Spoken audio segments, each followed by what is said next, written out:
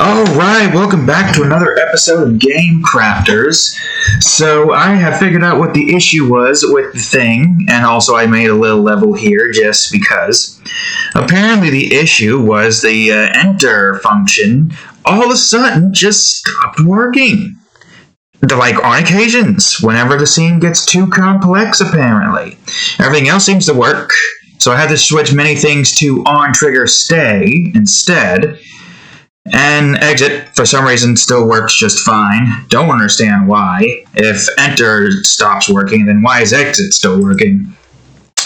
No clue, no idea. The problem was fixed, though, as you can see by this very complex level that I made here. With everything moving as they should be moving throughout the entirety of this scene. Yeah,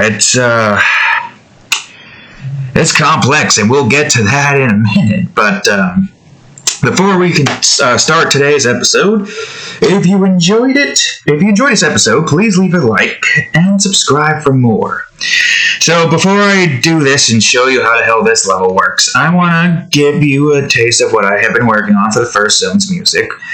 I mean, again, I'm not really that adept when it comes to music making, but I think it's decent enough. I might want to do some more adjustments that I'm probably not going to be able to do today because of nonsense, but it is what I have for the first zone's music.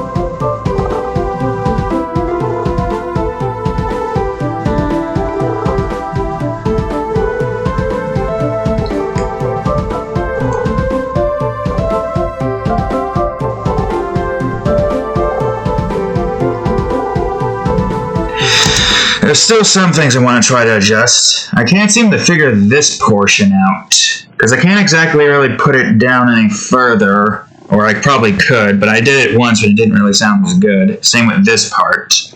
There's still adjustments that I can do to it, but for now it's good with what we've got. So before we go into the creating process of this, why don't we go on ahead and let's maximize this so we have the full view. I just figured that out before I ended it. So yeah, this level. Oh boy, you have no idea how much of a pain this level is. But there's a few things to take into consideration with this level and how things work. You gotta be very quick first of all. Oh god. Whoops. And you gotta be careful with how I am out of practice right now, so I don't think I'm going to be able to complete this level. So, as you can see right up here, I'm going to do this little thing here so you can see. Oh yeah, and poison. This thing, dead. Not instantly, because there is a way you can get past it if you're quick enough and lucky enough. I don't think I'm going to be able to do it, but it's worth a shot. Nah, not quick enough. Yeah, this requires a lot of precise timing. But the actual way to get this done with is to do it like this. You can see how these enemies move here. And you see where the enemies move. You probably don't even know where the hell to begin because of how complex this all is. And I still need to get the sound effects, of course. There's going to be some sound effect there to tell you that that is turned off, of course. And we're also going to have sound effects for all that stuff as well. And there you go, that's how you get past the first part. But then here comes the next part, which is rather difficult. Yeah, you probably don't know what the hell's going on in this level, do you?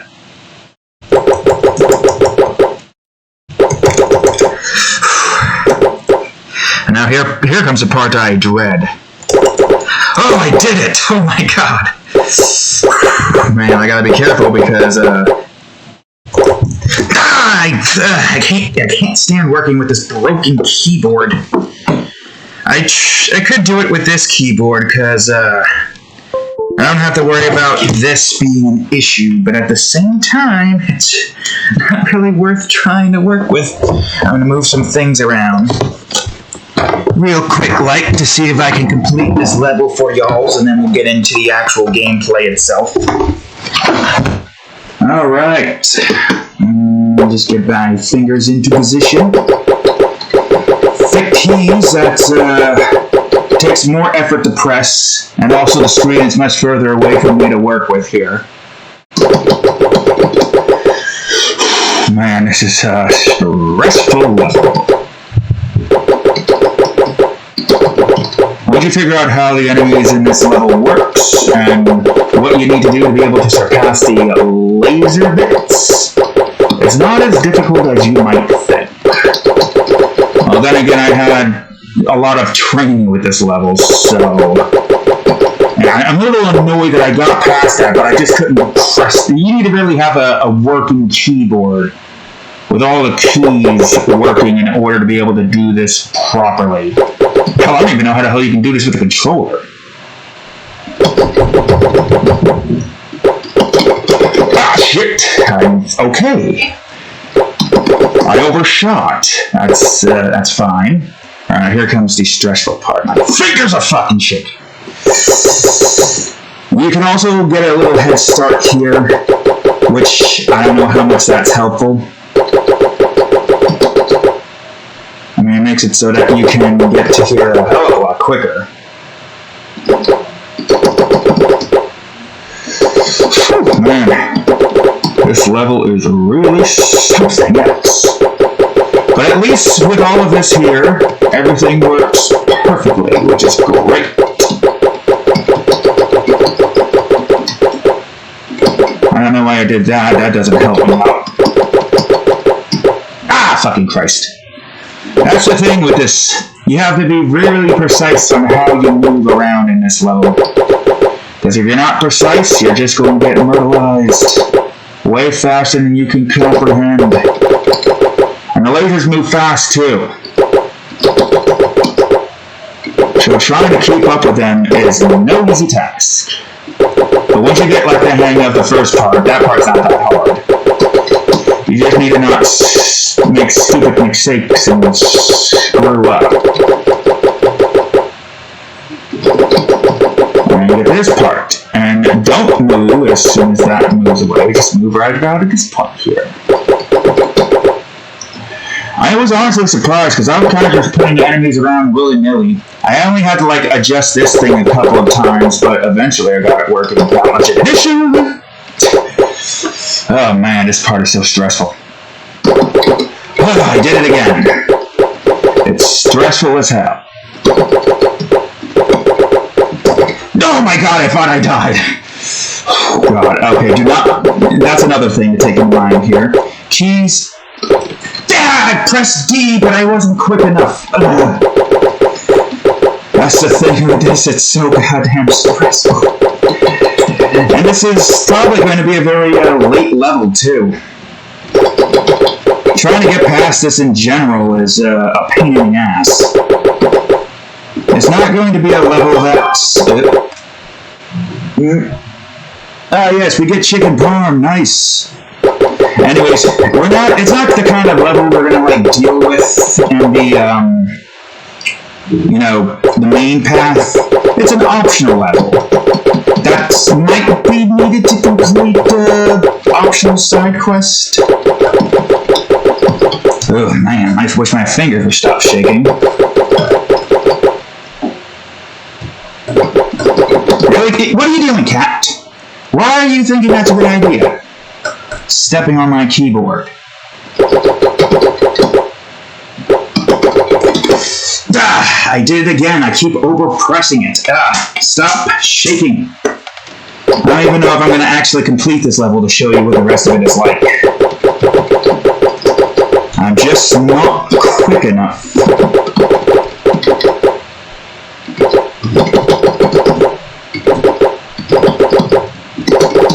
Just not quick enough to complete this level. Besides, I don't want to waste all of our time today with this bit here.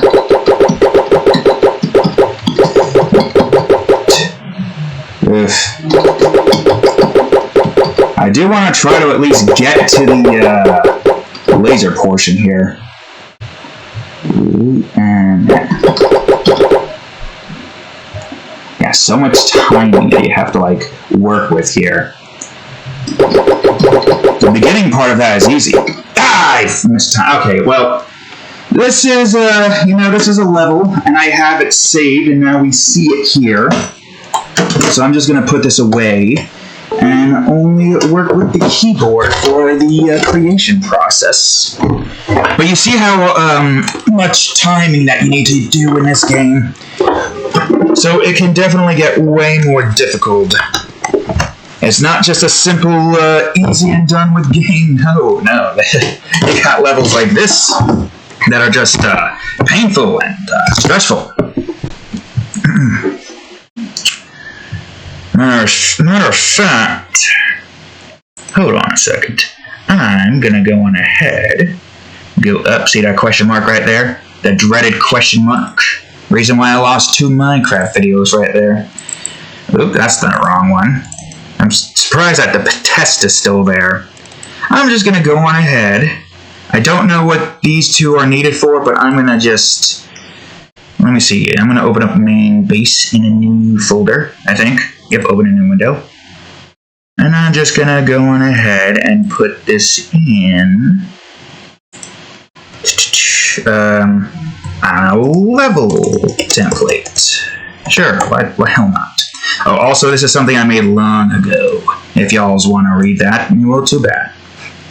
Too bad. You're gonna have to wait until I get to a point where I am going to be doing art time stuff, and maybe I decide to read that to y'all's. Or not. I have no clue. Wait a minute. I want to copy to? Copy, paste. There we go. Awesome. You didn't screw up, right? Awesome. You didn't screw up. Good. You have no reason to screw up. Alright, good. Great. Well, there you go. You saw what this level was like. How painful it is. And, yeah. Great. 12 minutes spent on doing that. Alright, so I'm going to go on ahead and delete all of these. I'm not going to delete these anymore, because these are so useful. Also, can I do backspace? No, I have to do delete. Yes, look at all that. Yeah, sure, deleting it like the normal way would help us get this entire area cleared out quicker. But, yeah, thankfully I was able to fix the problem that we had last episode. And who would have thought that the problem consisted entirely of just there was too many things on screen, and the enter function just could not handle it somehow. Everything else was fine, but the enter function, not fine. Not fine at all. Am I right, cat? Well, regardless, you've seen what it is that we did. So now we're going to do some more creation stuff. I'm just going to move some things around here to get the template set up going. I'm just going to leave this down here. And now we're going to create new stuff. Yeah, new stuff. I'm going to make it as normal. And the first thing we're going to make is explosive. I believe.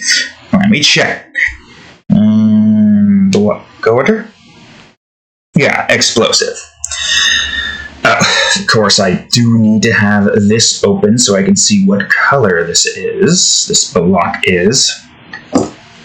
Alright, there it is. It says 128 in red. I can remember that. Alright, so explosives are going to need to have a wall layer to make it as a what do you call it, explosive? I'm pretty sure all solids have trigger, right? Yeah. Just need to double check. You don't have to be too sure with these kinds of things. And this is going to be the fun part with explosive. Alright, I'm going to go on ahead, create a new material. Explosive. Make you go down to 0 and make all this go down to here and 128. There we go. 128. Yeah, all of that is red. Don't know why that's like that. Are you a different color? Is the floor a different color than I realize? No, it's the same thing. It's 0, 0. So why is that not blending in? Oh, unless because that's the default one is the same as 0.5, and that's why it doesn't exactly do that. Yeah. Alright, well, explosive. Red. And boom, explosive. But there's way more for us to make for here with the explosive. So before we go on ahead and do anything with this, I need to create an empty area. Player detection. Although I probably can have it be spacebar because everything else is spacebar. Player detection. So first things first, I need to add a box collider. Does not really need to be trigger. And I need this to be 3, if I can see where the box collider is. Or do I need a rigid body for me to be able to see it? That's weird, I can't see the box collider. Or was that never the case? That's 0.5. Oh, maybe that was the case. Yeah, maybe that was the case. Alright, that's easy enough. Yeah, I just need to be able to see this, so you just be 1, and 1. Well, not necessarily 1. 0.5, 0.5, 0.5. You need to be 3. Wait, where is it? Why can't I see this? Yeah, why can't I see that? Unless I did something here. Oh, because I was messing around with stuff here. Maybe this has to be on? But if that's the case, then why is... Yeah, hold on a second. Because I was messing around with this stuff to try to fix a certain issue that was occurring. Okay, that's not there anymore. Weird. Alright, it's fine. I guess that means you're still going to be using this then, huh? Alright, so I guess that means you need to be 5. And you need to be 3. Or should you be 5? And have you up here? Or is 3 up here fine? No idea. Why don't I just keep it to 1 and 1? Well, there might be some... Whoops, I did not want to do that. There might be some issues with that, unless this is fine. No, it's not necessarily... I mean, actually, wait. No, there is actually a pretty easy fix for this. 2.5 in all directions. So that it only grabs the middle portion here. Just think of it like collecting that and collecting this. That's what it's supposed to be doing. So if you haven't noticed, explosives have a very particular way to detect things. I guess that's fine. The player can only really go here and up here. So it doesn't matter how big that is. That's what the explosive is. Also, you need to be ignore ray casting. There's no need to have any other bits of our explosives. Oh, also I named this to created, because that's going to be a bunch of stuff here that's going to allow for that to do some things. I also made a misc folder so I can have everything in that area it needs to be in. Alright, so we need an explosive folder so that we can create all the explosives we need. So first thing I need, explosive. Easy enough. That's mainly for this. Next thing I need player detection, or explosive detection actually would probably be better, so that stays within its own category. And there's one more thing we need to do, and that's the explosion itself. So I name that something else so it's not just explosive. And it's easy. Explosive for the name, explosion for the actual explosion. So U for the explosive block, U for the explosive detection, and U for the explosion. I'll have it in this direction so we have everything we need. Alright, so we should make the explosive first. I'm going to create a cube right here. I'll call it explosion. And this cube, I think, is going to be using the enemy layer here. Or was it lava? I think it was enemy. And this needs to be made... Well, I guess first things first. 5, 5. And... can't really do 0.5, so 0.9. Yeah, 0.9. 0.9. And this should be above everything. Well, not entirely. The scale here should then be 0.9D, so that the player's death thing is still shown. And the size for the cube here should be... oh, it used to be on trigger too. And used to be hazard. I think hazard will still affect the crate if I remember correctly. Let me go to the crate script real quick and just check. It would be in on trigger stay. As for the player stuff, yeah, that's detecting wall.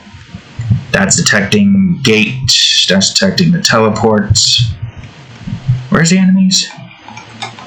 Oh wait, you don't die from the enemy. That might mean we need an explosive tag then. Oops, I don't know why you did that. Oh god, where the hell is everything? Get in there, you idiot. Also, I was messing around with this. I haven't like fully done anything with it yet, but I was messing around with it. Alright, I need an explosion tag to place onto this explosion. Also, let me scroll out of the damn way of that. There we go. And now I need you to be, I don't know, 5? I guess it doesn't exactly matter. It just needs to be able to reach everywhere so that this entire area is deadly.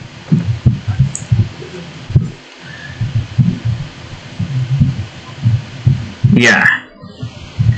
Or I can have it... yeah, I could probably have it like this instead. We can still keep this as 1, but instead we have this go up by 5. Or 4.5, 4.9. Right? Let me see where the player is at in this.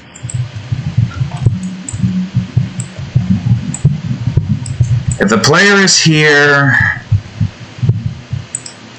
okay, so 4.85 then, maybe. Because the player has its little thing there that needs to be shown above that. And this is able to... whoops, that's not how you do that, it's Alt, you fool. Still got Photoshop's spacebar to be able to move everything the screen-wise. I'm sure there's a way to change that. I should probably change that so I can get used to that. Alright, good. So there's the explosion. I'm going to go on ahead into the explosive area. Well, I guess first things first. I need to grab some... well, where's the crate at? I need to do this with the crate. Explosion detection. Oh yeah, and I also figured out how to make it so that the no, not game object. What are you doing? Tag. I think that's it. Is equal to explosion. I think that's it. Yeah. I also figured out how to make things move, or not, like how to not need to destroy things. Where is that again? It's in the update. Yeah, here it is. So instead of just destroying the crate, we translate it behind the scene. And the same way comes with the locks and keys. We go down here, and I just learned this I just messing around, seeing what I could do with the other tag, and all I needed to do was just put other.transform.translate and move it behind the level screen. So it all goes behind this once that gets done with, which is great. It's perfect. Okay, I think the crate destruction is there. Just look for tag and remove it. It'll probably play its own sound effect when that occurs. So I need to go to the explosion, and before I do that, I need to go to the death fade. Since we already got this, I might as well just go on ahead and copy this and put that over to explosion. I don't know if I need this. I don't think I need that. Oh wait, no. I know what I need for this.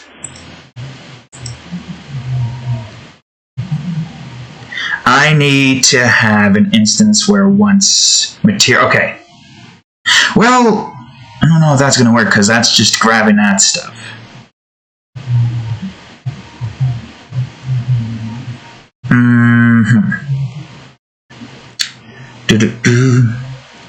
I guess it's fine for now. We'll figure this out.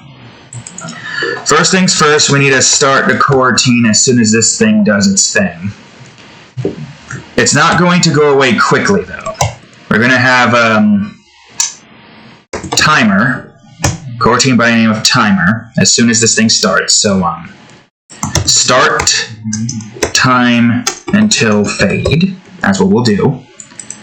So for this one, timer to start fade, just because, i.e. numerator timer. And then this, and then that. And now I just need return or yield new. Yield return new, you fool. Yield return new. And then, of course, wait for seconds. Let's see. I think a half a second seems like a good time for that to stay on there. So then that's when we're going to start the coroutine for fade out. And that's not how that's supposed to be. That's also not what that's supposed to... That's the wrong one. You're really screwing up here. Do this, do that. No, do this, and there we go. Would have been easier to just delete that and retype it, but whatever, it's fine. So there goes that, starting its timer, and then fading out. And then after that, we need to have something to have it set to... See, I don't know how it's going to work. Because that's where that determines the color. That's the color variable for this right here. Or is it? Oh, wait, no. Object color. That's what it is. This. And then we got the fade amount here being whatever that is. Let's see. How do I want to do this? How do I want to do this? I know there's a way you make it set to be equal to 0. Unless we don't have it yield return null here, but have it... I mean, it's good to test it out. I'm not sure... Whoops, that's not supposed to be. Else this dot get... See, I don't know if that's going to actually count, because this is not... Unless I just grab that... Oh, wait, unless... Oh, wait, I figured it out now. It's just really just as simple as, this is not taking anything, it's just taking the color instance, so... delete explosion. Now, this is the one where it does need to be deleted. If this... No, not that one. This dot get component renderer dot material dot color dot a. I think I misspelled it. Is equal to 0, or maybe it's just doing that. Or did I just miss something entirely? Material dot color paste here. Unless I do need this. Is that what I needed? I don't know what I'm doing wrong there. It's been a while. I've forgotten. I've forgotten how this is supposed to work. I can't, grab the material color as is. So maybe I just need to do this. And I get rid of that because I don't need it. No idea. What did I do wrong here? Material.color. Huh. Okay, so that's not it. I thought that was it. Apparently it was not. Unless this is supposed to be it. No? Oh, well, we do need this still, if that's the case. Nope. Nope, still not it. Huh. Also, there's no fade amount. I guess we'll just start it on a timer instead, because I can't really remember how this was supposed to go. So instead of this, start, coroutine destroy. So it'll make it easier for me to deal with this without having to try to remember what it is that I need to do there. Or I just never really found out what I need to do there. That's a possibility. Destroy, yield, return, return new, wait for seconds, 0.25f or something. And destroy game object. Alright, first things first, I gotta test this out. So you wait for that long. Before I start doing anything, I gotta test to see if this explosion is actually going to disappear once this is done. So put explosion here. I need, no, that's not what I need. I need rigid body. That's an important one. Rigid body is important. Freeze all the positions. Whoops. I don't want that open. And I'll just put this right here. I said put it right here. There we go. Why aren't you moving? Alright, move this explosion script down here. Why can't you move? There we go. Alright, good. So let's see if the explosion disappears. We'll keep track of it here. That seems to be disappearing too quickly. Let's do a second. Also, it might be that this is not going to be able to go down quick enough. Oh, right.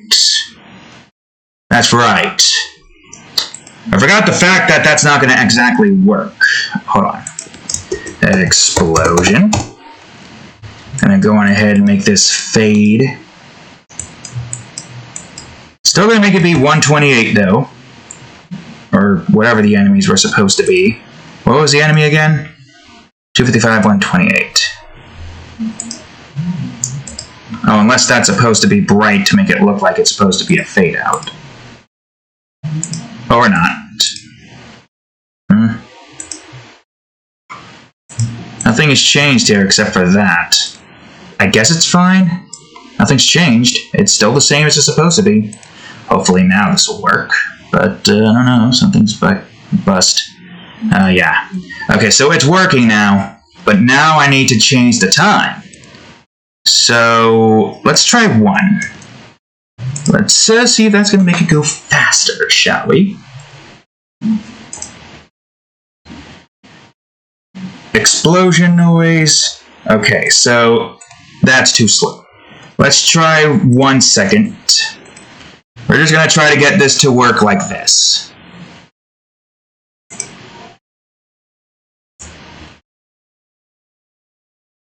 That's still a bit too slow. Let's try 2.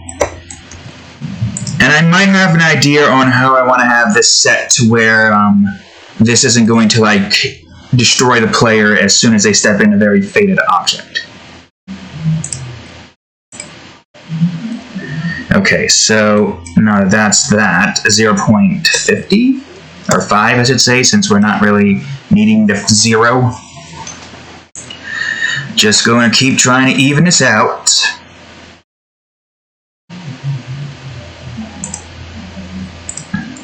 Okay, I guess that works.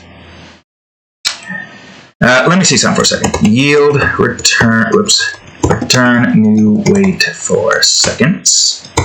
I mean, if it works for others, it should work for this, right? 25. Ah, shit, how did I change tags again? Was it tag equal untagged? Was that it? I think that was it. And I think untagged is the tag we're looking for. Let me see. Untagged. I think that's it. I think. And we're gonna look. It changes halfway through. Okay, it does disappear. And it does destroy itself.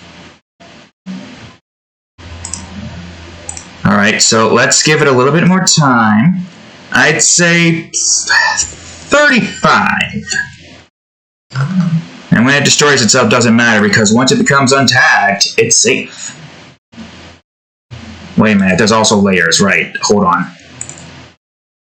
Tag, layer, equal, no, not layer mask. Or is it game object dot layer equals? What do we want it to be? 0? Is 0 what we want? 0 is the default, correct? Just makes it, it just pacifies it. Yeah. It pacifies it. Wait, let me double check, because I was paying attention more to the explosion tag than the hazard tag. Yeah, it brings it all back to there. I guess I'll have the player up here and we can test this out.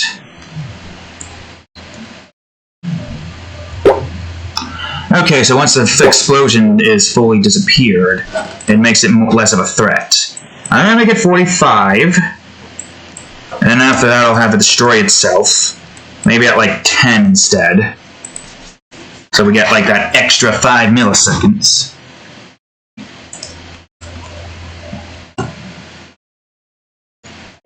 Yeah, that still kills us. That didn't kill us. That kills us because they don't have explosion tag. At least I think. I don't remember why exactly. That's not the one I want. Wall. Unless it needed a wall tag. Right, because the player doesn't exactly have anything with that particular tag, so it technically still needs to have the wall tag. Everything else is going to be using this, but the player uses the regular old wall tag. So that's good to keep in mind. Alright, good. So the explosion there is finished. And if I need to change things up with it, I'll go on ahead and change it. So I'll put it in the created instance. And I will delete this.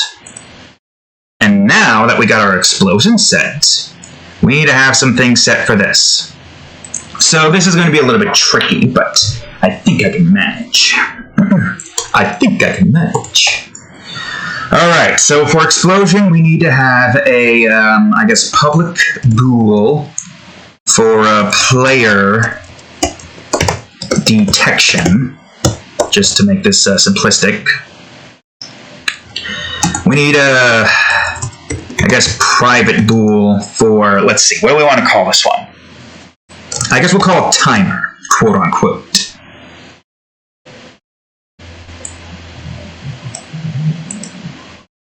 And we could probably call the IE numerator a countdown. I don't think we need this. I think we just need this. Don't know what I want to call this. Player activation detection. Okay, so in this instance, if player detection is equal to true. Oh, wait. Private. Well, no, wait. Public bool activation. Also, I just remember this is technically not supposed to be a bool. This is supposed to be an int. Activation is what we want. Well, then again, we do kind of need to have the player detection there and activation to active. How do I want to do this? I need to have an instance where that only activates once. So I guess that's what activation is going to be for then. Player detection equals true, activation equals true.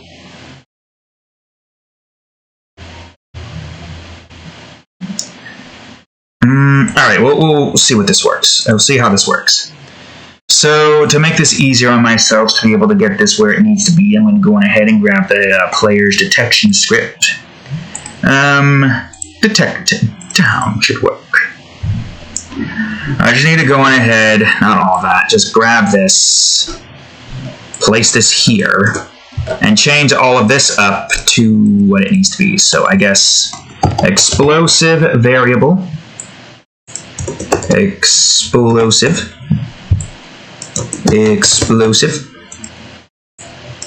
explosive, of course, explosive, and explosive.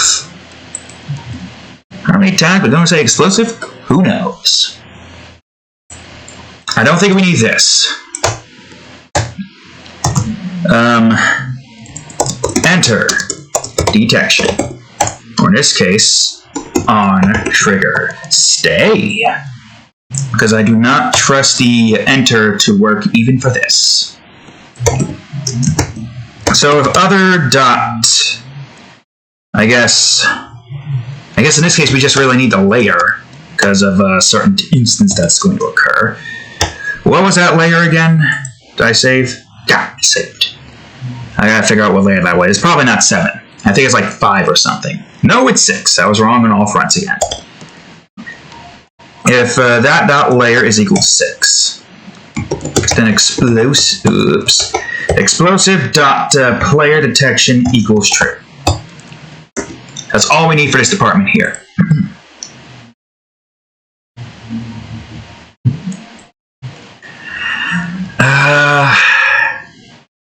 I guess maybe we can also have an and activation is equaled to false.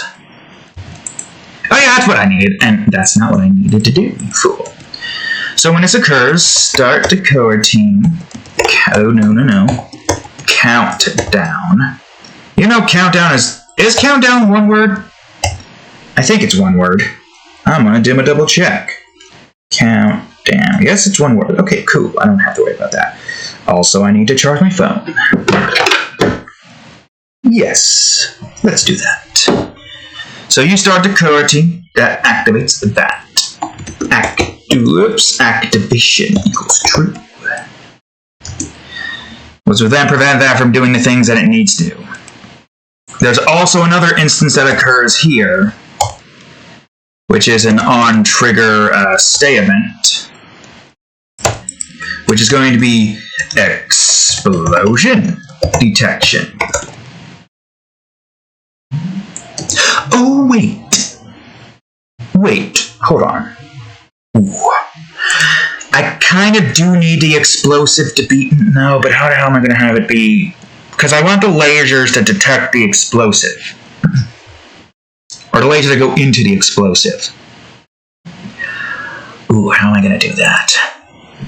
We need to have a solid wall here for all the enemies and whatnot to detect.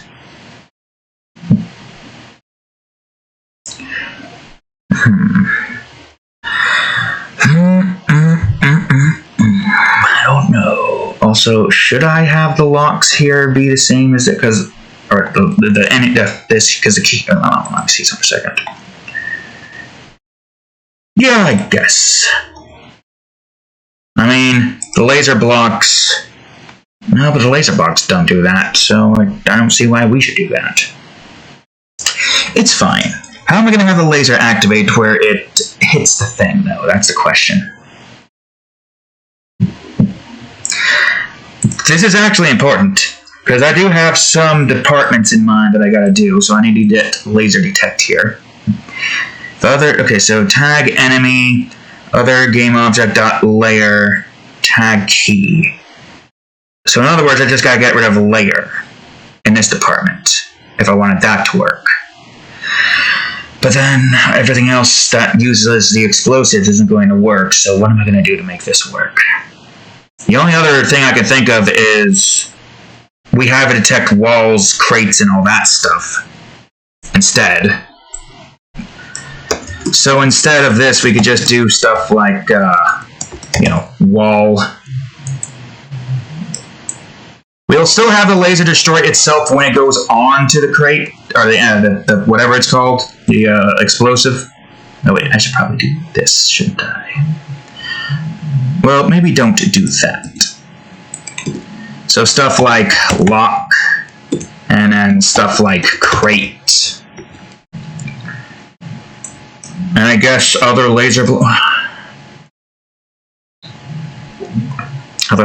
make sense. That is kind of important. I'm going to my gameplay area for a second. See. Oh, it's a wall. That's fine. So the only difference here that I need to do for this is change it to explosive. So I guess we have to have a tag for explosion and a tag for explosive, so that we can still have certain things work. So that's explosive instead. Ah, shish. Which means now if I want to have that work for the player, I gotta open up all of his detection scripts. Yuck. Oh man, there's gotta be a better way, because I can't just have it be the layer. I guess, and it sounds like dinner is here, so that's wonderful. Explosive detection.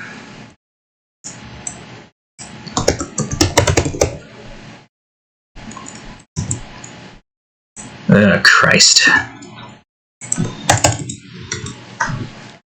Oh, this is kind of important. Oops, oh, that worked. Oh dear, for love of... Okay,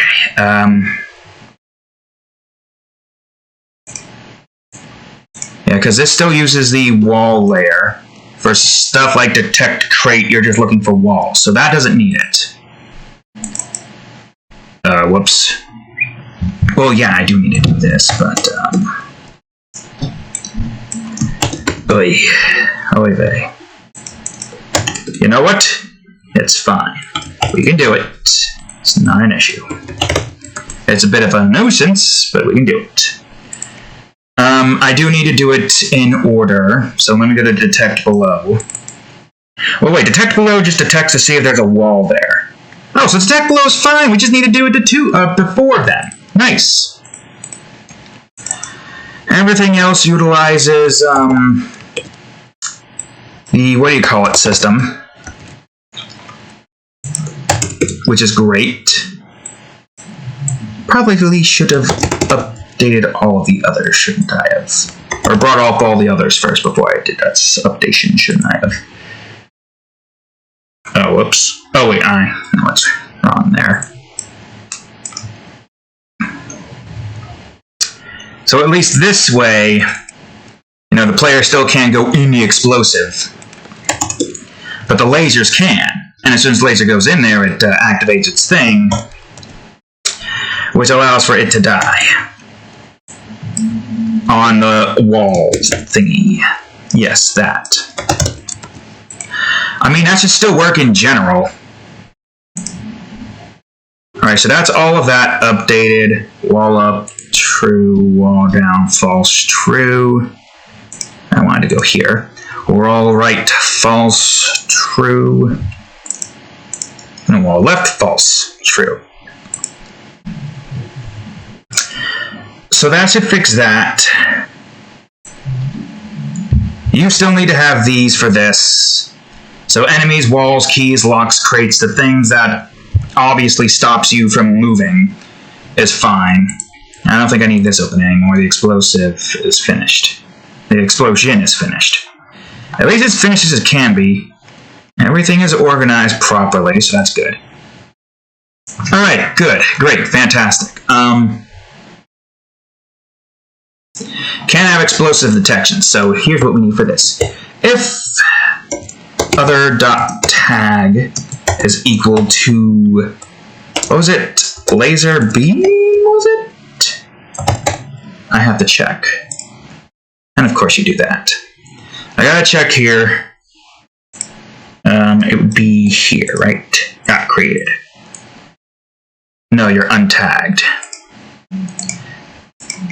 What? I don't know why the hell you're double-clicking, you stupid mouse. Laser beam. Oh, wait. Right. Oh, wait, never mind. Wait, why did we have a laser beam tag and not use it? Hold on a second.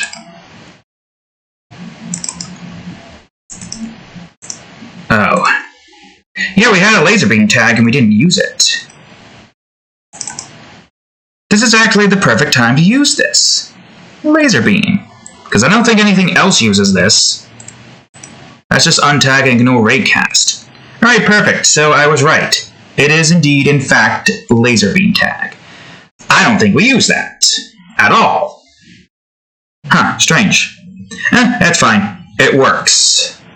So in this instance, activation equals true, so something else can't do its thing. And start coroutine explosion! That's not gonna work. Explosion! I think that's fine.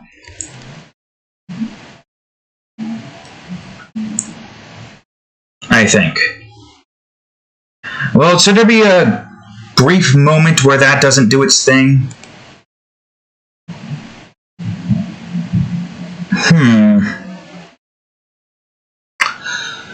Unless I have the explosion be primed. Okay, countdown timer. I.e. numerator countdown. And, alright, so how do I want to do this? I guess if timer is greater than... Okay, so as soon as it goes up 1, 2, 3, I guess greater than 2. We're gonna figure out how this works. Timer plus equals 1, of course. Yield, return new wait for seconds, which you would go where you need to go, 0.25. And then start coroutine. I mean, this should still work regardless. Start coroutine count down. Oh, down again. Okay, so 0, quarter of a second passes, now it's 1.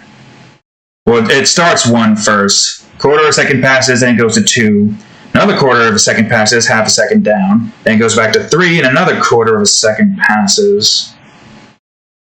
Okay, wait, right, it's wrong, it's gotta be less than 3. So once it gets to 3, so 1 quarter second, 2 quarter second, and then 3 quarter second passes by, starts the coroutine again. Should still work regardless, because it's supposed to run in one department. And then else, if timer is equal to 3, then start coroutine explosion. I did it again. Explosion. Boom. I think that's what I need. Freaking gnat. So start timer, quarter second, then passes again, or passes. Another timer goes by, 50 half second passes, 75 second passes, and as soon as that does its thing, start explosion. Because now it's 3, and it's not going to start again. So now we need explosion. And since we need IE numerator, explosion. Yield, return new wait for seconds. Again, 0.25f.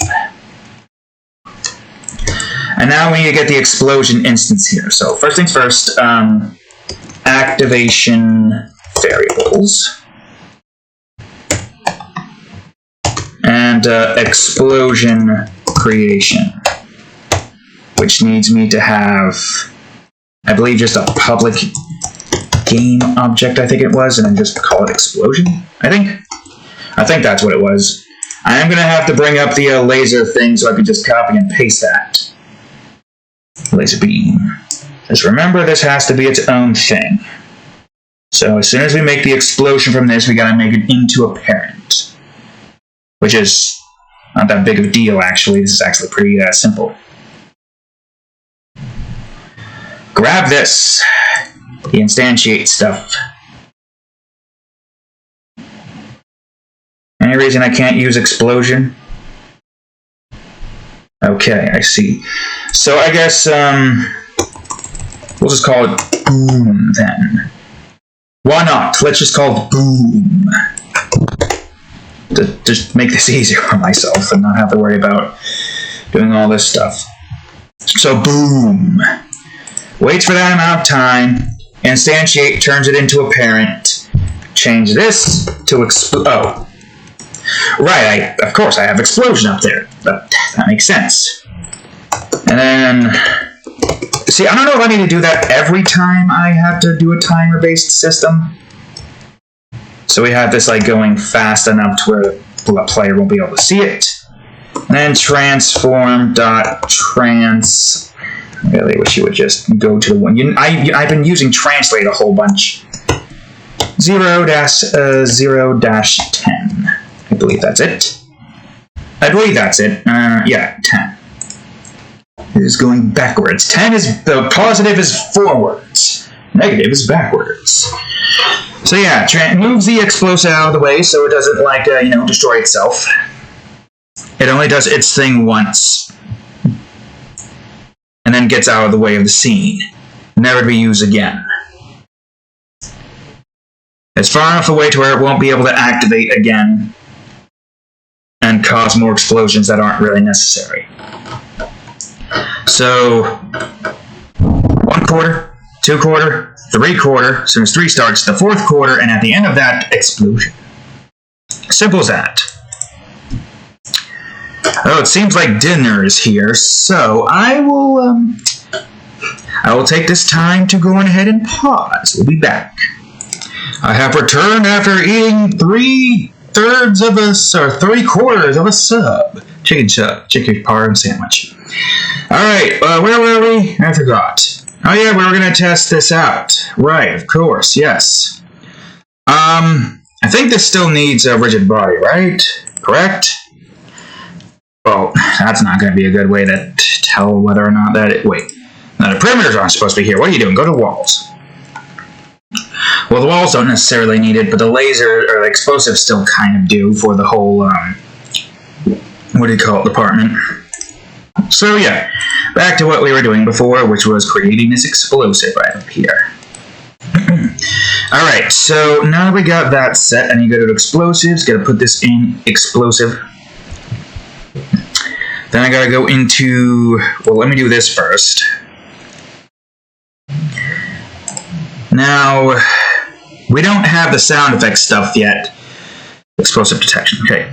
We don't have the sound effect stuff yet, so we're going to have to worry about that part in a bit. But, that is something we're going to have to do, unknowingly enough. But it's fine. It's easy enough to fix. Okay, let's see. I need to grab the explosive object in here. The explosion. Put that here. And just for the sake of tests, I'm going to do debug.log explosion timer. There we go. Just to see this is counting down. And then once the explosion comes into play, then, that's when we're going to go ahead and have that do its thing. So that, we got ourselves the explosion timer. This is easy. Now let's see. Alright, you're not detecting the player.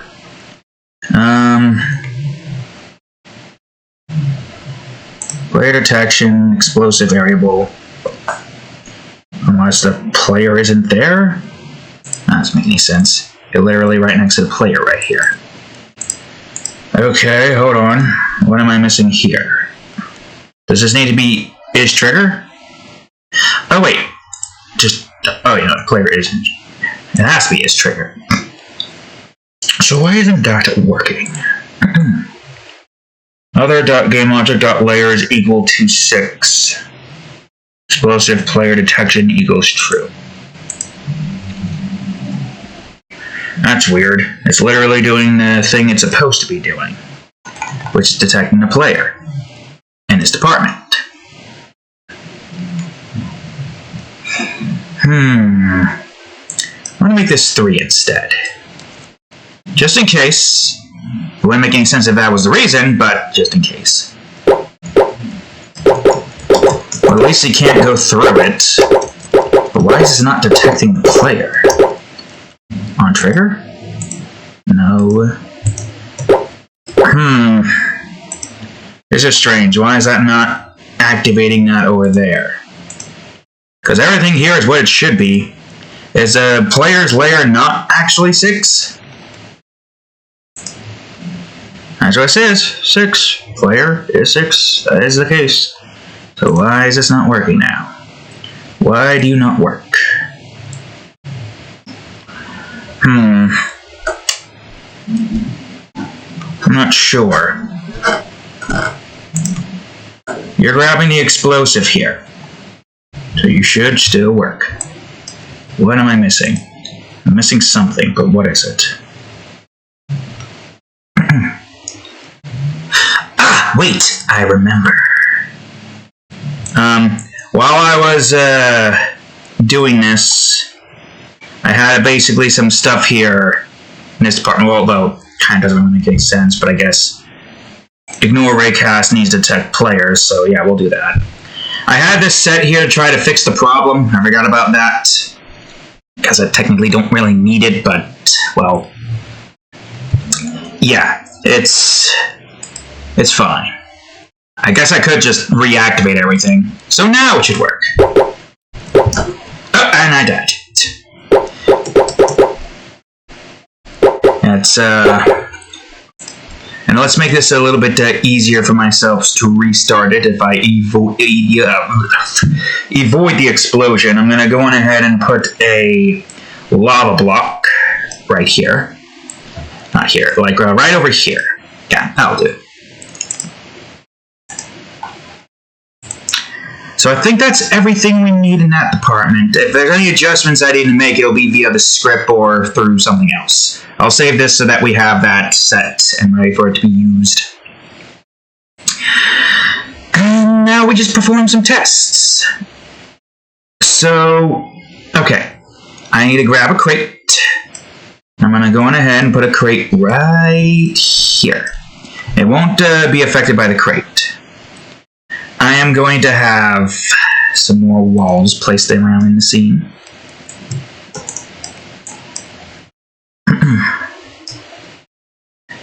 And there's other tests there that I need to perform in that department.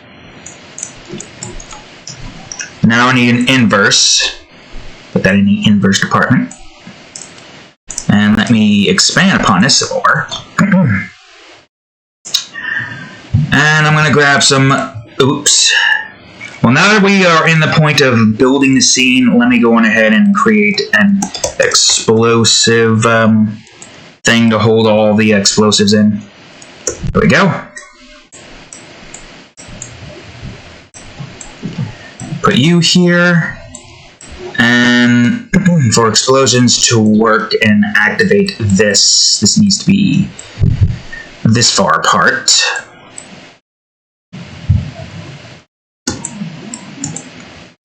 That's how explosions need to do their work and stuff.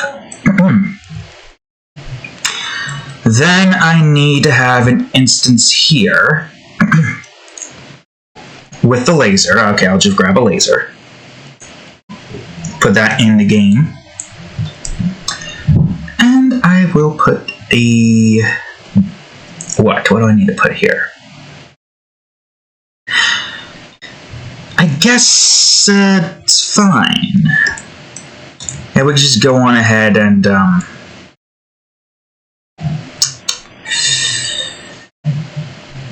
maybe not. We're gonna do tests there for something else. Maybe do the test here instead. And we'll have this be a more dangerous department. So, where's the enemies area? There it is. I need vertical. And I'll put you here. And I will have a crate here as well that you gotta push to get that out of the way. Or maybe not here exactly, but rather here. And the explosives do their thing. See if that will pass through. It shouldn't pass through the enemies regardless. I got inverse test, I got crate destruction test, I got chain reaction tests. So let's see. So I put the crate here, doesn't do anything. I go into the side of the detection thing, does that. I do this, it destroys it. Although it's quick in destroying it, so I guess it doesn't necessarily matter if it goes and does that thing. If I do this... Okay, the explosion didn't detect it. Alright, let's see what we did wrong here. Oh wait, did I not have the explosive detector? Oh, that might be the case. I have laser beam, but I don't have explosion. How can I forget explosion? Of course. Or other dot tag equals explosion. Of course.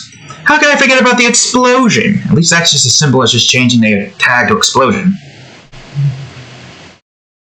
I guess that's the good thing about the script stuff and not having to worry about prefabs, but it's still good to get into the habit of making prefabs regardless. Well, before I do that test, because I'm not going to be able to kill myself to be able to do that. Yeah, it creates an explosive range and whatnot. I still kind of want that to be faster, though. I could do something with that.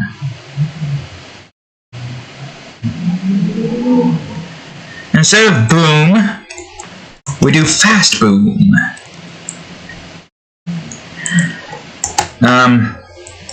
Quicker explosion.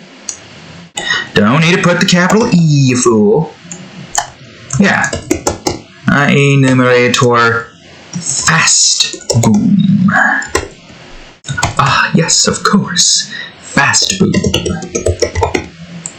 And then, of course, same old, wait for seconds. Only this time it'll be 0.05 F. It goes as fast as a laser explosion. So if you have a laser coming your way, or the explosives are next to other explosives, be careful, because it will blow you up faster than you can get the hell out of Dodge. I probably should have just copied those two if I was going to do this. So that, for just the usual timer instance, which only occurs here, and this occurs once it detects a laser beam and an explosion on itself. Which I don't think I need to worry about in the side departments. We'll use that as a test. I'm going to go ahead and put one that's 2 blocks away that shouldn't blow up any of that.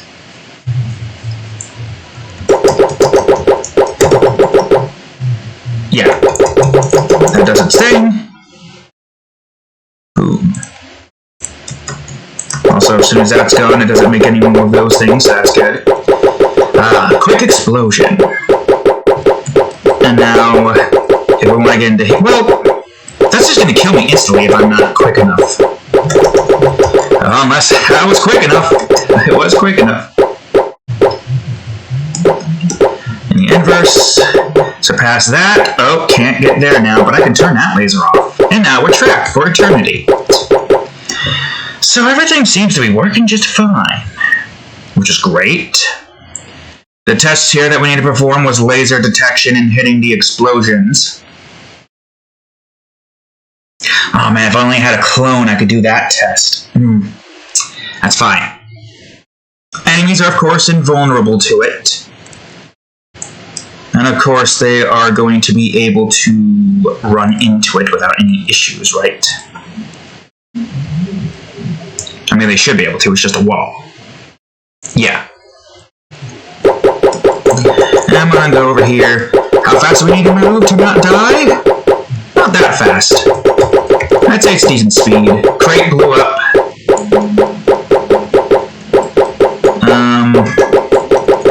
And it should still kill me in the inverse. Yep.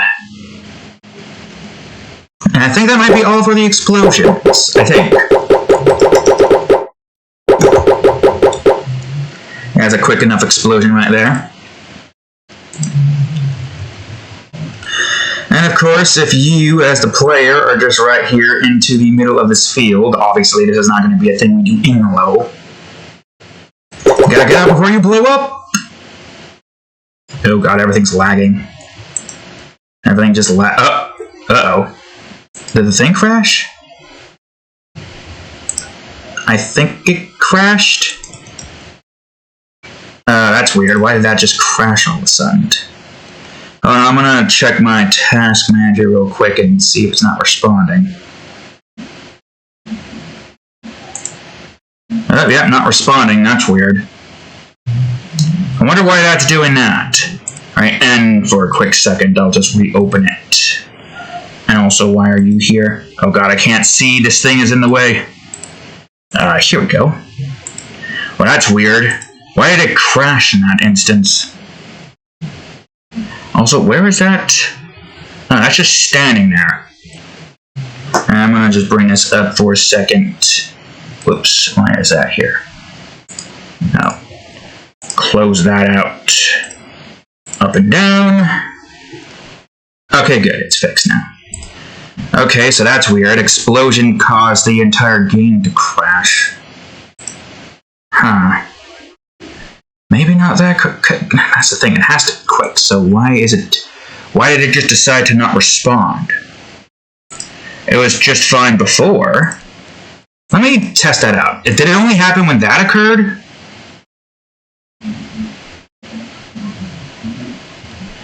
No, it just decided to not respond all of a sudden. That's weird.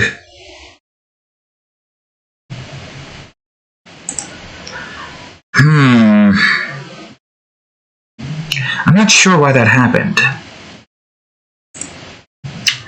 I'm not sure why I decided to just do that. Well, there's no real easy fix for that.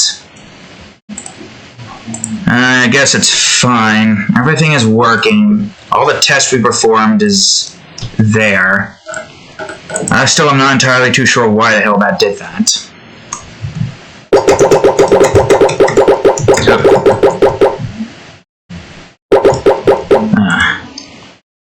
Well, it works, at least.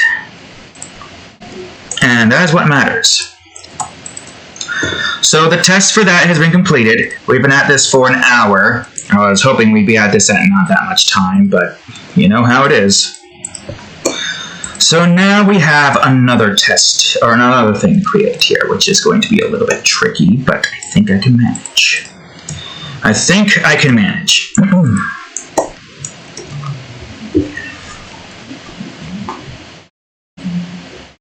Well, hold on, let me do another test. One more test before we end it. I'm gonna blow this stuff up real quick. I died. Alright, pause. Oh, that's what's happening. Yeah, that's... Whew. Okay, I see. But that's an easy fix, at least. Well, first things first, if activation is equal to false, that would explain why it crashed. Too many things got created at once in a quick fashion. So to fix that, all we gotta do is just have if activation is equal to false. then make it true, and then start the fast boom, and it will not be able to boom anymore. I don't know exactly how I was able to continue booming like that, even after it moved, maybe because it kept detecting this.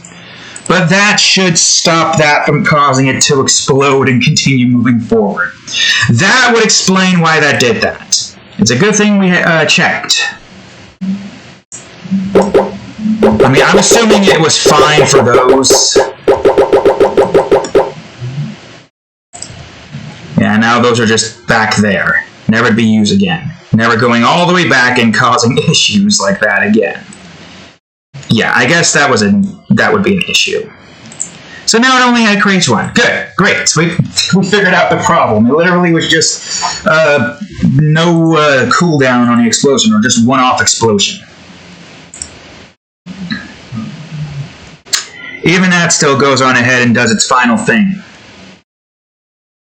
Although I guess, just in case, I'll bring a timer up to that so it's no longer equal to 3. Well, if we do that, then I do need to have the explosion to not be removed. So I'll just put another explosion in here real quick. And see if it still explodes even after I got into it. Should still do it. Yeah, it still explodes. And I died. Alright, good. Great. Fantastic. All these contingencies in place. Just because. Alright, now that we figured out what that problem was, it's time for us to make the next set of enemies. This is going to be a pain in the ass. You'll see what I mean in a minute. But, I guess first things first, I just need to make the clinger.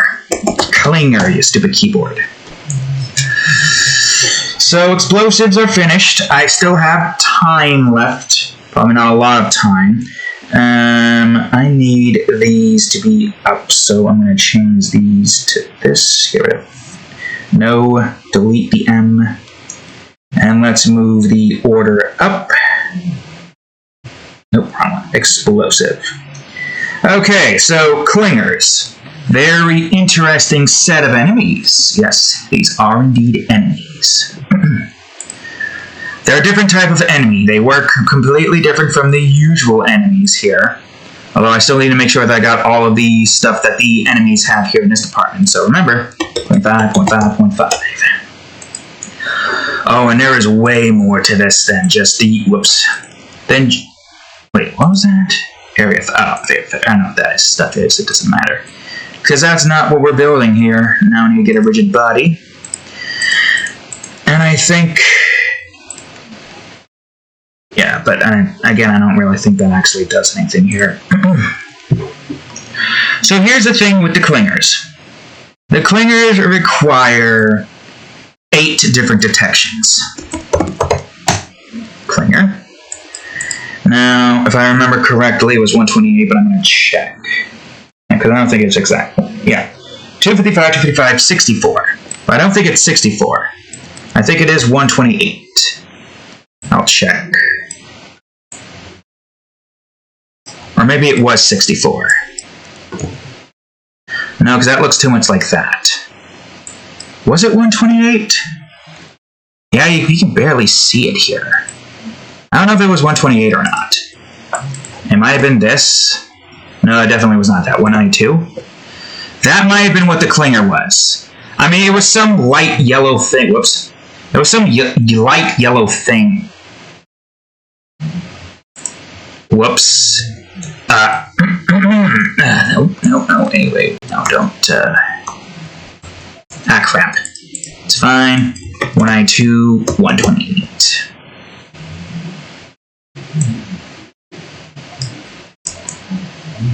Wait a minute, that one looked different.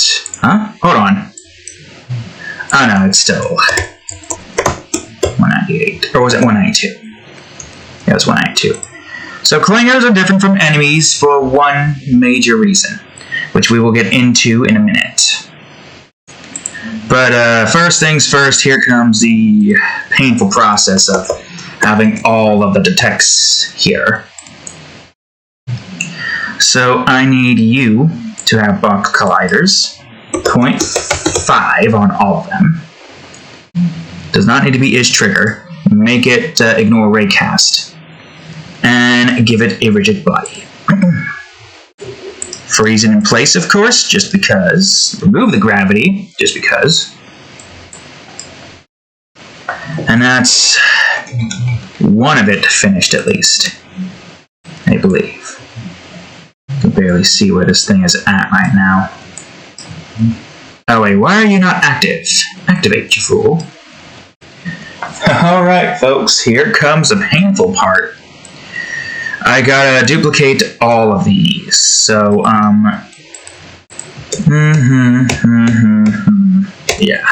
That's how much we have here. You have no idea just how much here we need to get. It's a lot. I should have you match the player. Up, down, right, left. Oh, wait. That's fine. Up, down, right.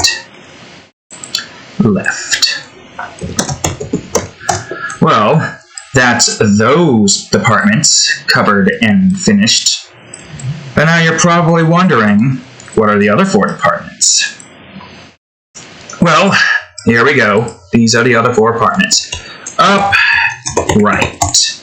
That's one of them. Up, left. Down, right. And down, left. And this is what these are supposed to be. So that's here, that's here, that's down here, and that's down here. And this is the one where I am just going to duplicate this thing and just have it work like that with a new script. So yes, these clingers here, they're going to be a little bit annoying. I'll put them in clinger. Or, clinger normal. Which is not, what you think it is. So first things first, we just need clinger. The clinger script. Now here comes the annoying part where we have to get all the scripts set in. While that's doing that, I'm going to remove these from the scene here so I don't have to worry about having all of that here. Oh boy. Here we go. Clinger, detect, up. I believe that's it. Wait, I think it was this. No, you fool. For crying out loud, I'll just grab this and copy.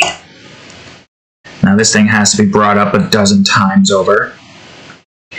Before I do anything, I want to check to see the clockwise enemies real quick. Yeah, counterclockwise enemy, which we don't exactly need. Enemy detect up. Or something like that. Yeah, it was literally just... Oh, C detect up. Or C M. Oh, wait, no, it's fine. It'll be R when we get to the next one, which is... It's going to be a pain in the ass, you'll see. You'll see it in a minute. It's going to be very easy to set up, but it's going to be a pain in the ass to get made. So this is what these enemies are. They detect 8 different areas. The areas that they're detecting are all walls. All of it are walls. That's all that they're trying to detect right here. Another script. This is left. Just like the enemies in the way they detect things, these guys will detect 8 directions, and they will try to stick to one particular direction. So same thing, up right, up left. I don't know what else I would call that, so I'd have to go up by up right and up left. Up and down seems to have some say over all this stuff. Down, up left first, actually. They seem to have some say in all of this. So it makes sense. Another one. Down. Right. Don't. Oh god, did I do a spacebar accidentally? Probably did, didn't I?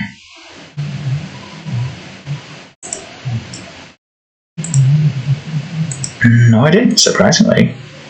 And now, another script. Clinger detect.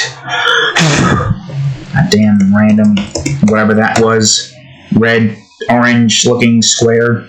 Oh god, the enemies are coming out into the real world.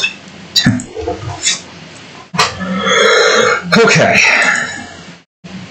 So here's where things are going to get annoying.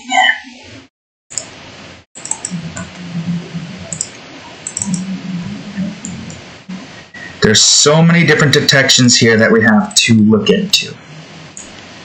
And even after this, there's still more to look into.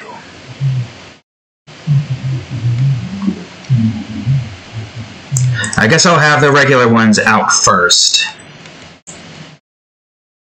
The ones that I need most. Up, right, left. Now give me down. Up, down, right, left. Alright, good. Now there's one more thing here that we need to grab, and it's going to be the clockwise enemy script. Okay, so there's one major difference with the clingers. They do not utilize portals, because clingers cling to the walls. I'll still grab all of this though and remove the things that need to be removed. But they don't need portals detection thingy. They don't need any of that. The portals are unnecessary because they do not use portals. Go all the way down here, whoops, and delete all the portals. They are still destroyed by crates, obviously. But other than that, they don't need anything massive. So here's what we need for this one. I need to take, okay, maybe not that. I need to do this, get away from that, and get wall up right, wall up left. Now switch over to down, wall down right, and wall down left. And that's all of the movement we need for this one. So, there's still more that we have to do here, obviously. But first things first, let's get ourselves the detection instances going. Which are easy enough to do.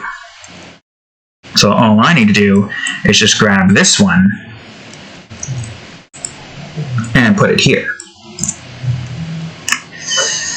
So this one is going to be using not clockwise, but clinger. And we're going to be sticking with the clinger name instance all throughout, just because.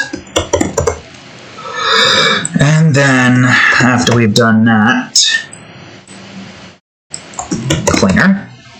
Good.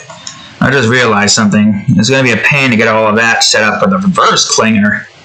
Because there's going to be also reverse clinger stuff that we need to do. But this one is easy. All I gotta do is go to all the detections, have all of these, take all of this into consideration, right here, to just copy this entire instance here. All I need to do is that. And then I need to go into all of these, get rid of this because we don't need this anymore, and just change these to the variable that they need to be, in this case, you know, down for this, obviously. Right for this, and so on and so forth. Then once we've gotten these placed, then we just need to adjust the clinger's instances there. This one should be left of another one that's left. Okay. I don't think I need these open anymore. I think these are good. Now I need to go to here. This one's upright, so this is literally just as simple as typing in right at the end of this. Same thing with this. This one's up, no. This one's up left. Also, let me just double check to make sure I didn't somehow screw it up, despite the fact that I was just there not too long ago. And now this one does need to be changed to down right. Yeah, detect down right. Down right. And the same thing for this one. Down left.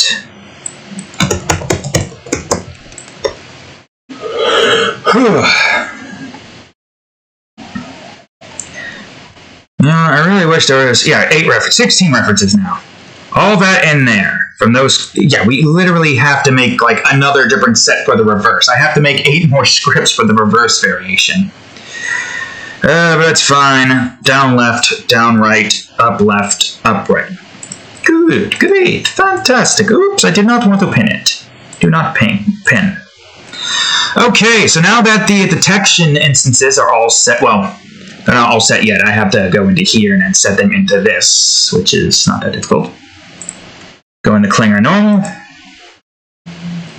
Should have that be Clinger itself. Oh, and of course, Clinger, right there. It still has 4 normal movements, obviously. This one should be up, right. Put Clinger in there. This one should be down. Good.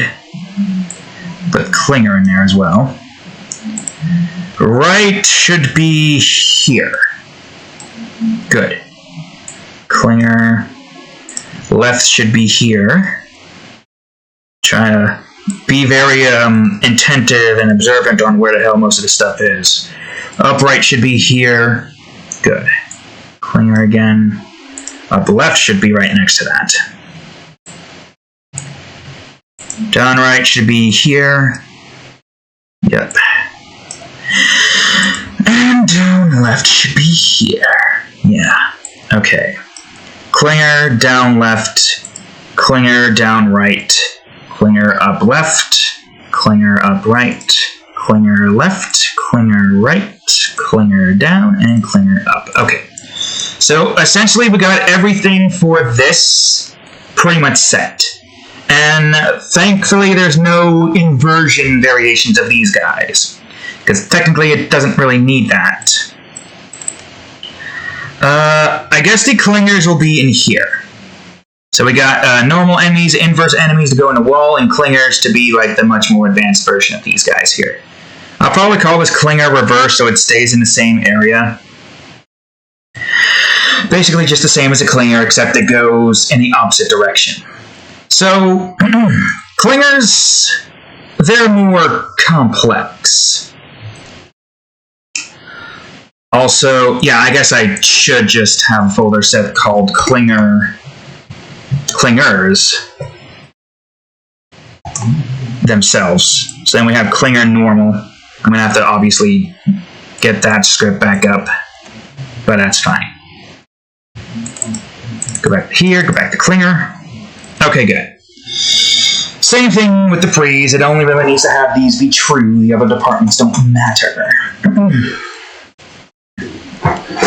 But now here comes the part that's going to be very tricky. We still obviously need this to be its thing. So that obviously still moves it up, right, down, and left. These are still vitally important to have the same as they are. This is the only one that matters right here. The movement. Alright, so when Clingers change directions, it's a hell of a lot more different than how enemies change directions. Enemies just need to detect if there's a wall in front of them. Then that's when they change their direction, of course. Clingers, on the other hand, require 3 different instances here to allow for them to basically just move around and do whatever they want. So, I'm going to need to remove this for a quick second. But we're going to be looking up movement-based stuff here.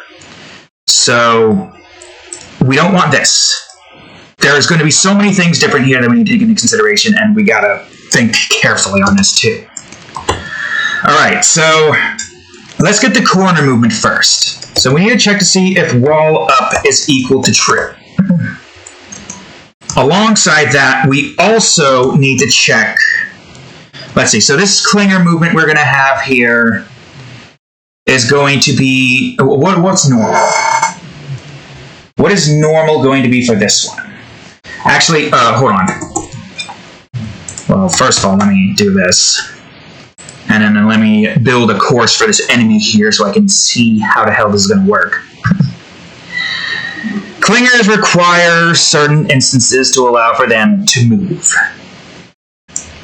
I'm going to go on ahead and build a little bit more onto the level. I'm going to build the clingers their own little level. I just got to figure out how I want to do it.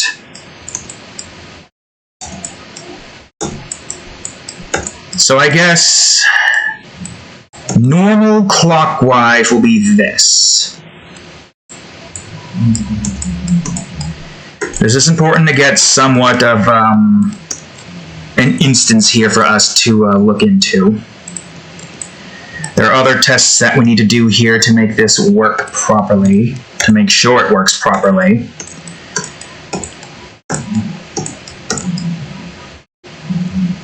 Well, I guess, hold up.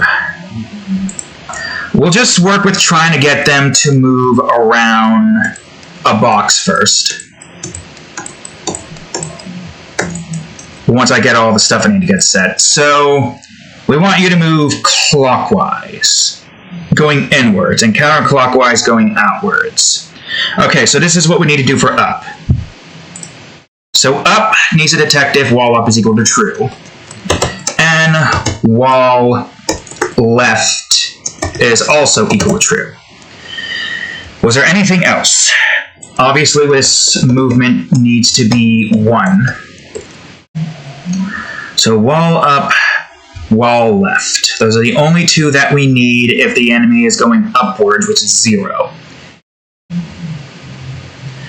Okay, so that's only going to occur when it detects a wall there. We're going to need more if statements here for certain aspects. Alright, so to go around the thing,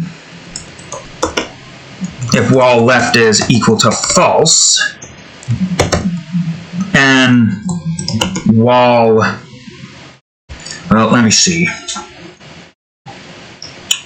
Because we do kind of need that there. And this is only going to occur when it's true. Actually, I'm trying to figure out if I do need that, because I was thinking, yeah, we do kind of need that for certain things. Wall down. Oh, this is left. So down left is equal to true. So this only occurs... Oh yeah, no, that's why we need the wall down left, because once they get out of there, they don't need to just go... Because yeah, if it's just looking for wall left equals false, well, you'll see what I mean in a minute. Okay. If wall up is equal to true, and wall left is equal to false. So say if it hits up wall while it's like not clung to anything, if it somehow gets like removed from its clinging position, say if a player moves it via a crate and moves it fast enough to have the enemy just like get off and just go onto the ceiling, because that's essentially what they're doing, then they're going to go on ahead and continue going forward in whatever direction they need to go into until they reach an instance. So it's going to keep going forward until wall up goes to true. And if wall left is equal to false. Or does that matter? I'm trying to figure out... I had everything set in my head long ago, but I forgot. So wall up equals true, wall left equals true. There's only 2 instances where that can occur, so that's for the corner base. So any corner base only needs 2 detections. When detecting for stuff that's going downwards... It's going to do that. Okay, I remember now. I also need wall down left to equal false as well. That's important. I guess the best way I can show it to you is a visual representation of what it would be like with the clinger here. So I'm going to go on ahead and build a little scene here. Right here.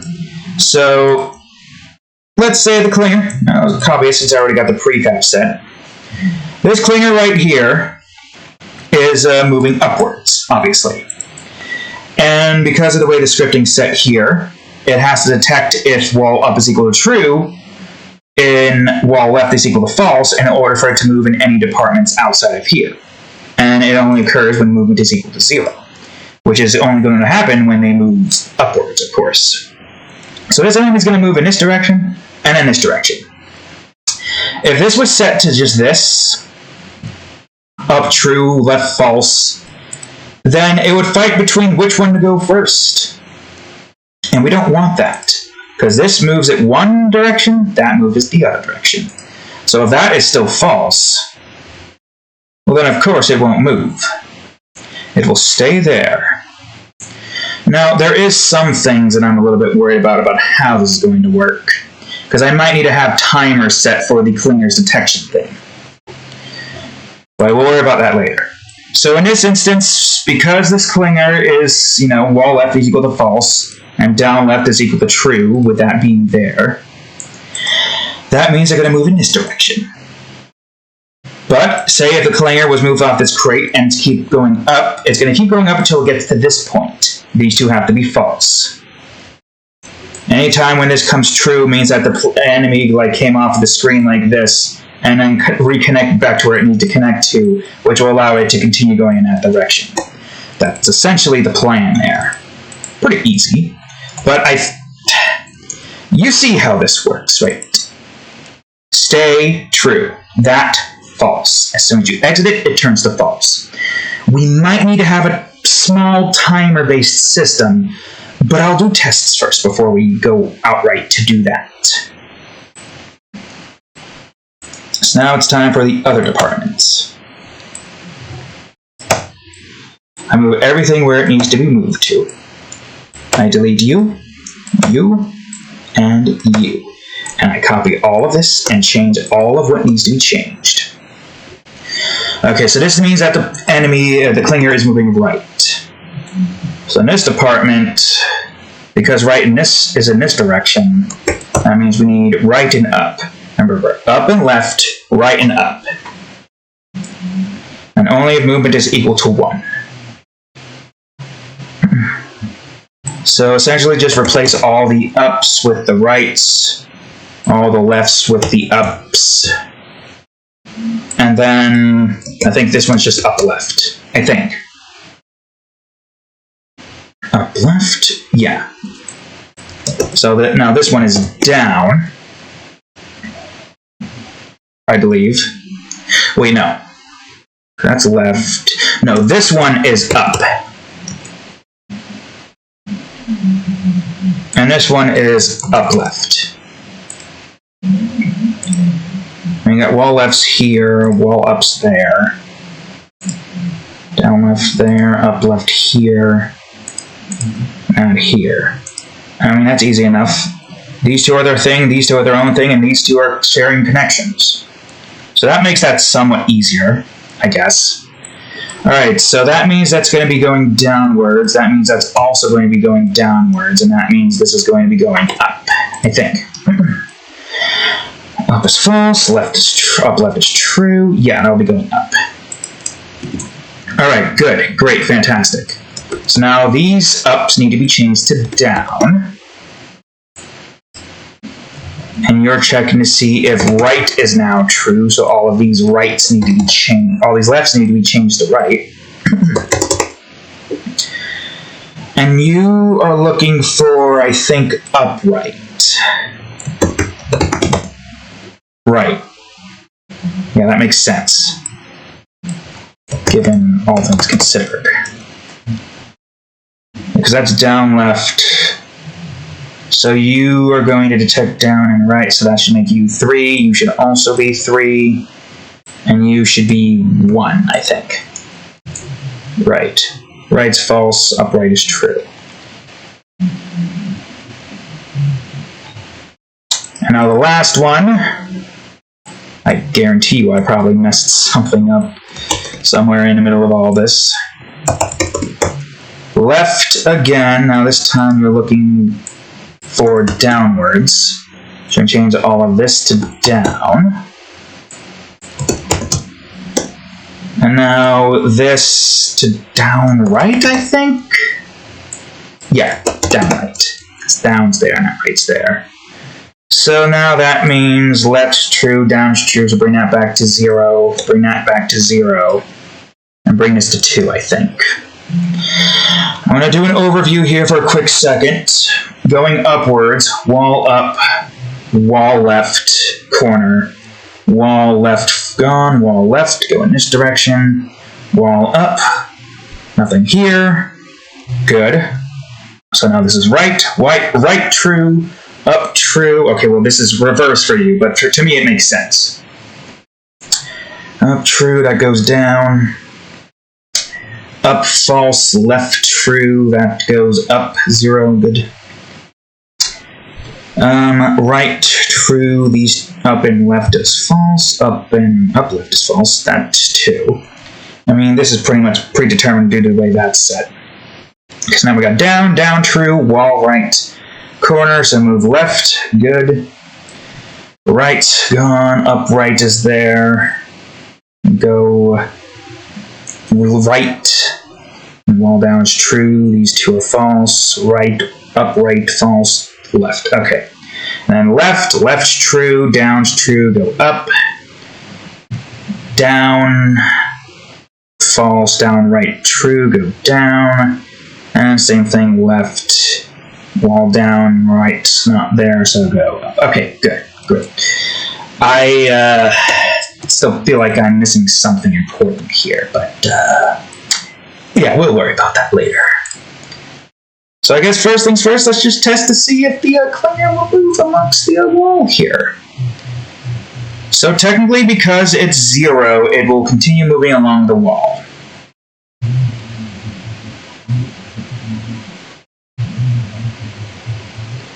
Okay, seems to be doing its thing fine.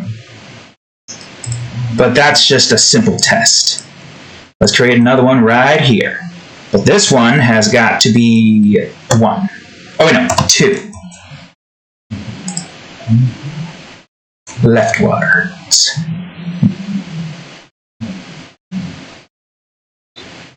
Yeah, man, that guy's taking a while to get over here. But they do meet back in the same spot? Interesting. Also, we still die from you, right? Yeah, okay, good. Just need to double check. Also need a double... Oh, God, not yet. Yeah, okay. All that retained its thing. Okay. So, this is what makes these enemies dangerous. But first things first, I gotta perform the proper tests and all of the procedures here. So, in this department, you should be going along the edge here. Emphasis on should. No. I think we do need timers, so that means we're going to need to do all of this. Kind of sucks. Jesus. Okay. Here comes the timer. Down, down, left. Oh, wait, I forgot to open up U. That kind of sucks. Yeah, because the enemies, they're more simplistic. They just need to detect one wall. These guys gotta detect multiple walls. So how the hell am I gonna do this now, is the question. I'm gonna get the, let's see. Ups. Up, right, up, left. Down, right, right. Up, right, up, left, down, right. Where is down? Give me down. There we go. Okay, so this means that we can't just have it do this. It needs to be set up in a very particular way to where it keeps its stain. Detection cooldown is what I'll call it. Called IE numerator, I don't know, cooldown? I guess it doesn't exactly matter. So yield return new wait for seconds. In this instance, I don't want to be that far out. In this instance, it's got to be 0.005. F, of course. Can't forget the F. Where this does this instead.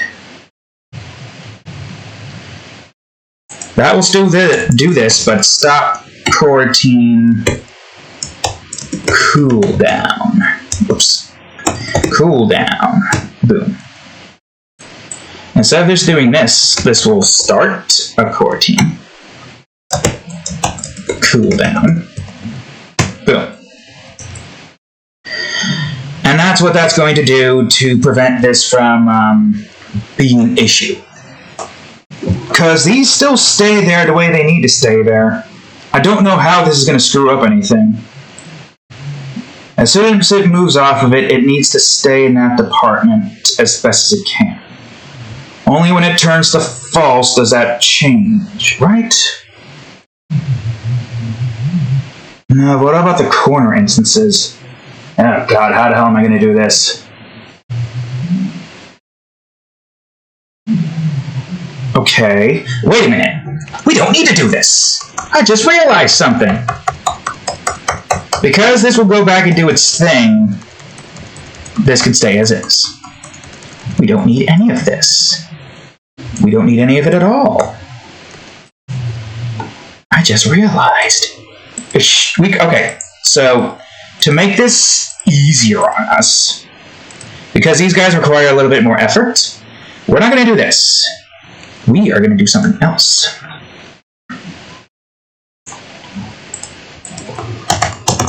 The enemies and the inverse enemies need that because they're just detecting one instance of a wall, which makes it work easy as hell. This one needs something else. Movement direction change, which is going to be an IE numerator. Movement change. Oop. Okay, good. Alright, so obviously when movement is taken into consideration, we need to run a little timer script here to prevent any problems from occurring. Okay, that was supposed to go all the way in, but this should be fine. This will still be here, obviously, because it can only occur in one instance. Tell me you didn't do anything stupid here. Okay, good. So at the end of all of this, wherever the hell that is, just follow the line. Yield return. Oh wait, no. No, I didn't. We need a timer set, of course.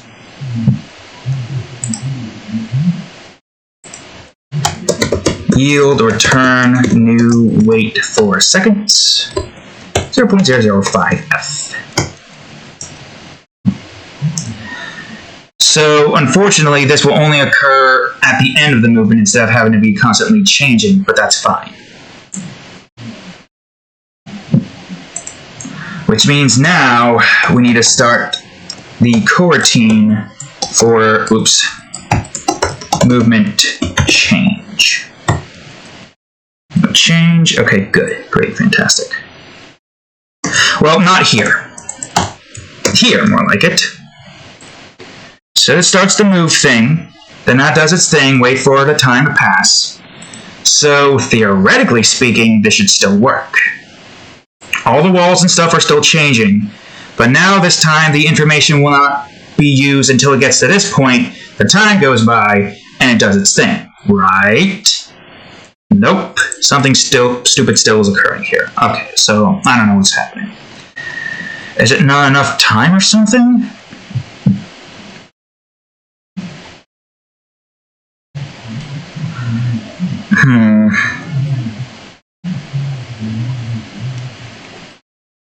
I'm trying to figure out why I thought the clingers were going to be easy, but apparently not. What if it's 0.5? Should still be more than enough time for this to do its thing. Maybe it's changing too fast. Maybe it can't detect that quick enough.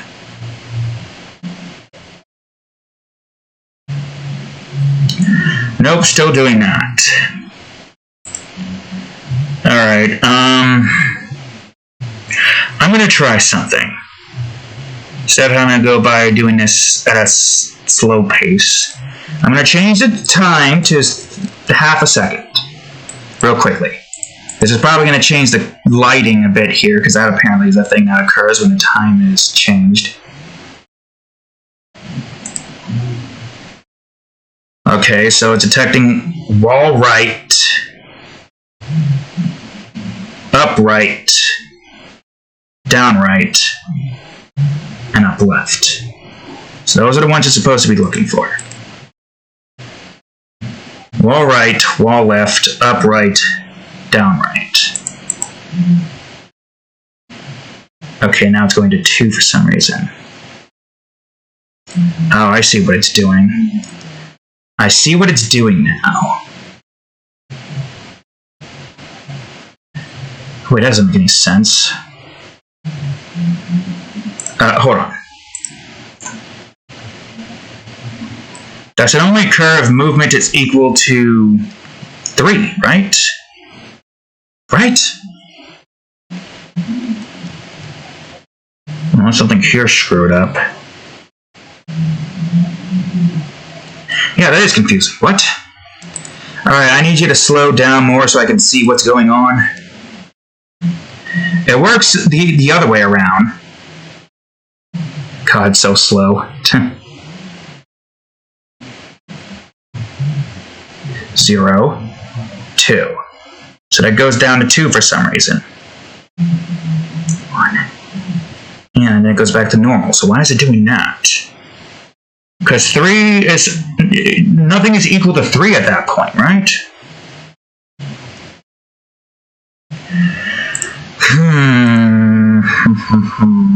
It doesn't look like it changed back to that.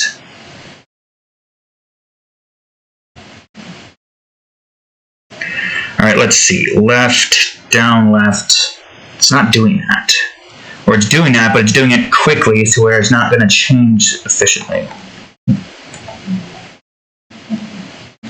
So let's see. What's wrong with 3 that's allowing for this to happen? Wall left, true. The only time it's going to occur if wall down is equal to false. Wall down is equal to true. Oh. Oh, I see. So that's an issue. As soon as it gets to the edge there, that's where that does that thing. So, okay, how do I fix this? What is the way to fix this problem? Because this would only be occurring once it gets to a certain point. What if I just made it so that wall right is equal to false?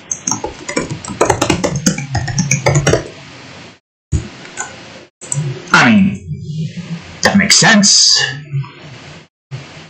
Because this should only occur once you've gotten to a point where that's not there. But if you move the crate in a way, then this is going to cause some issues. There's got to be something else that I'm missing here. Wall down equals false. Down right equals true. Right equals false. Well, let's just see if this works. It should still work.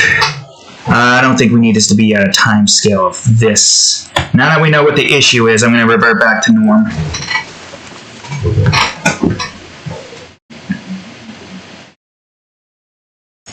Okay, that was the issue. And now you're going to go in. Okay, you went in. So that's what we needed. I guess I should have figured as much. Alright, well this is an easy fix. All I need to do now is just take all of these and change them to the one that they need to be changed to. The question is, where does this need to be changed? Where indeed? Okay, so this is down. Let's see, left is looking for behind it, so that means you would have to be up then. Correct. There's not a single up in here, so that makes sense.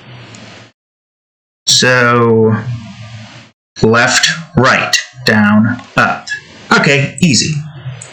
right, left. And then, of course, up, down. Which should now mean this should be what it needs to be to work. I still feel like there's more that I'm missing here. But now that everything has been fixed, what do I need to get the full-on tests to work here?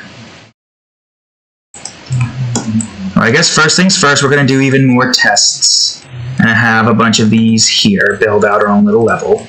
Is this going to work? It should still go around here.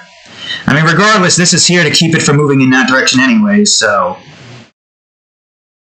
yeah, that still works. And now I need to do tests in this department. Well, not in that. Well, actually, yes, that. Make it so it doesn't do this. Oops. And have it do that. And have, I don't know, this one do this. Oh no, you should still move to where you need to move to. I'll have you go around the lip. G. So he should be going along this path no matter what. This is why we perform these tests here. Okay, good. Great. Now for the greatest test of them all. I need him to go through a corridor-like area.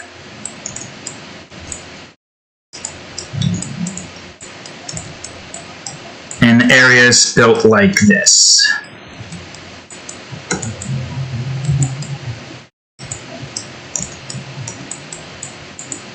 With the end goal being him getting over, well, it's a robot after all. With the end goal being you getting to this point here and coming back.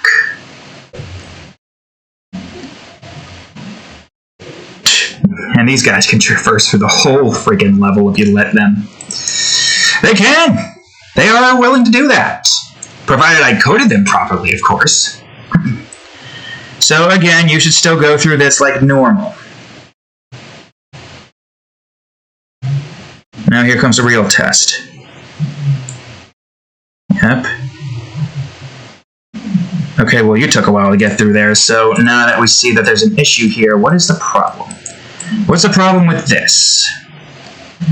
Yeah, that's the thing, you're supposed to be going in that direction, but I guess there's still something I'm missing here.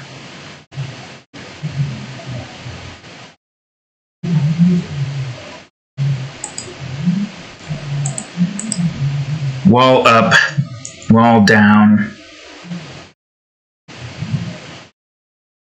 Though, that might be the issue. Right, because you don't have the ability to change your directions. Oh, man, I'm not even sure if this is the thing that we need, because if it's... Unless I have to move things in a certain angle, maybe that's the problem.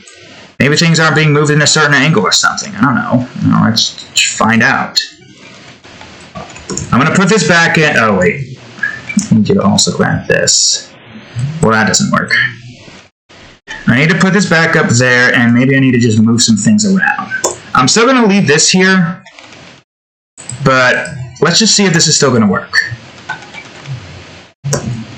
Yeah, that does have to actually update through it, so maybe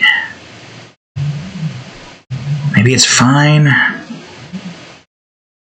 I'll put you here and just check to see if you still work even with the updates. Maybe I'll move some things around and see if that will fix the problems that we have. Priority and stuff.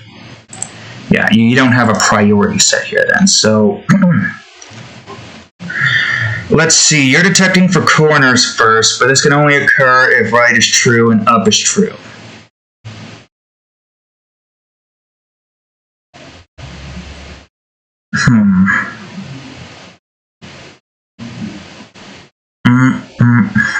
Man, I have no idea. How the hell am I going to do this? I'll do the test with this first. As soon as it goes there, what should be first? Maybe this needs to be first.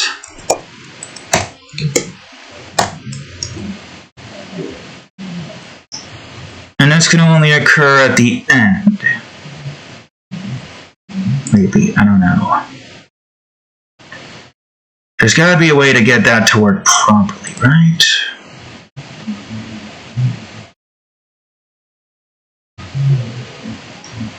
Now, every time you get there, you get stuck.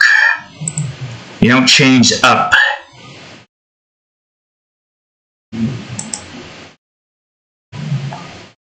Well, up, well, left. Yeah, it doesn't do that. It just sticks to that. Wait, the update's not working in general. It should still be working. Right is true. Up is false. Up left is true. So why is this not working? What? What did I do here?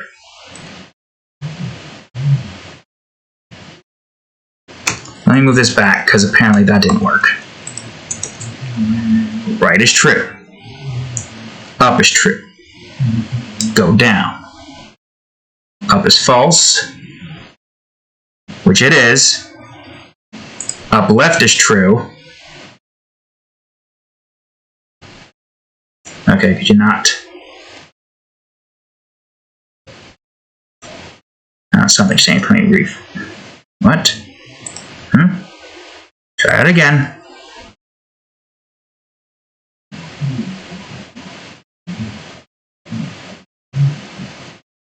Wait, the numbers are changing.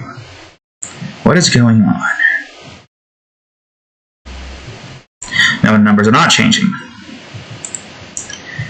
Right is true, up is false, up left is true.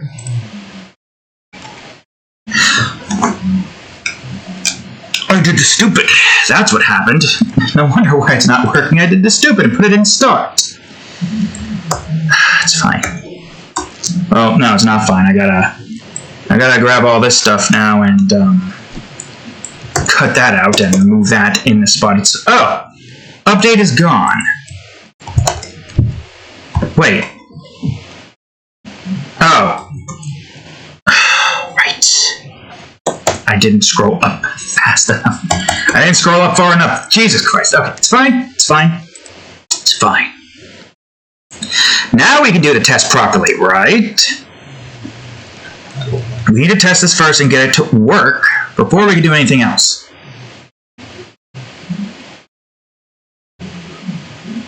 Okay, it's working. No, it's not working. Why did it do that? Why is it doing that? It's because it's not updating fast enough. That's the problem. So what, are you trying to tell me we do need to do that? Oh god, I was hoping to avoid this, but it turns out that's not going to be the case. Shush. It's fine. It's fine, it's fine. I'll just open up all of this stuff now. There's no easy way to know if it's going to work immediately. So we just need to update it and see what happens and hope that's not going to screw anything up. 2 hours in and we're only on this part, so it seems like we might not be able to get to all the other things I need to do because apparently the clingers are more complex than I thought they would be. So I do still need an IE numerator. I'll call it movement. Or, not movement. The detection. I'll just call it detection.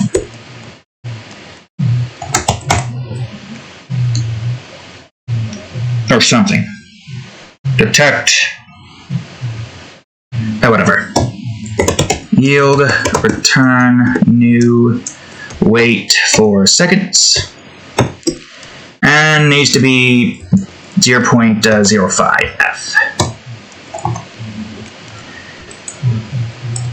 Man, that means I have to go through all of this. Start coroutine detection. Stop coroutine detection. No. Detection. Starts this, starts that. I don't know if this is going to work exactly.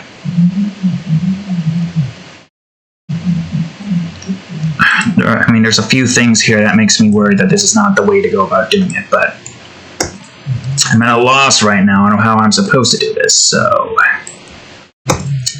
yeah, this is our only option. And thankfully, we just need to change these to what they need to be. Trues and false. Start coroutine, stop coroutine. Detection is what it needs to be.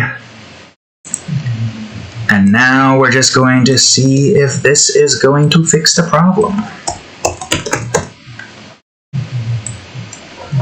Because the things will change when certain things are activated. On the update instance, this is not right. This is left. And that's what we're trying to do here. So we try to keep it staying what it needs to be as best as we can. Hopefully. I don't know. I don't know. Left, down, up. Okay, now for down, left. Jeez. Okay. It's fine. Down, left. Down, left. Got down right over here. At least with all the ups, we just need to type in the thing we need to type in. Down, right. Down, right. Now I need up, left. Just need to type in left. And left. I mean, this is worth a shot. I'm pretty sure it's going to still screw up something, but it's still worth a shot to see if we can get it to work. So all the clingers have been updated. Now we just gotta wait for this to do its loading thing. And hope that this is gonna work. I have a funny feeling something's still gonna screw up, but it's worth a shot. Yep, it's screwing up. Unless in this department we do need to now move things where they need to be moved to. So I'm gonna move this down one.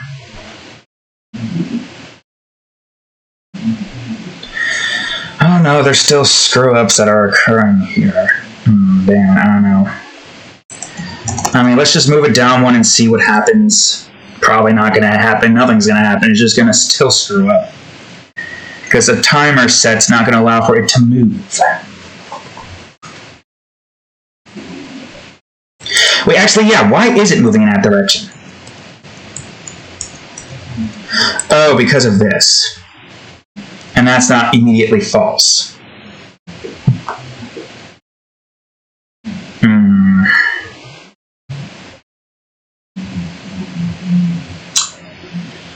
I don't know what I need to do with this then. Because this would work just fine. If I were to cut this out temporarily, you would still work, right?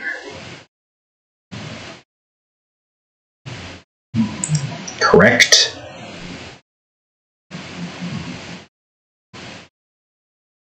No, you're still moving down.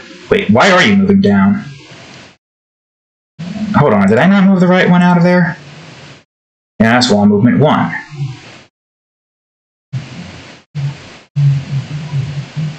Oh, because right is still... Right. Because right is still true, that's not going to work. God, there's got to be an easier way to do this. Unless we had variable to... And man, it was so much easier in Dreams to get this to work. How do I replicate what I did there to get this to work?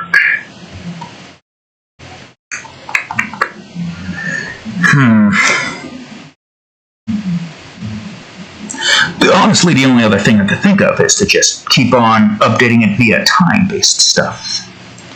But even then, I don't think that's going to work either.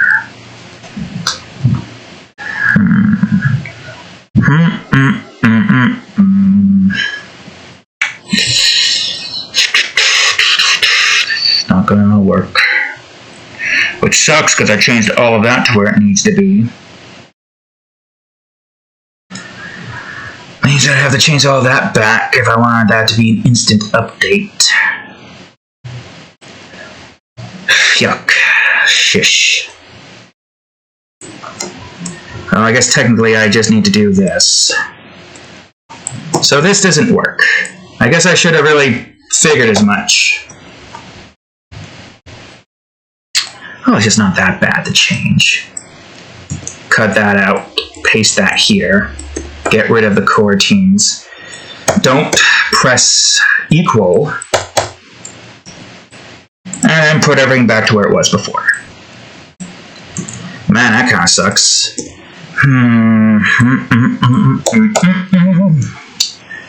There has to be something else I can do to have it update while it's moving, but also have it continue to update if there's no feasible way for it to get out. I think that's what we need. We need to have it set to where if there's a wall in front of it,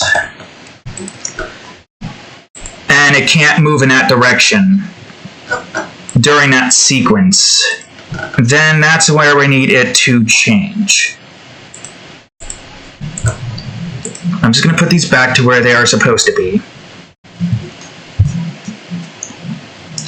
Man, I thought this was going to be easy, but there's a lot more nuance to this than I thought.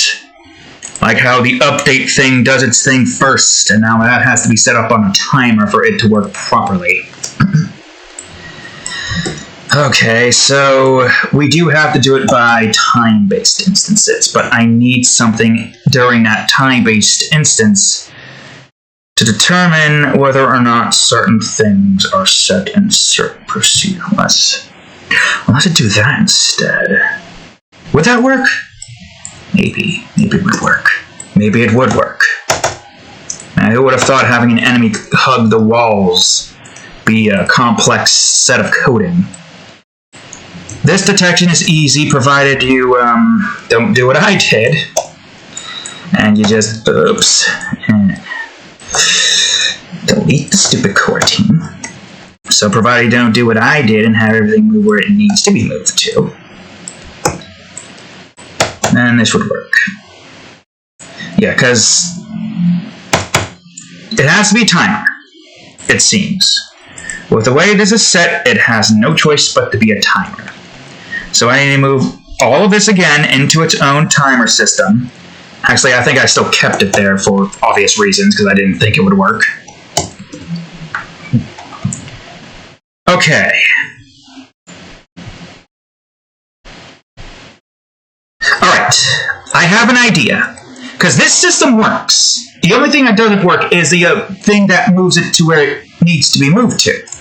So here's what I need to do. So this is a technique so you can move right? So this needs to be false then. This needs to check to see if that direction is false, free, and open. Because this is only needed in one department. And we can even have another instance here where this detects to see if all of this is true. And if it is true, since this is up, it goes down. Right. So if up is true and left and right is also true, then it moves down instead. This will only activate if up and left is true and right is false. This will only activate if left is false, so obviously immediate disqualification. This will only activate if left is false, so again, immediate disqualification. So, it really was just as simple as that. So this one is moving right, so check to see if down is equal to false. Or this one's moving down, I mean. And just copy this so we can, wait a minute. Right, don't forget, we want to keep it nice and clean. Even though I don't think I did that for the player, but I didn't do that for the player, did I? Let me check. Well, not in that department. Should I? I mean, this was grabbed from the enemy script, so I would have to change all the enemies if I need to do that. Ah, it's fine. Alright, so this is down, so that means it's going to go up. Oops, not capital. Right, movement down, so right. Wait. No, that's right. So movement right, up, and down is true. So that means you gotta be 3, not 0. That would screw some things up. Oh wait, these are connected, these aren't. Right. I should name these, shouldn't I? So this is moving down, or moving right, left, so left is equal to false. I should name these, shouldn't I? This is moving left. Change this to true. Oh, I notice it's moving down. So down, right, left, move that going up. This one's moving left. In this instance, I need to check if up is equal to false. Same old, same old. But now check if it's equal to true, and if it is, move right. Alright, I'm going to do some, what do you call here, corner turn, or inner corner turn. This one is, I believe, an outer corner turn. I'm just doing this just because. I guess if we're doing that, we do want to have it set like this. And this one will be reconnect to wall. And this one will be dead end turn around. Nice.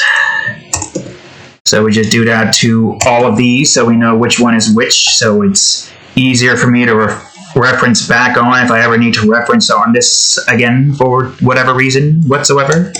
I mean, I'm sure I'm going to need this again. Yeah, we just need to take into consideration, all of the different types of movement changes. Every single one of them. And if you don't, you're not going to have a fun time trying to make this all work. And you end up doing all of the nonsense there that causes you to waste a lot of time trying to get this godforsaken clinger made and done with.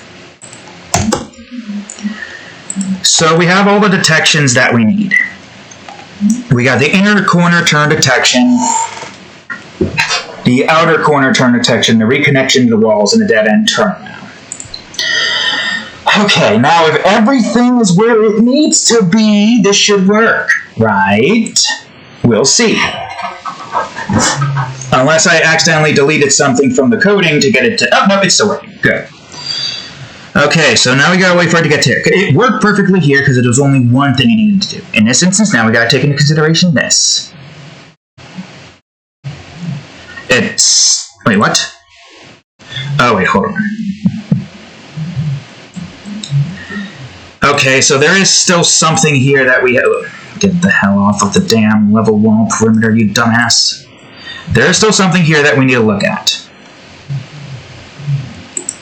So there is something with this that's screwing up. As soon as it gets to a point where it can... Oh, with that there. Wait a minute, it doesn't make any sense. That doesn't make any sense at all. Hold on, let me move this guy back. I'm going to see if it does it here as well. Something with that screwing it up, but I don't know what. Huh? What? Okay, delete. Why aren't you deleting the wall? Okay, I'll put you here on 0, so you're going to be clinging to this wall. Are you going to move downwards? Okay, so something's up with that thing. I gotta see what I did there. So something with 0 is causing that to screw up as soon as I get to the turn. Where did I screw up with 0? At least right works perfectly, but now I gotta figure out what 0 is doing to make it go back down. Wall up is equal to true. Wall left is equal to true. Wall right is equal to true. That's the only way I can go down. Wait, what? Unless you're not going fast enough still? Alright, time. I need you to slow down so I can see what is going on here and why this is going on the way it's going on. Move at half the speed. I did not get enough time to check. Try it again.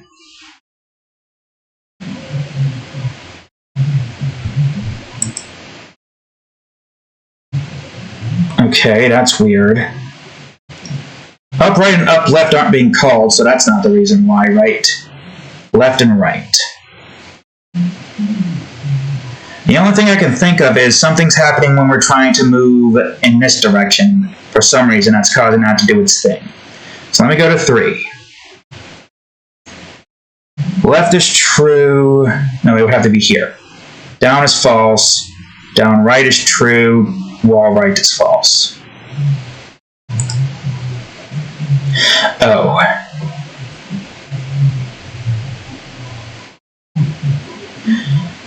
Then how do you work? Huh?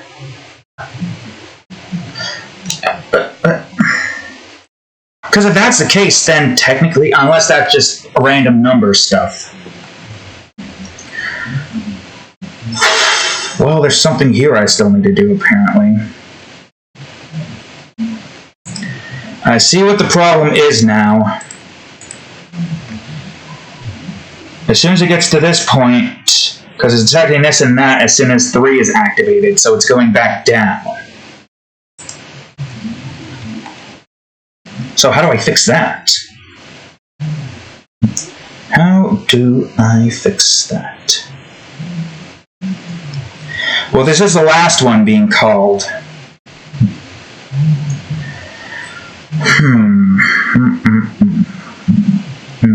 I don't know how to fix that. Well, what kind of wall combinations do I need to go through to not like have this screw up? Because the reason why that's not screwing up is because as soon as up occurs, that's the first one that occurs since it runs through its instance. And I can't have it be set to to check to see if this is false.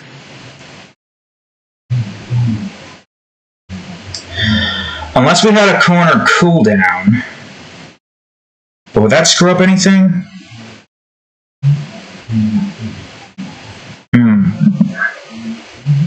Corner cooldown. I mean, like as soon as it gets to a point where it changes the number, that shit does that, and then we can have corner cooldown here all throughout. I mean, that's worth a check. That's worth a check at least. Private bool corner cooldown. Let's try that out on this one. Nothing else, just this one. This is the only point where this can occur that could screw something up. The outer corner turn. Because the only time that could occur is when the thing reaches a dead-end spot. This is the only one that kind of screws up. It's worth a check. That's the wrong one. If a corner cooldown is equal to false, I think is what we need.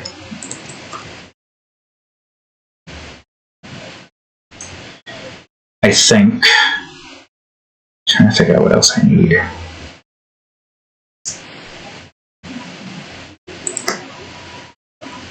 Well, in this instance, let me go to up. And move. As soon as it moves to here, corner cooldown equals true. As soon as this does its thing, corner cooldown equals false. So as soon as that changes, that turns that to true, and it runs through the rest of code. This will then see that this is now true. Correct? Yes? Okay, well, first of all, that is the wrong department, you fool. Not yet. Soon. It's the first test. There. Let's just see if this works. If it works, you should move in the direction you need to move in. Right.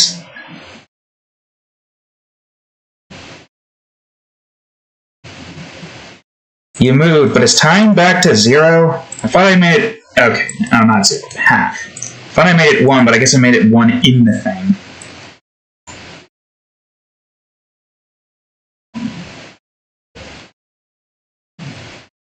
Okay, so corner cooldown worked. But wait, why didn't you go back to where you're supposed to go back to? Oh, wait, no, right. I'm an idiot. It's supposed to do that because it's going around the corner and getting to this point here and then moving. Right. And now it's on this wall.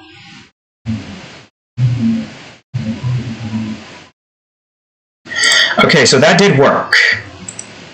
It matters for these points mostly. So anytime this occurs to where it's about to change a corner in that department, this is needed.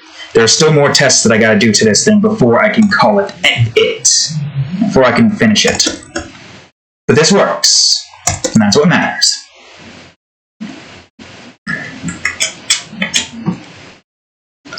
So yeah, as soon as it gets the corner cooldown, it does its thing in the movement thing.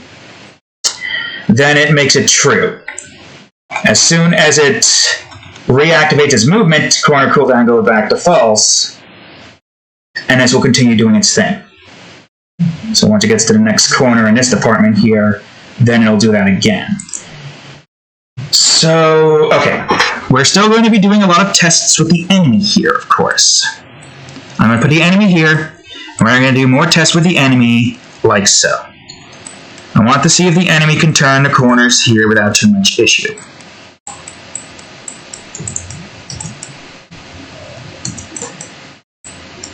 And then we wanted to get one of these sets. This is difficult because we gotta try to figure out all of the potential instances where this could screw up.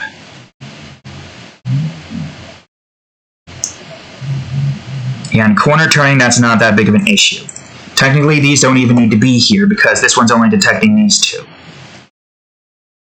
Then once that starts going left, it's only detecting this instance and this instance, so this part doesn't matter. It's going to keep going after that. It should keep going after that.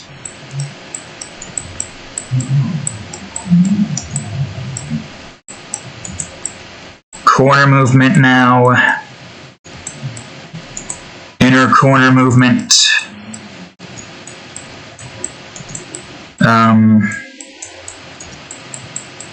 Corner movement in this department. That should still work regardless. Oh, whoops. Oh, wait, no, that's fine. I thought that screwed up. And these to get that moving where it needs to go.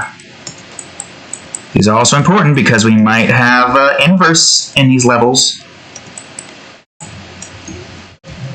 And ended up here. At no point should the enemy be able, the clinger be able to go in that direction. So now let's see how you're going to work.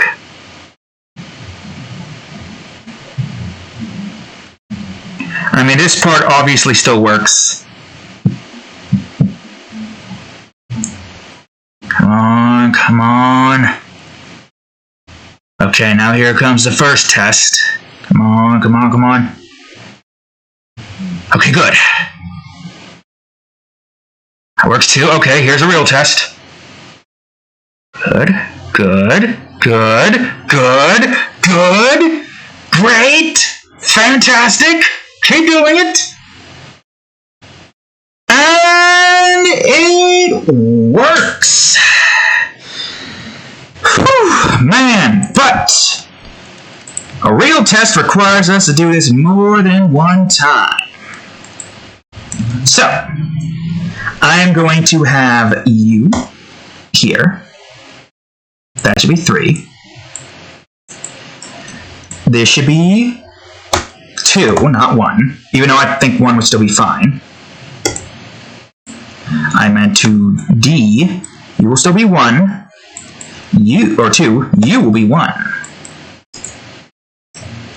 You will also be 1.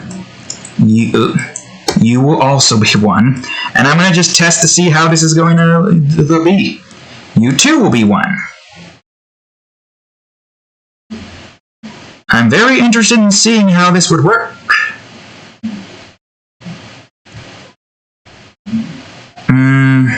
You will be 1. You will be 2. You will also be 2.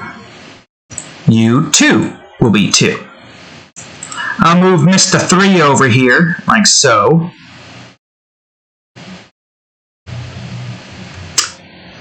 And I'll have Mr. 3 over here as well. Mr. 3 over here. Another Mr. 3. I'll have Mr. 0 throughout all of these. Okay, you should probably be 1, even though that's fine as is. You will be that. You too will be 1. Move. And move you in this direction like so. Because you're 1, you will go in that direction. And I guess we'll have 2 here, 2 down here. This is just a very much so a huge stress test kind of deal. So it's a lot of work. This one will be 1, and you will see why I have it as 1 in a minute. Okay, we're not going to do anything here. We're just going to look.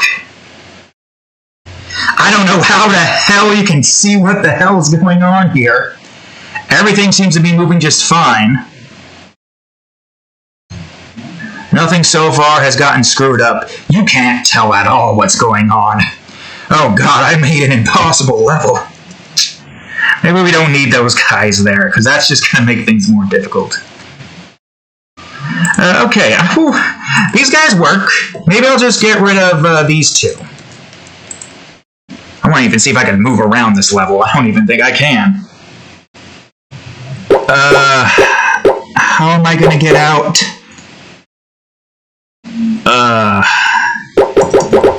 Man.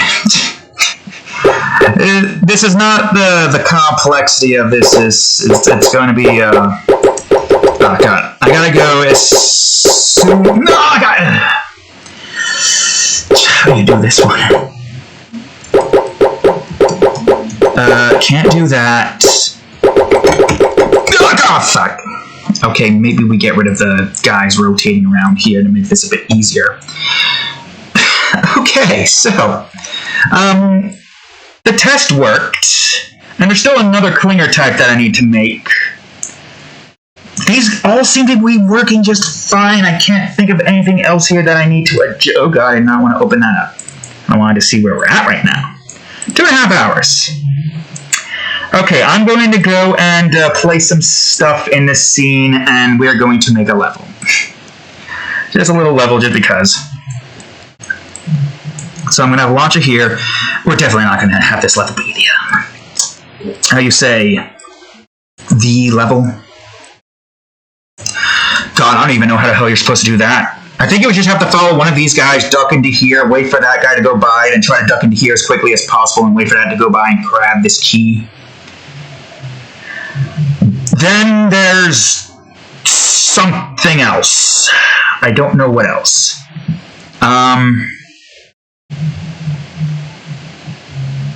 Ooh, idea. I'm going to put some lava here and here, because you're technically not supposed to go here anyways. And I'll put some lava here and here. Or I'll just put some lava here like this, because it doesn't matter where those are. Launcher, launcher, launcher, and because you can't really go through that direction, you just get launched, which might actually be very useful. And then you reach the end of the level! Yay! End of level! But you need to collect that little key first to unlock the lock. Where's the lock thing? Ah, here it is. Lock.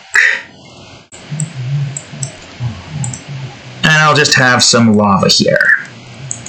And the players are standing right next to it. So your way to get out of this level resides behind that lock and lava field. Oh, wait a minute. Something happened with this. Maybe because this is... Oh! Oh, I see. Okay, so I do have to be careful with that.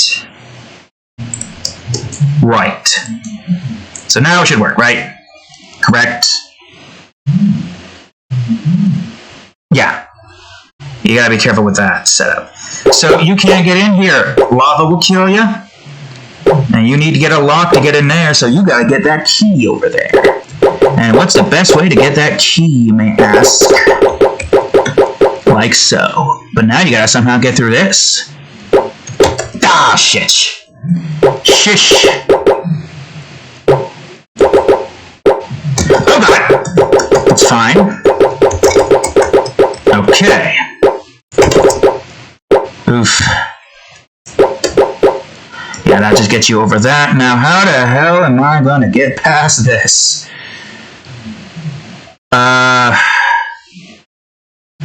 Oh, that would have been the way. Yeah, I don't know how the hell you can get past this. Okay, wow. This is not easy. This might be impossible. Ah, shit. Let's see if that's even possible first. And this is where the tests come into play, because you need to actually test to see if a certain part is possible or not. So you gotta move the player around. There is a way you can do this. I could probably try to perform the enemy dodge, but that's not easy either. That might be the only way you can get past this one. Damn, I didn't time it at all. Nope, didn't time it at all again. Yeah, enemy dodges are not easy to perform. You gotta really get your timing right. And I don't get my timing right there at all, I clip the enemy. I again did not get my timing right. As a matter of fact, I got it right in the wrong way. I did it! Oh my god, I did it! Ah, I forgot about the fact that they come back. Ah, shit, I forgot about that.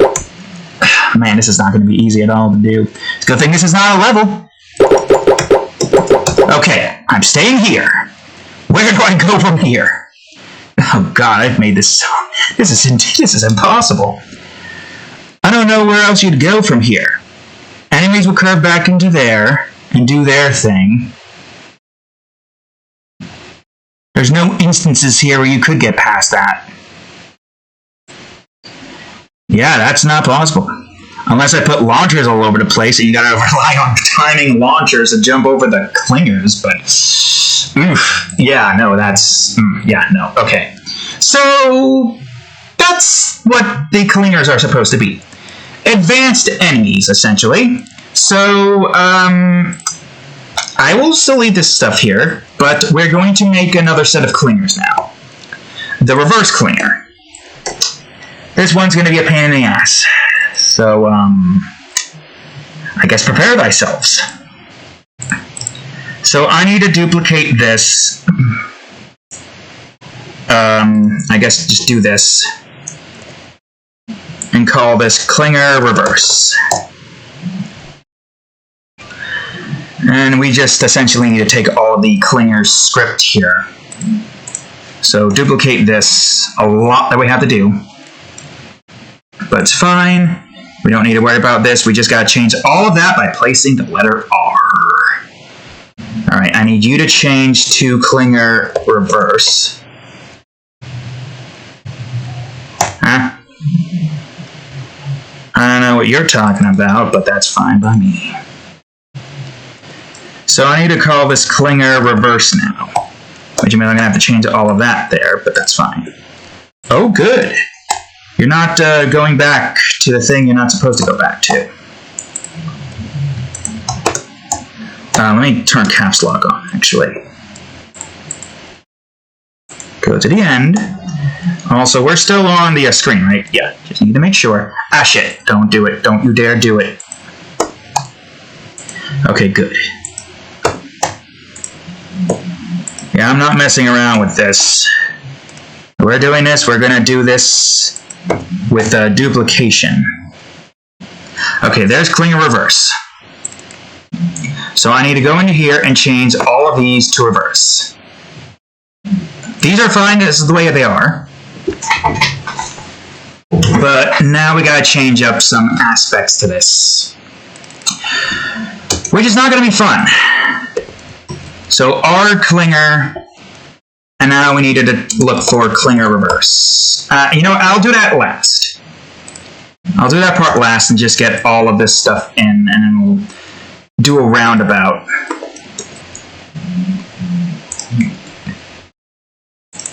Well, actually, let me open up some more. R. Alright, now I'm going to open up all the other 4.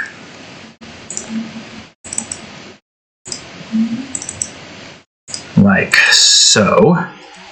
R. And R, not all of that, R again. And R once more. And R a third time.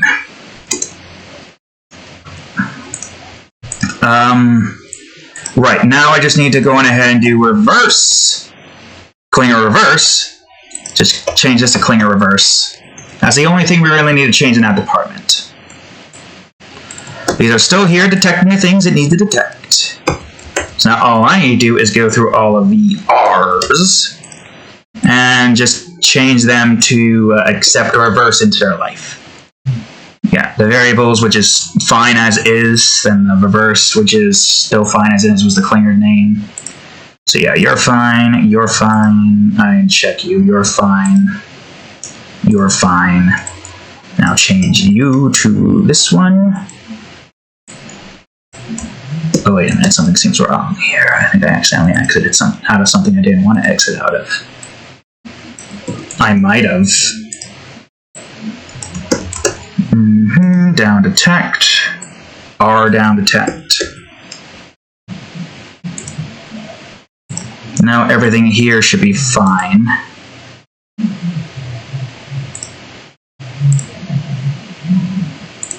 Okay.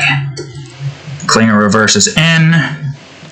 I'm going to look through all these and make sure that that's all reverse now. R reverse, R reverse, R reverse, R reverse, R reverse, R reverse, R reverse, R reverse. Good. Okay, great, fantastic. I need to go into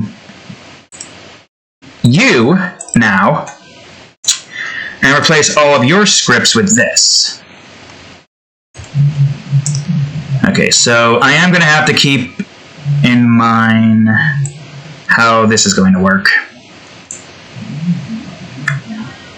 Yeah, because this is going to be a little bit more complicated than you might think. So that should be up. Just gotta do the same thing that I did with the reverse enemy, only more complex. Now I got down. Well, not more complex, it's just more that I have to replace. Remove right should be here. Left again, remove. Left should be here. Put the Clinger reverse in. I'm worried that I might not have enough time to be able to get, what do you call it, done with upright. Upright should be this. Up left should be this.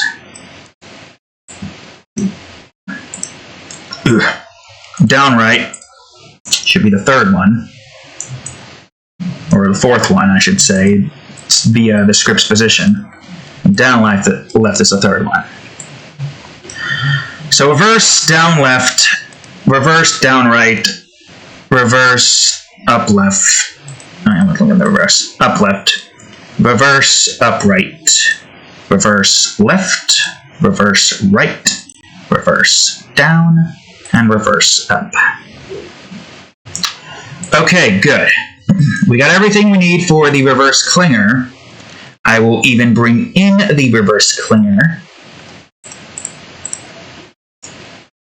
Where is it? Where is it? Gameplay objects, right. And enemies, of course. So, oh wait, I don't have a Clingers department. Or did I delete that? I might have not had a Clingers department.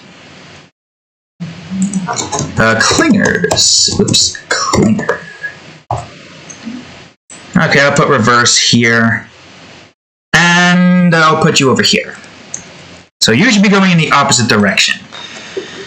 Okay. This is gonna suck, but I think we can manage.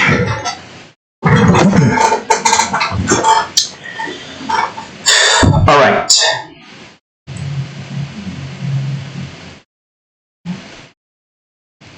Oh, I just realized something. Because as soon as the enemy gets out, because it depends. Yeah, that's going to be an issue. I mean, that should be an easy fix, but I'll do a test on that in a bit. For now, though, here comes the painful part. So, going in the inner corner, this means that things are reversed.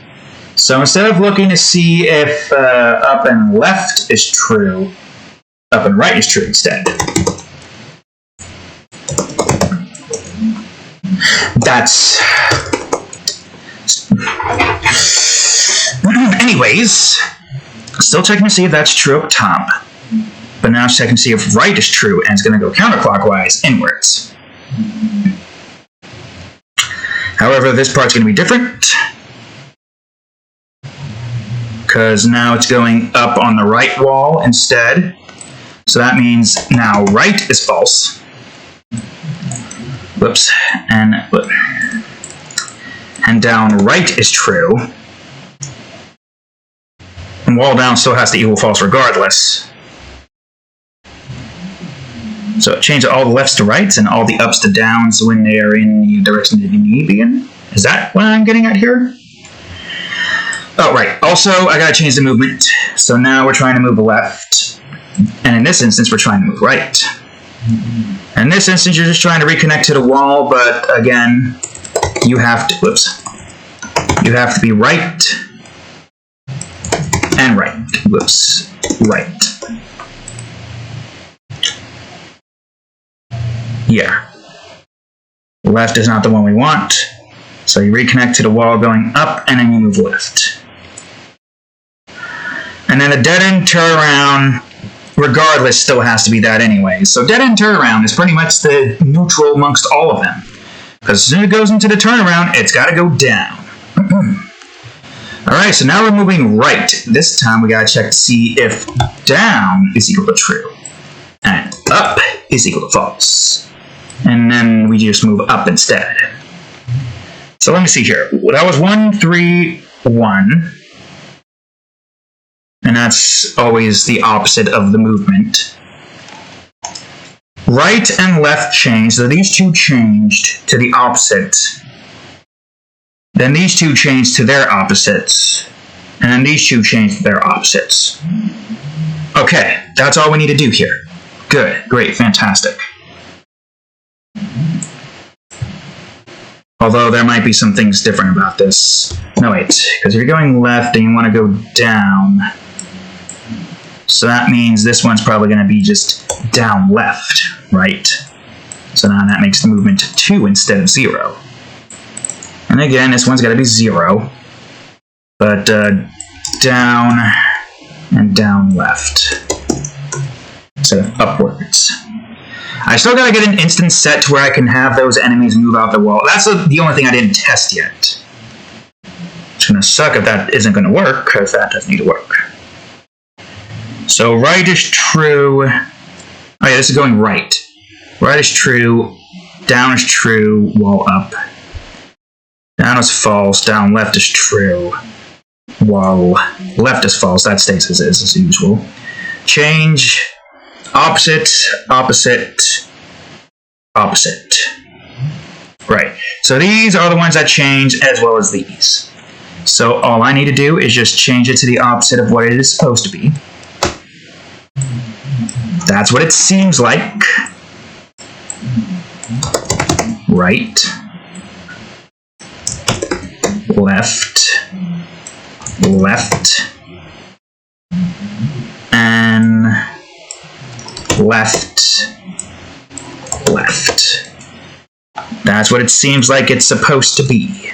Change these, of course, to 2, 0, 2. And change these to up instead. And whoops. And this to down. This to up. This also, whoops. To up. It's fine. And same thing, up and up. And that should be it. If I did everything correctly, you should work going throughout the entirety of this space here. Assuming I change the things that need to be changed. Oh, the player's over here now. I should probably move just in case. Or just stay here. Okay, you're working like you should. So far, we haven't gotten anything screwing up yet.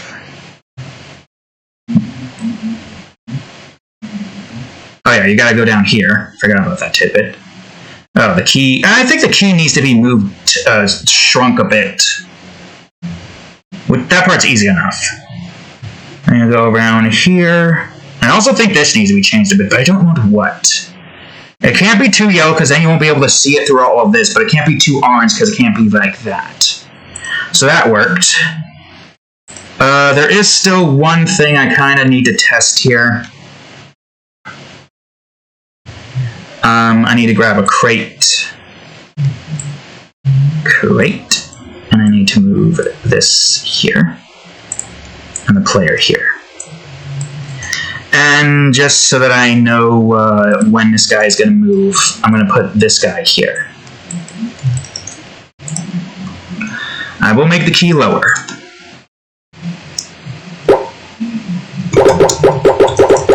Okay, so you're still working. You're still working the way you're supposed to be working. But I don't know why. And that's weird. Oh, and I need to go on ahead and change the scale of this to 0.95. You should be going upwards on this one, right? Right? Yeah, so now you should be going right over that. Jeez. Well, at least that works, so that's good. Okay. Alright, so the clingers seem to be working just fine, but I still want to see if I can change the material a bit. Okay, I'm going to open up Photoshop for a quick second. You'll see this going up, I believe? Yep. You can see all of how I do some things here. I'm going to open up the paint maze swatches, which should be somewhere. Swatches, original characters, and here it is, paint maze. This is all the swatches I have here. Clinger. That's what it's supposed to look like. According to Dreams, I was making that. Let me see what this looks like at least. On screen. Maybe it doesn't look as good here because of the way that's set, but maybe this is fine. I mean, you can barely see the enemy that well. You can see it, but it's hard.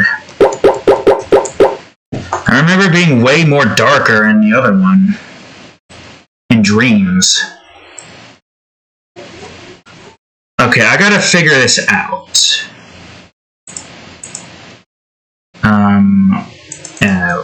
Why aren't you letting me do this, son? Okay, let me think. I can't do 192, unless I did 192 and 192 here. 64? What if it's 64?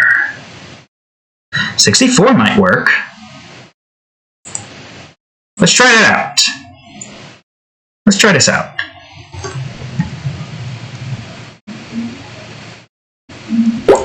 Yeah, but it looks closer to the enemy, which is not exactly what we want.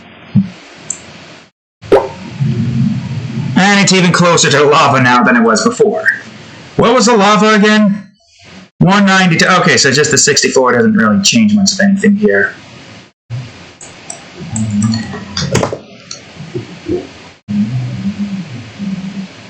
Because you're telling me it's 128. Correct? No, you're telling me it's 64.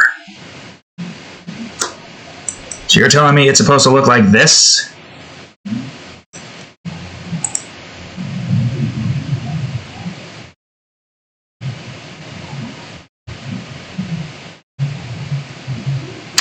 That looks too much like a key. Oh, for crying out loud, why does it do this? 128 so far is the closest we got to what I think is the one that we want. But it's so damn bright that I'm not too sure. 128 and 128 doesn't really work. It's got to have a more orangish look to it. 192 doesn't exactly work either. 230? Yeah, because Dreams had a completely different system. Dreams had like a 1 in 100 color scale thing. Maybe that's what we need? But I guess it's a color system there that's different, so I don't know. Put it next to lava. It does look different from the lava. So maybe 125. Or keep it to 130, actually. Alright, good, great, fantastic. So, I still kind of want to try to get a nice looking system going here. Too bad I can't just place these guys down and call it there. I gotta have this be like 3 for instances like this. And that will just have that guy going back and forth. What if instead I just put in some regular old clingers as well? Yeah, that's not going to be confusing, is it? So movement 3. So you'll be going along that direction. But I need to get a decent amount of these guys to make it reasonably challenging. Not too challenging, but challenging enough. So that means you should be 0, so you'll be going in that direction. Yeah, making the clingers in this part. I wish D would just work like it should. Okay, now we can move it here. Not here. Most likely here. Unless that's an issue. 0 up here. And now let's get some reverse clingers in here, which means we need 1 to go up here, following 3. We want 1 to go here by 1.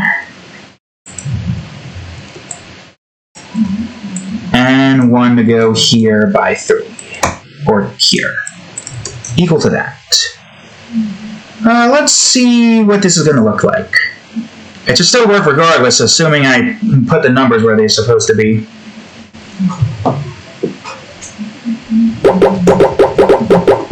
Oh god. Okay, you're going in that direction, you're going in that direction. Yeah, that's gonna be confusing as all hell. Can't go here yet. Now I can move my... Oh god, this was a mistake! That's not what I wanted at all. So let's try to move quickly before these guys can get a move on. Oh god, but what direction are these guys in right now? I don't know.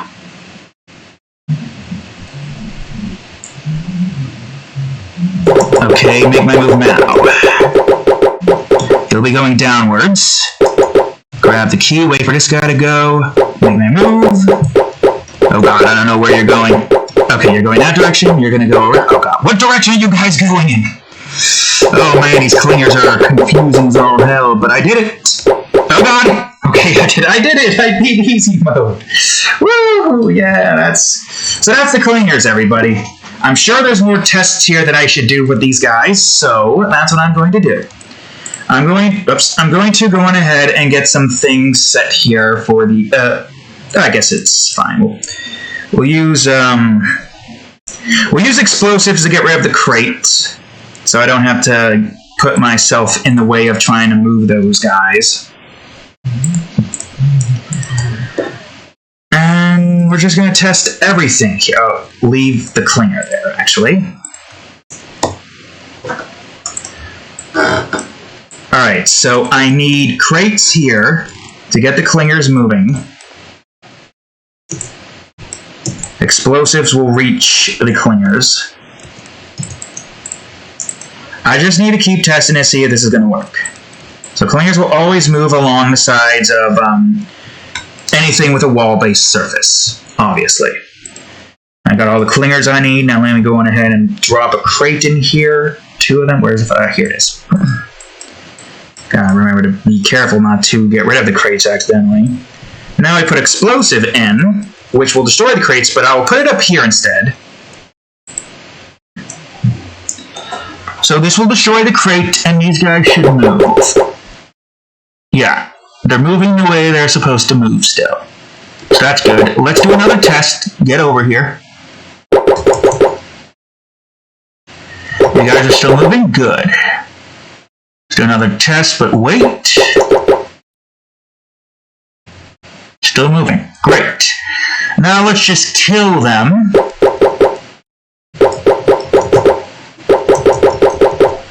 Well, if you look at the level template and look at this, you will see that the clingers are dead, so it does work. Alright, good, great, fantastic. Now there is one little thing that I want to do. Because, I think this would look pretty cool. So, now here's a reason why you would want to try to, well, at least one reason. There can definitely be more reasons. But here is one reason why you would want to let these guys loose.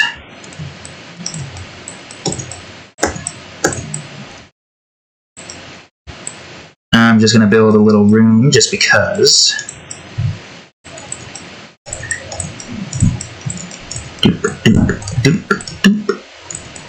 I'm just going for something simplistic here.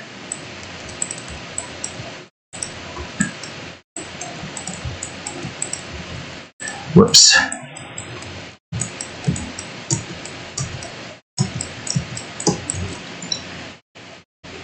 Okay, let's see. So I need a crate now, and we'll put a crate right over here. So there is a bunch of crates here that you cannot move, and you're trying to figure out, well, how the hell am I supposed to get past this, I wonder. No worries, son. Because all you need to do, and just because the explosives, all you need to do is activate these explosives here. And the only way for you to do that is department. Well, I guess we can still put the crate. No. Reverse. You can still put the crate here. And the only way for you to do that is to get into this area and let this enemy, or let this clinger free. Right here with the lock system right there. This clinger is just there doing his thing. See him just moving around, just standing there doing his thing? Your objective is to get to this room right over here. Because why not? And you got a bunch of clingers and whatnot all over the place, so let's see. This one is going to be up here. So you are going to be 1. You're the normal one, right? Yeah. You're going to be 1. You're going to be 3. I think. No, 2. You're going to be 1. I don't know if that's going to screw up anything. Well, let's just see what it does.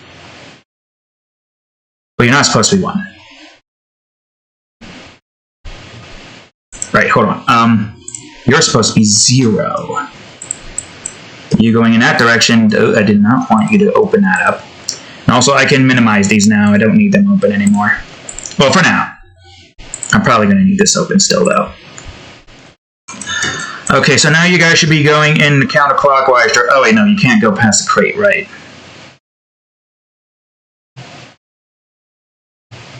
That's right, you can't go past the crate. I'll put the crate here. Explosion can reach that. And I guess I'll put some crates here as well. And put an explosive not here. Where exactly? Here. Yeah, sure, why not? an explosive here to blow up part of the level there. So it gets rid of all the crates, meaning that you have to get to there and activate the explosive. So you gotta let this guy go. Which, I'd say, just to make it more difficult, we're gonna have 3 of these guys here. So now you guys should be going around the crate, explosive.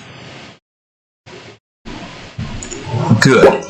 So I need to get my ass in there. So I need to open this up at the right moment, when they're not about to get in the way. Blows up all the areas, opens up the path for the enemy, and now we have to get through this without dying. Easy. Not really that difficult at all, actually, when you think about it. And if you want things to be... Oh, I had 2 crates here. That was weird. And if you want things to be a little bit more self-contained, to where the enemies do not go out of the area, this is where you'd use the launcher. The launcher. L, idiot. Look, follow the letters. I'll hide these. Launcher. And now, boom. You still gotta activate this explosive, though. But let's make it difficult, shall we? Let's make a snake train in this area. Hopefully that works. It should work. Oh yeah, look at that snake train right there.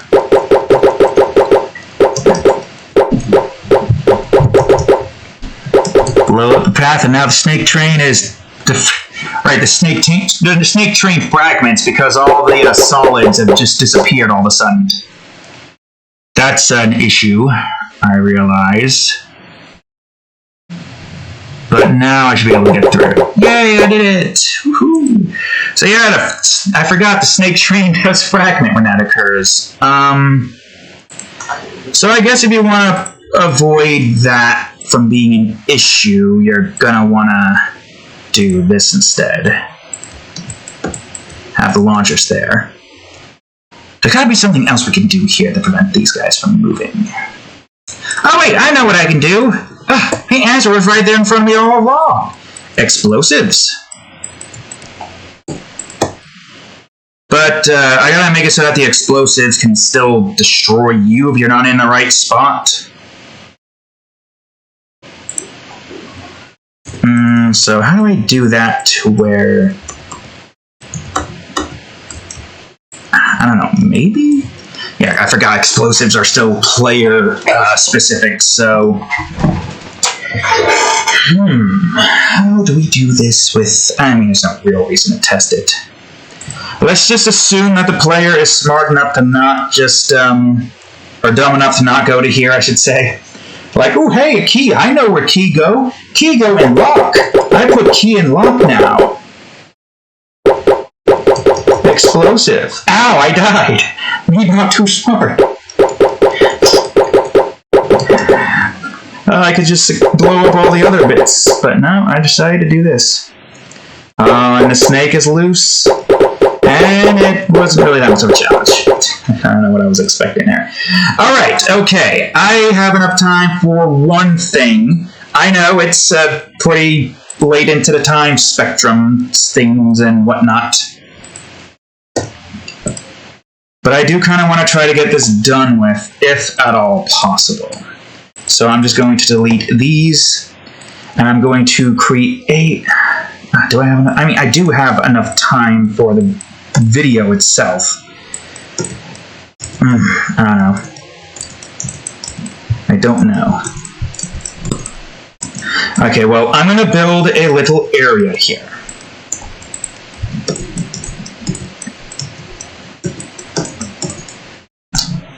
Okay.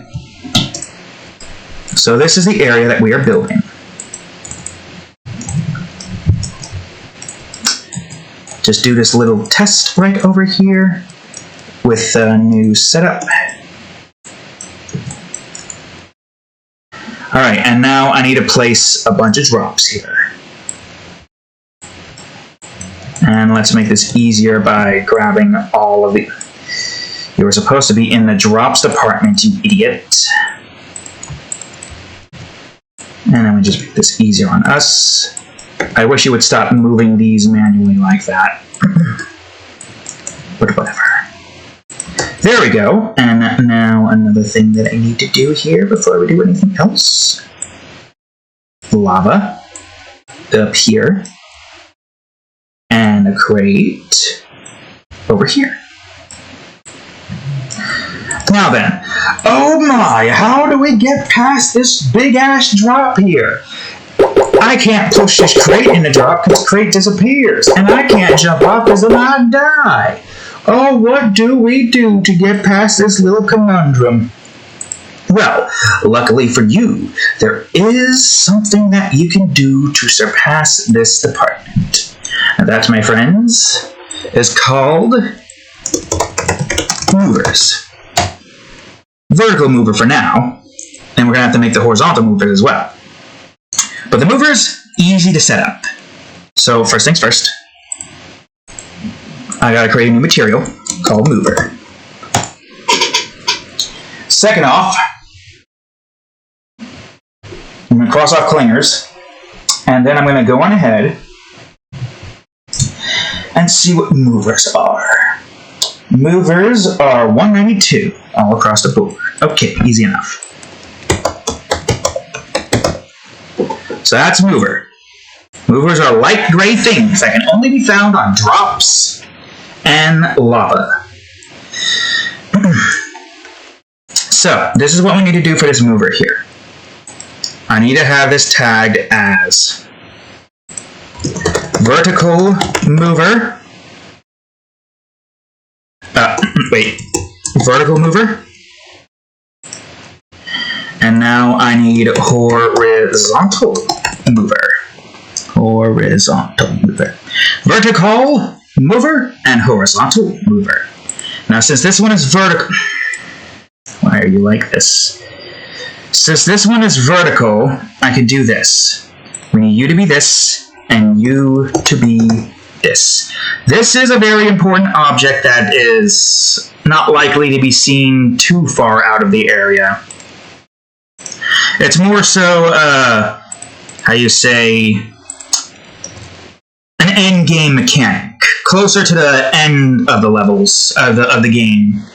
In a few areas or more towards the end. Or in some off-beaten optional area. Where those that don't really have much of restrictions on what the hell kind of objects we can use there. Because, you know, they're optional. Not on the main path. Okay, so here's our vertical mover. These vertical movers, important that they stay here.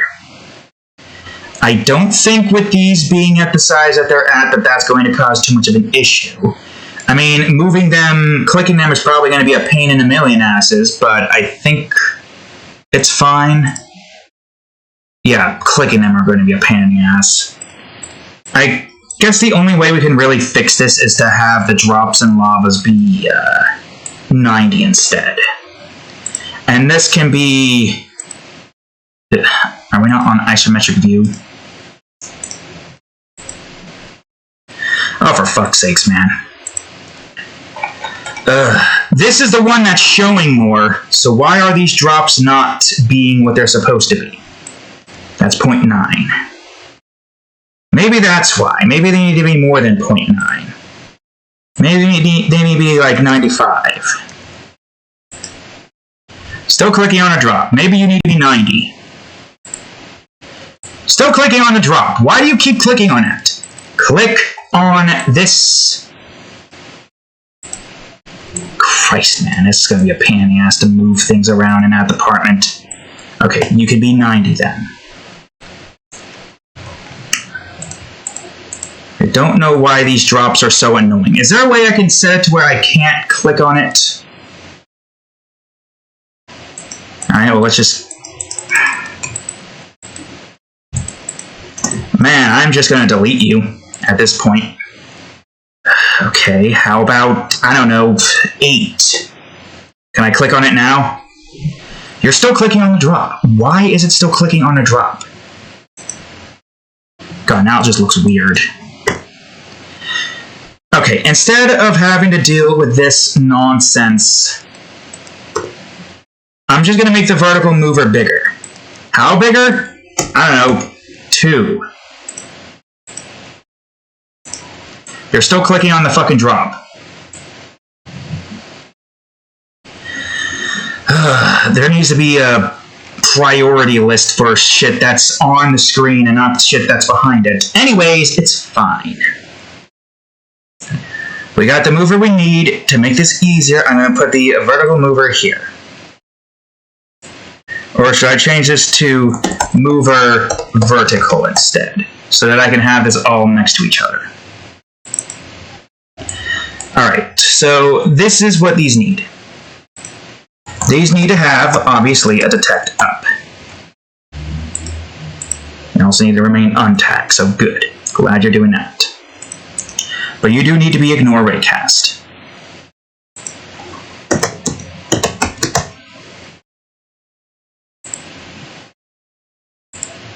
Right.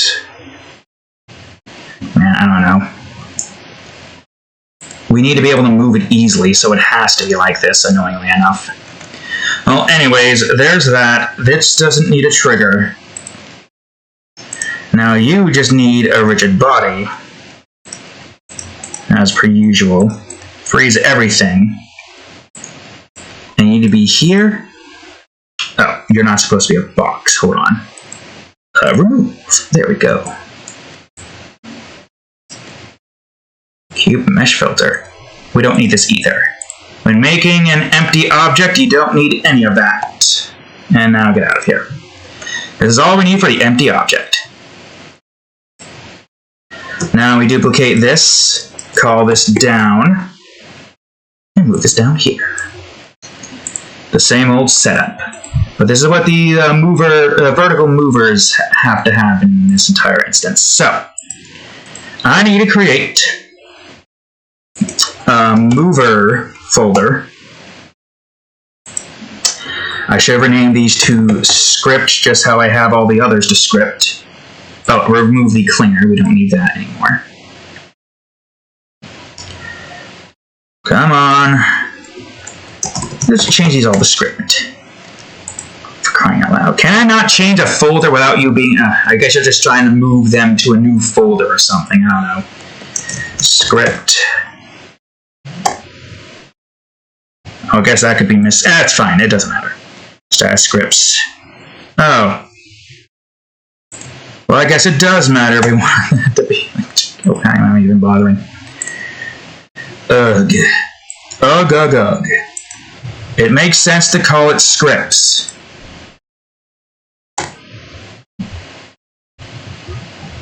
Huh? Cancel. What the hell? Oh, something bugged out.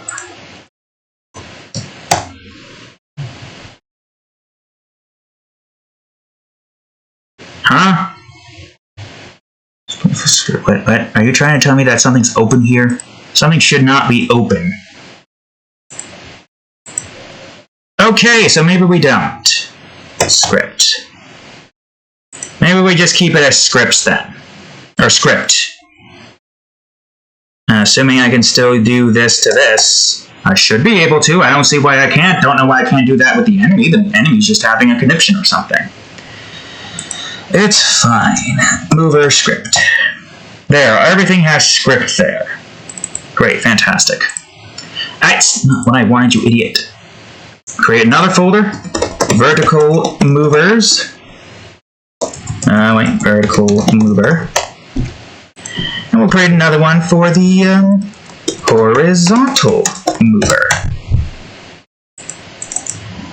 Okay, so this is the one that we're going to need to have all of this stuff set. So, vertical mover. Hopefully I type that in right. And we'll just call these or V-mover detect up or something. Yeah. V-mover detect. Copy. Up. I only got less than 2 hours to make this. Unfortunately, I can't do the radiation today, because that one took too long. Those thingies, those what do you call it? The clingers, but it's fine. So our first objective is to get these movers to, do their thing, which is not that difficult. So here's what we need to do.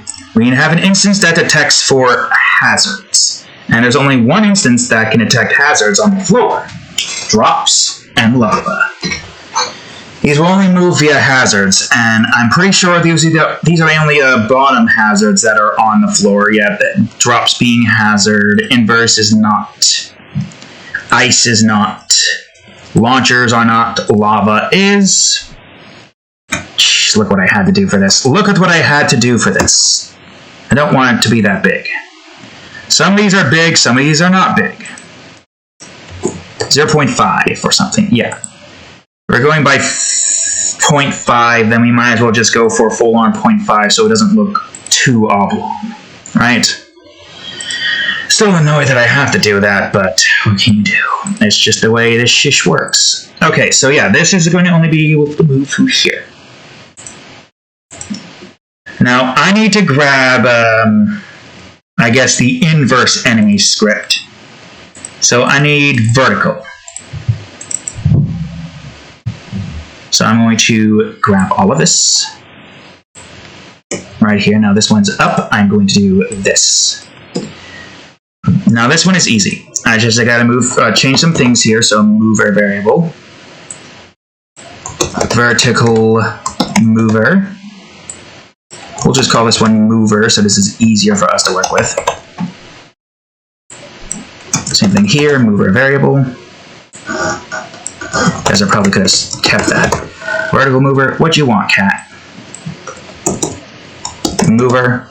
And since we don't have movers yet here, it's fine. We'll put those up soon. It'll still move by wall up. So the same as this, detect to see if there's a wall there, and then change it to true if there is, and then have it move. Same thing here, except now we're moving down. Okay, good. So essentially, I need to grab the inverse vertical enemy's movement system. I don't need it to be freeze because there's no instances here where this will ever freeze. I need to grab all of this though.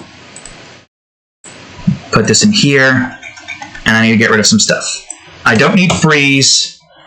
I don't really need movement. No, I do need movement. So there's no trapped instances because there shouldn't be any instances where this stuff gets trapped.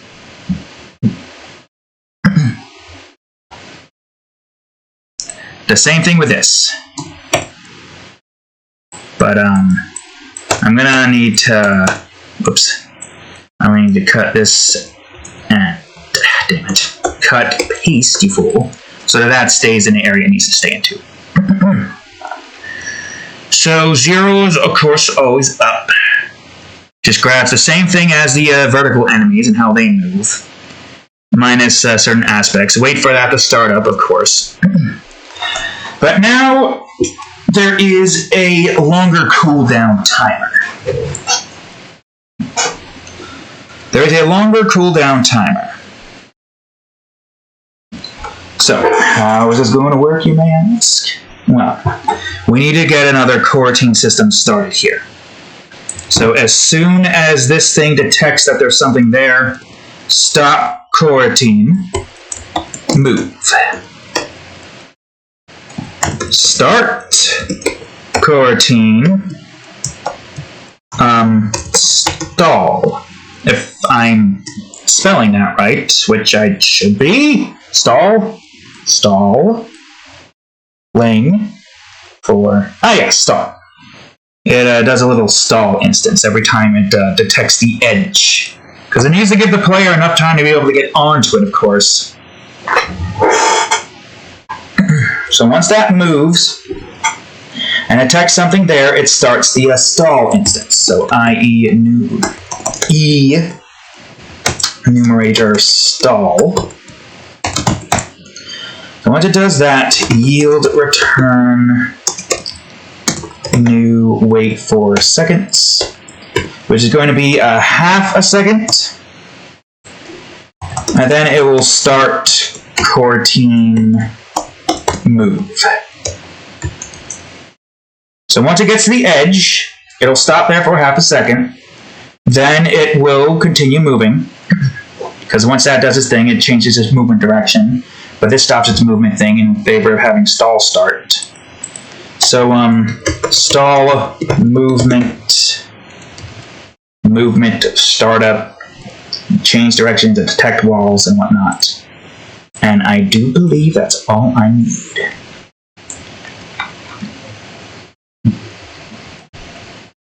So, let's see if this is going to work.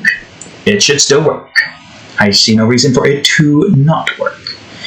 So, before I do anything, I need to go into gameplay objects, go into mover verticals, and now I need to move all of this stuff in here.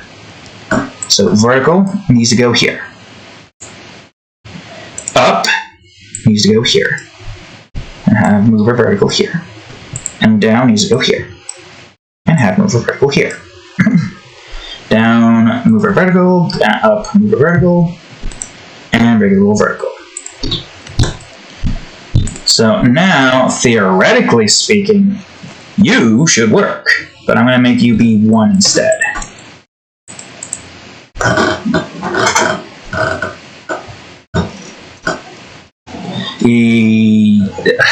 Right, the walls. I forgot about the walls. It's got to be 8. How could I forget that that has to be 8? No wonder why it's still moving, because there's no walls there. 8 is the hazard, right? Correct?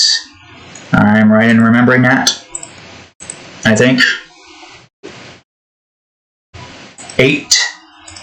Yeah, okay, good. Now it should work. Now that it's detecting the right thing. I forgot about the fact that I need to change the hazards. It's still not working. What? Okay, you're still looking for drop. Oh, right. The drops are supposed to be... Right. I am doing all the wrong things. It's, These are supposed to be here. Not any other spot. Although that is weird that that's like that. Why are you like that? Huh? That is weird. Why are you like that? Why are you 0? Why are you 0? It doesn't really matter, but still, why are you 0? Strange, but I guess it's fine now.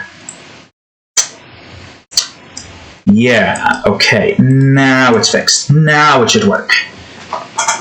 Oof, man, we screwed up a lot there, but it's fine. It should work now. It's not moving back. Why are you not moving back right now? Did the stall not work? Oh wait, it's probably... Wait, no, that doesn't make any sense. Stop core team and start core team stall.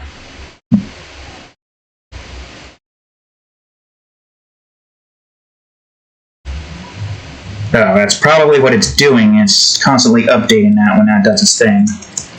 Well, to make that not be an issue, if movement is equal to is equal to 0. Yeah, just so that only calls for it once. I wonder if I should do that for the other enemies that needs that. Why are you like that? I wonder if I should do that. It's not like that really matters. The enemies here don't like stall. They just change the variable to this. But yeah, I guess that will be the case. Because in one stop, move, stalls. Ah, yes. Oh, good. The moves are in place. All right, let's go. And on to the... Oh, that's right. We don't have collision for the movers yet. Ah, yes, the very important collision for the movers. Well, there's still one more thing I need to do here. You need to be mover horizontal.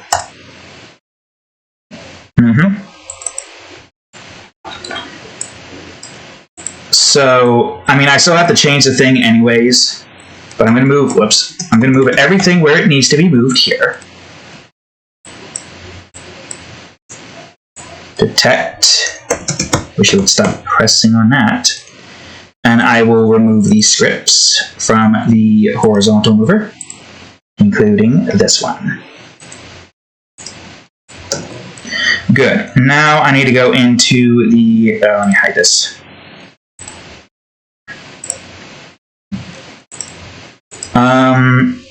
Right, hold on. I kind of need to do, yes, delete this. And now redo it. Don't do anything with that. Call this horizontal mover. Stop it. Horizontal mover, vertical mover. Okay, cool. So you need to be H.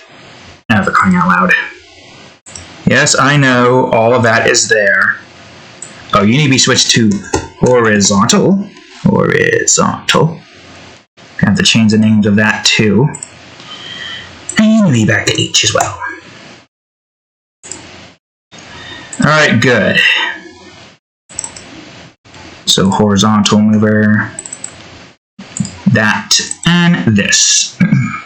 So now I need to change these to the ones that they need to be changed to. So H, also save, and change you to horizontal. Good. Of course, I'm going to change this to right, and this to left. And all of the rights and all of the lefts need to be changed. And that's essentially all we need to do here. Left. And that's all we need to do in this department. Now we need to do some stuff here. All I gotta do is change these to, horizontal. I'll just copy this and do that, so that's easier for me to work with. Horizontal mover, horizontal mover. There we go. So now then, you are not detect up. Matter of fact, wait, hold on. Let me delete these, remove these for a second and change the names here before I do anything. So you need to be detect right. And you need to be detect left. There we go. Open up right. Open up left. Right. Of course, change these to right. Even though it's not looking for walls, I'm still going to use that as like the be-all, end-all of movement. Because technically the hazards are the walls for the mover. The mover's in like very hot lava, but is able to withstand it. And mover is above a very far drop, so it's able to fly high. As well as, of course, handle our weight. So that should be everything for the mover. Good. Good. Oops, I did not mean to do that. There we go. So now all I need to do is move all of the mover scripts into here.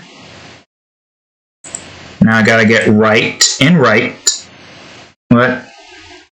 Oh, for crying out loud, I did the stupid again. I did the stupid again and forgot to have the name changed here as well. It's fine, it's fine, it's an easy fix. Left. Right. There we go. H mover detect right. H mover detect left. And now it should work. Right. I don't see a reason why it wouldn't work now that we've fixed it. Now right. Good. Detect right. Mover horizontal. And detect. Christ. And detect left. Mover horizontal. Also, let me just check. Horizontal left. Horizontal right. Horizontal script. Good. Great. Fantastic. So that's that done with. I'm going to check something on the Reddit real quick to see if the what the schedule is now. Nobody's showing the schedule yet. How disappointing. Okay, it's fine. It's back to normal. I just wonder what they have on 12 at the moment. Maybe it's a rerun. Who knows? Anyways, it's time for us to put the movers in their own little department. Mover. So now I gotta move these guys here. And now I gotta go into the gameplay objects part. And I need to get some horizontal movers in here. Oh, that's the middle? I didn't realize that was the middle.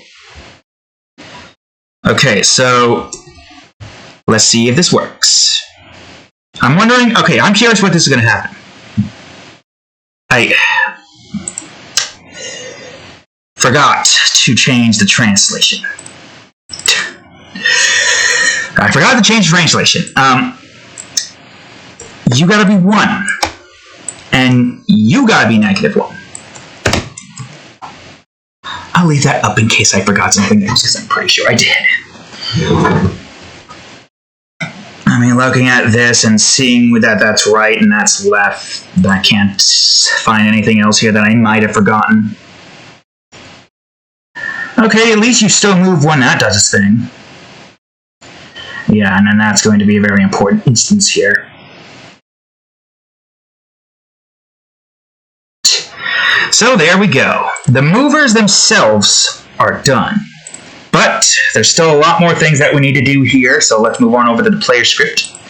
And we need to get a few things. First of all, we need to detect a below. Get rid of this now, we don't need that. And we need all the other detects. So I need detect down below, detect left below, detect right below, and detect up below. Why did you do that, you fool? Do this. Okay. So this is the part that's going to be a little bit challenging and tricky. Yeah. Challenging indeed. Alright, how long have we been at this so far? 3 hours, 41 minutes. Okay, alright. So, we need mover variables. I need a public bool for, let's just do vertical mover first. Well, we're going to have to do them all anyways, but I'm going to at least get the vertical stuff, horizontal mover. There. Vertical mover and horizontal mover. I think that's all we need for this. I'm pretty sure. Right then. Okay, so now here comes the important part. Shish, you're not supposed to do that. Are you also like that? No. Weird. Alright, mover detection. If other.tag is equal to vertical mover and player.horizontal mover is equal to false. Again, why do I keep doing that? So, as soon as the player goes onto the vertical mover and they're not already on a mover already, player.vertical mover equals true. And vertical mover. And I'll even have an instance in here for horizontal mover. I mean, I have to have an instance in here for horizontal mover. It's kind of important. So for horizontal, Jesus Christ, it's such a pain to spell horizontal. So if horizontal mover is detected, and vertical mover is equal to false, then horizontal mover will equal true. And now this is going to be the most important part for stuff like, okay, well, stepping on that. Okay, so here's what I need for this. Game layer this, and horizontal mover is equal to player.horizontal mover is equal to false, and player.vertical mover is equal to false. Like that.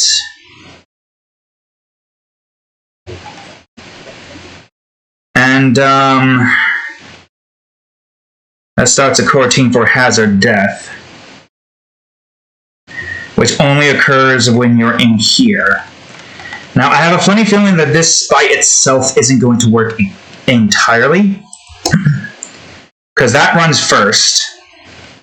So, just so that we have, I don't know, some, because that's going to detect its sting. So if all of that is that, then do this. And of course, run the timer, obviously. So if these two are equal to false, then do that. That's technically what you do. So let's test this now. We don't have any full thing yet. We don't have any movement thing yet, but let's test this now, shall we? So we're going to go on here, and if we don't die on the drop, then that works. So right now, all of that is false. We have no way to set it to true, but I have something else in mind I want to set to true first. Okay, good. We didn't die. And now we glitched into the drop, and we can go wherever we want. But that works, and that's good. So now that we know that that works, we need to have an instance set here where we can we get moved by the mover. So let's see. Yeah, vertical does that, horizontal does that. So now here's an important tidbit here that we're going to need. We have this for like all the little bits that we need here. If horizontal mover is equal to true, which can only occur when you're already on the thing and you gotta press it, then horizontal mover equals false. And the same thing applies to vertical mover, if that's equal to true. Then vertical mover equals false. This is how this is going to work. Also, I wonder if I should just do this to make this easier for me to... Yeah, that I should do that. After I get all this done with, I'll reduce all that stuff where it needs to be, and we'll be good. This one doesn't really matter because there's no way the player can get onto any other block outside the inverse for this to take effect, so that doesn't matter. Oh, and this is how I've been doing the poison thing for the new stay instead of enter function thingy. It works just fine, which is good. Just wish that a very important function didn't stop working when we needed it most. Because what the hell we're going to do in the future when we have to do more complex games? Because we're lucky that Paint Maze is really simplistic, while still having some form of complexity to get us used to the whole complex accent or whatever. Okay, so as soon as we walk onto here, we should be fine still. But as soon as we walk off, we die. So that works like it should. That's good. Okay, so now that that's been determined, here's the part that's going to be a bit tricky. How am I going to do this? Could I possibly do a player.translate? No.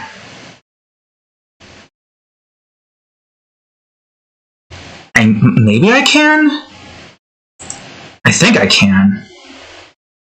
Because, I did learn how to do the access function stuff here. I'm not going to open it up. I'm just going to look at it from here. Where we have this, grab the, where is it? Where we have this, grab the function from this, and activate that so that this, or is this, oh wait, no, that's grabbing the function from this, activating that, and having that move inside of this. And all we need to do to make that work was to have function, it wasn't here, it was get function, that's right. And to have that do its thing, we needed a start coroutine, public void, wait, how do we do this again?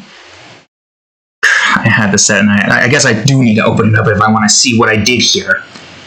Function equals function script. How did I do this again? Alright, I'm opening this up and seeing what the hell I did with this one. What did I do with this? I question. Come on. Oh, that's what I did. Right, function. I did this dot the method and then game object, because apparently you need to have it set the game object for that to work and do that. So I figured that out. Shut up. Get out of my face. Piss off. So that's mainly for the radiation, because we're going to want to call upon some functions on that department there.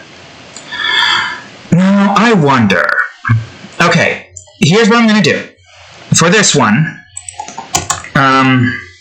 vertical mover detection.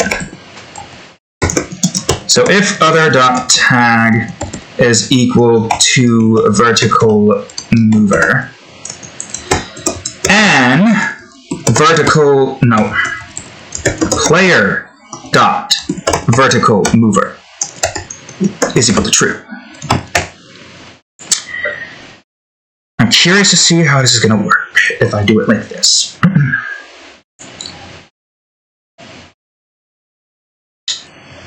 Well, actually, I can't have it be set to stay now, can it? Well, I want to see if this works.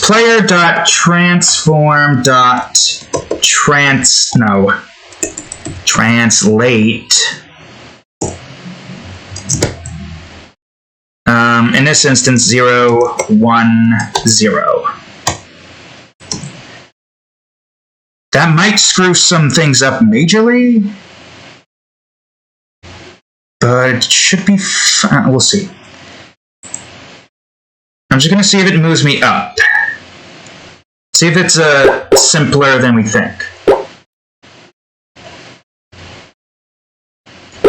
Okay, that worked. Is it really just as simple as that? Because this is stay, although I guess once you move, it translates you off of it immediately, so technically speaking, it shouldn't really do anything else to you, right? Yes? If I can have a cooldown, I might. Yeah? I mean, if I have to have a cooldown, I'll have a cooldown. I can have that here, no problem. But that seems to be working. Cool that I can do it like that. Don't know what that does for me, like exactly, but it's fine. Okay. That's way more simplistic than I thought it was. Horizontal mover, you fool. This is right, so I need you to go that direction. And now I need you to be horizontal mover. Now let's grab. Oh, wait a minute. Hold on, I don't want to forget about you. Horizontal. Horizontal. Good. Horizontal is such a pain to spell out sometimes. Why is that? That's not what I want. I want to go to left. And that makes that negative. I mean, if we have to have a cooldown, we will. But it seems like this is the way to go. As soon as I walk off of it, that's it.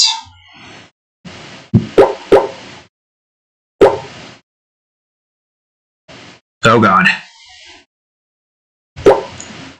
That's weird. Did I mess up something in this department? You're detecting a horizontal mover is equal to true. You're detecting a horizontal. You know, one thing I should... Skip it for a second. Of course. Oh, bitch. Good lord. Alright, there we go. Now it should work. I should have figured that the horizontal mover would do that. Okay, now let's test it again. Yeah. So in order for you to hit that... Oh my god, I timed that perfectly? Oh, that's an easy time as well. Oh, but I'm dead now. Oh, but I'm dead now. Oh, wait, hold on. To prevent the player from still moving even after death, I feel like I should have this as well. Player.dead is equal to false. Mainly so it just doesn't look like the player is still moving when you're, like, just casually walk right off of their safety platform.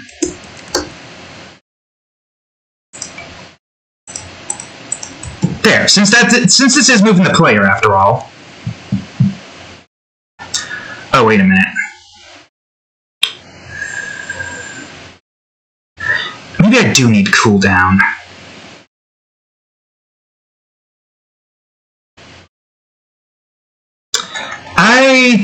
I think for the sake of simplicity and having a pause system without having to actually have a full-on pause system, mover cooldown, or just call it mover variable instead.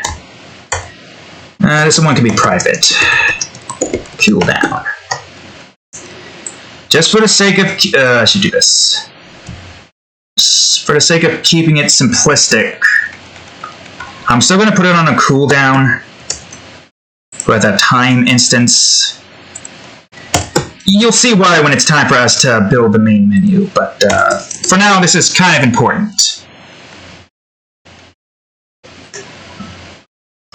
I'll have that be there, and cooldown is equal to false.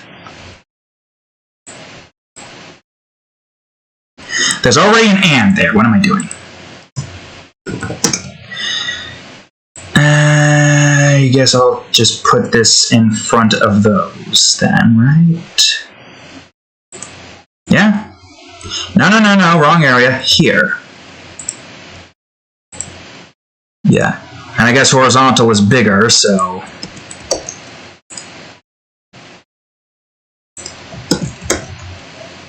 Yeah, I mean, that's how you do it for the update, so it makes sense that would still work for the stay, right?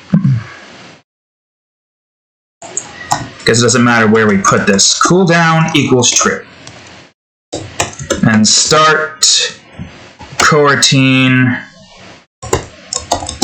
mover cooldown. There we go. This will be important for one particular reason. You'll see soon once I've got the menu system set up. That's going to be a lot of testing that we got to do with that part, but that's fine. Mover cooldown. IE numerator. I'm glad I'm getting to a point where I know how to do this one without really having to do too much. I think it was called mover cooldown, right? Just mover cooldown. Yeah, mover cooldown.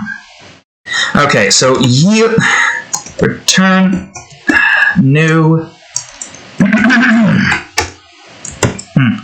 Christenheimen. That's the usual cooldown for sprint-based stuff, right? Yeah? I don't remember which one it was. Where's my cooldown here again? Man, I really do need to collapse everything when I'm not, like, using it extensively. Yeah, it's 0.5. Awesome. So, yeah, 0.5. And cooldown equals false. So as soon as this does its thing, cooldown equals true, start the mover cooldown thingy. So it goes through a second instance.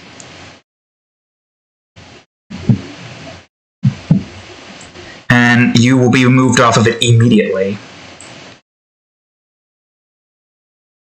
Well, again, with the pause menu, you're going to move on to it immediately, so does it matter? Kind of doesn't matter, but I guess just for the sake of it just being here as a fallback, yeah, I'll have it here still. Why not? Why the hell not? It's not going to screw up anything. All it does is just prevent this from accidentally running twice. You will already be off of it by the time it goes through again. And this thing moves at the same pace as an enemy, so its cooldown gets done with way quicker than anything else. Let's still test it anyways. I guess you already saved everything. Let's still test it anyways just to make sure. 100% sure. Well, I can't get there in time. Oh, couldn't get that timing right. Yeah, you really have to get the timing right if you want to get this where it needs to be. Yeah, that timing. I was too late. But at least that still works. As soon as you get off of it, as soon as that gets off, it moves immediately. I did forget one important instance here that we need to take into consideration. And that's the movers themselves.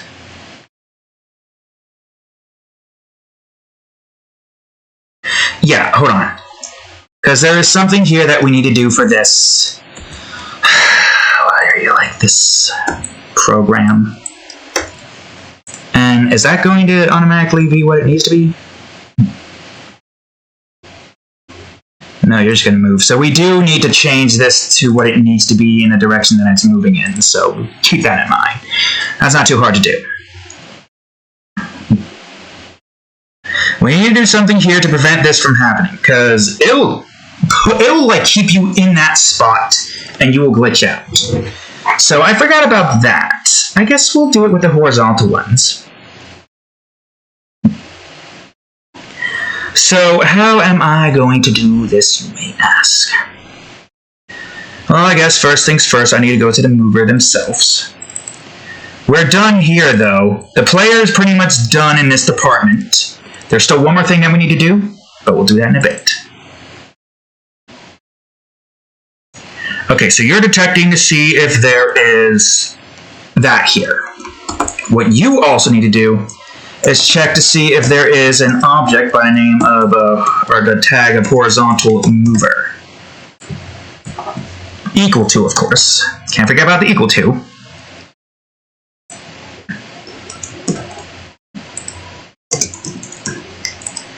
Which will cause you to stop and move in the other direction.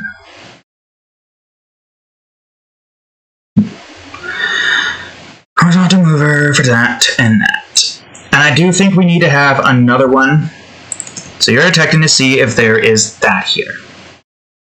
And if that is not there and that exits that, then that will move in the other direction. So right now, this will work if it's set up in, say, this particular orientation. So if I deleted this and get these moving, it will stop moving as soon as it reaches each other, like that. I couldn't get it in time. Oh, I probably could go down. No, that's an issue, I guess. I guess that there is also an issue. How am I going to do that without that being a problem? Because I do need to have that move.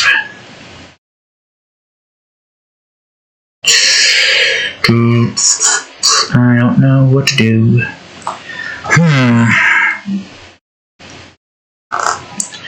The only thing I can think of is, once it detects that, make the tag turn off.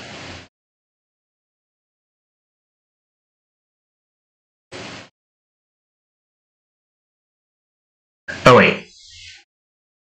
Technically, that's not supposed to be... Wait, is that supposed to be there? No, technically, that's not supposed to be here. Wait, what am I doing?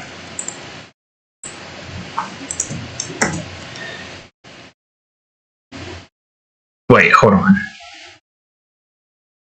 Oh, wait, no. That's not gonna work.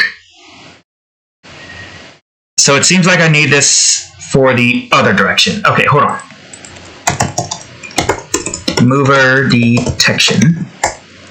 If other dot tag is equal to... Oh, couldn't I just do this? Yeah, but remove this.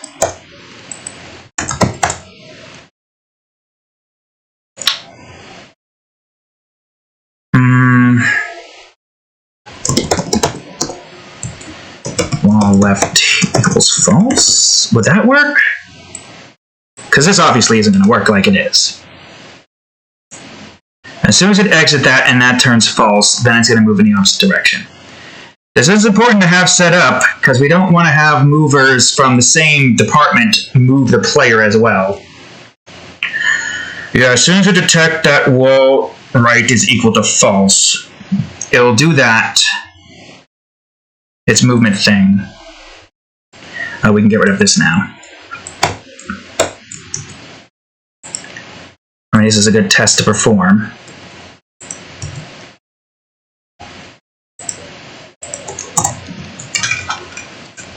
Because this will only matter if it's in a certain direction, right?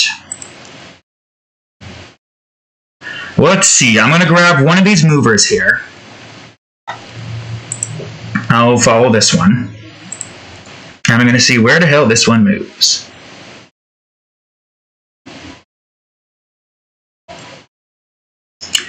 Nope, now it's all messed up.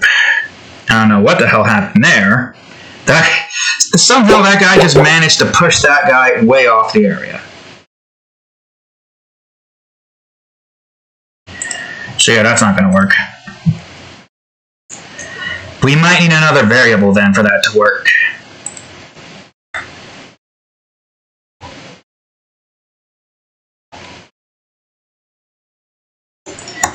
Well, let's try it. Mover right, which should be false. And mover left, which I guess it technically doesn't matter what this is, because that's going to always be false by default. Man, I wish it wasn't like this. Okay, it's fine. All I gotta do now is just bring all of this here. I have an OR system for mover. This is right is equal true. Is equal to true.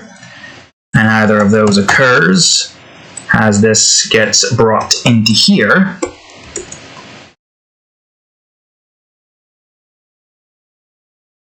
And change this to this instead, without the and, of course.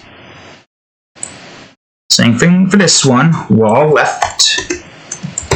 If wall left is equal to false, and mover left is equal to true, then it'll run that. At least it should run that. As soon as it detects that something is there, it will stop moving. So now I just need you to instead be turned to mover. Have another mover detection down here, but make this one... Wait, this one needs to be true. Wait, what? Hold on. Mover right equals true. Oh, yeah, that's right.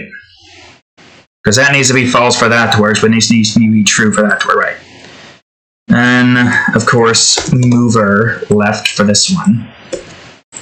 Oh, and I should probably do this. And make this one be true. True.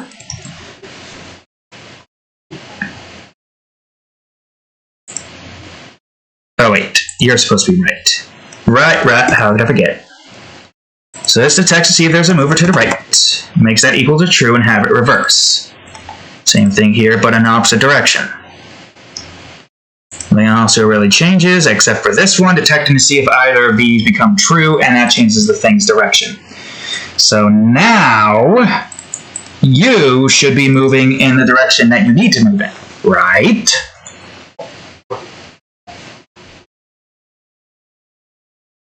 Yeah. Although now I'm curious, because it's still going to move me back and forth in between the movers. Yeah, it's still going to do that. So I got to figure out a way to prevent that from doing its thing. But how, you may ask? At least the movers stopped moving in that direction. There's still one more thing that we got to do to the horizontal movers first before we end this. Okay, let's see. So I need to go over to the mover again. I'm just going to try to get all of these set here. Alright, let's see. So I need you. Well, technically we don't even need it to be in that script now that I think about it. I just need to duplicate this thing call it mover detect right. Oops, I shouldn't have a spacebar there. And this one's going to be going in this direction by 3 and 1.5, so it's going to be in the same angle as this instead. Yeah, this might be the way to go. Of course, remove this component, and of course duplicate this and change this to left, and move this to left. So if it detects one of its self there, it stops moving that direction. Okay, hold on. I have an idea to where I don't have to have extra stuff in the script. I need to duplicate these two scripts.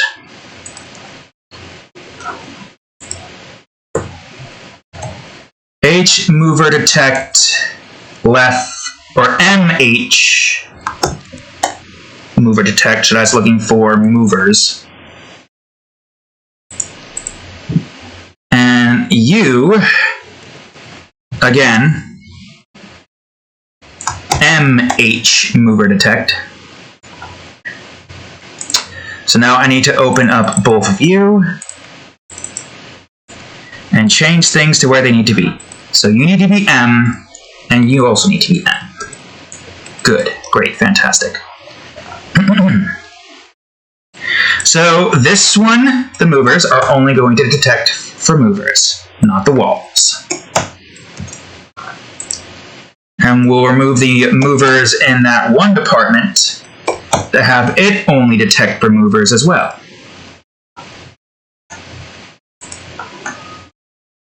So in this department, we just need to get rid of these, because we already got something occupying that space that gets rid of the movers. And then we need to get rid of these. And that's it. The movers will not collide into each other.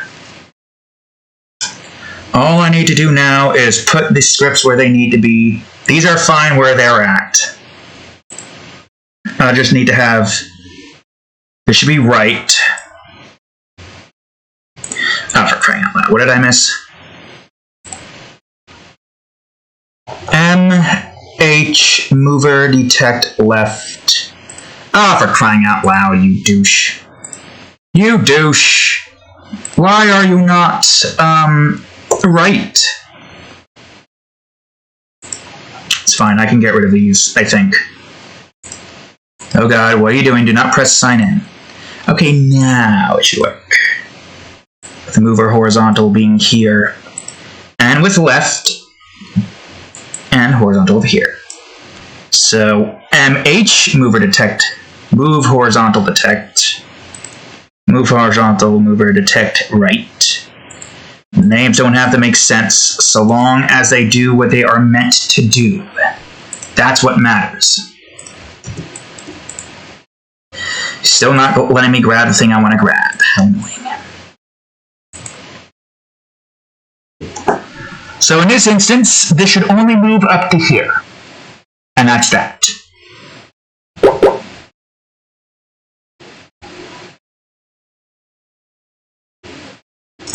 Isn't it both moving at the same speed? Why does it look like it's not moving? Okay, I'm going to move this, not the drops, motherfucker, over here. I want to see if that having it there actually does change something. Huh. So having at the edge does change something.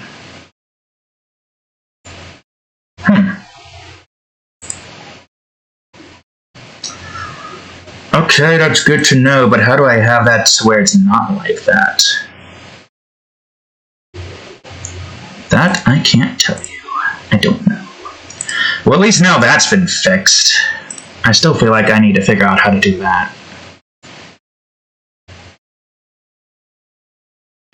Startup is the same as that. And it won't move until after it's, done that.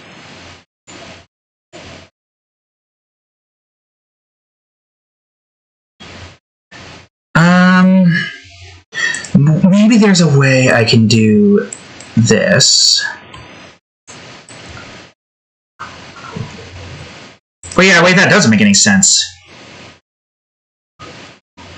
If move is equal to 1 and wall left is false, and mover left is... Because this is all true in the beginning. Doesn't make any sense at all.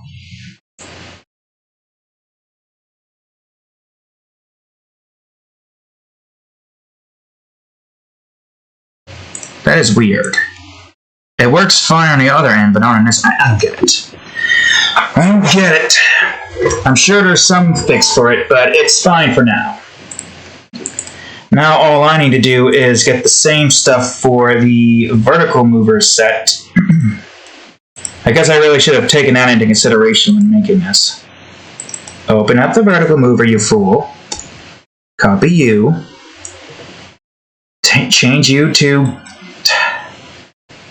What was it? Detect mover up? I don't remember. Was it again? What were you again? Mover detect right. Okay, that's easy enough to change. Mover detect. Good. So now I just need to remove the script for this, make this 3 and make this 1.5. Duplicate this, change you to down, and move you down here. Good. And now I gotta go to the movers here, which I guess I still kind of need the, what was I getting here, in the middle. Because I still kind of need this open so that I can make these work. I should have figured as much. And we haven't even gotten to like the, well, we haven't figured out how to fix the players moving between the thing yet. But we'll figure that out soon enough.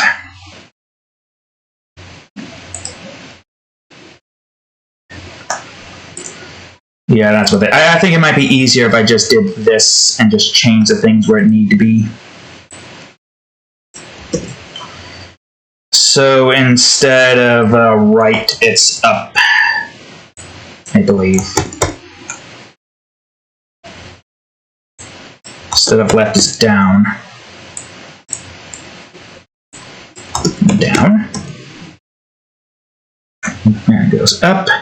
That's still the same as it needs to be. Nothing else changed there. That's the only part that changed in the mover department, I believe. Right.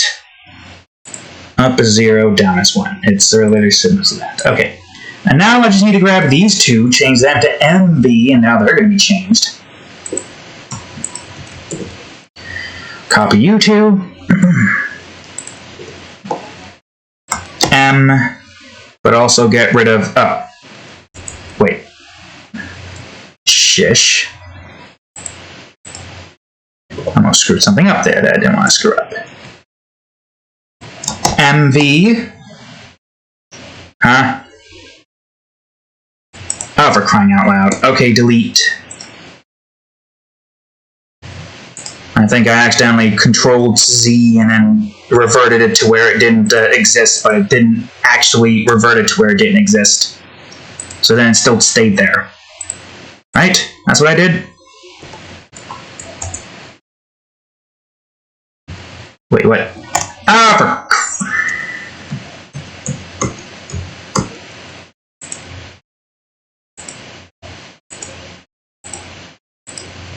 wait, oh, I accidentally delete. Watch, I somehow managed to screw this up by accidentally clicking the wrong one. MV mover detect down. Oh. Shit. God damn it. Well, it's fine. I guess I'll just go on ahead and change this back to M then. Christ. Down, up. Just delete this. Yeah, just delete it for now. Let me open these up and make sure they didn't get screwed up. Don't know what the hell happened or why the hell it happened, but I'm just going to open these up just so that we can see everything is still fine. Well, is everything still fine? Oh, throughout all of that, we somehow didn't screw up any of the important scripts. Good, great. Now let's not do this without any screw-ups now, shall we? You get rid of the down, go over to here, and put the M in. Christ. Now go over to this one, go all the way over to here, put the M in here. Now let's open up both of the MVs. Put M in the name. Make sure that I didn't somehow manage to screw up that part. Okay. So this one is simple. Oops. Tag vertical mover. Oof, man, I'm freaking thirsty. So that's what this thing is doing. There's more to it than just that, but first, let me just place all of these in. Yeah, I only have like unknowingly enough an hour to get stuff done with here, so unfortunately, I'm not going to be able to work on the music because these dogs can't be freaking left alone. And I have to just stand up there for a few hours, which is apparently not that long to them. I was like, a lot of the day gone. Whatever. Vertical mover, the walls are still there. And that should be all, unless I'm forgetting something important. So let's just put these here. Detect up should be here. So move mover vertical here. Oops, I want to go to detect down now. And put mover vertical here. Detect MV, detect down, MV, detect up. These are still fine. Okay, good. So at least now we have that part there. I guess I could still have these guys be... Fucking Christ. Still have them be here. Oh, well, you have to be one automatically regardless, so... Let's just see if these both work. They should. I see no reason why they can't. Ow. Yeah, it'll just move me across both of them. There's got to be a way to fix that somehow. Oh, crying out loud. I am going to move this drop so far out of place, I swear. I'm sure there's a way to fix it, but for now, we'll worry about that in a bit. So, well, actually, let me go on ahead and do this.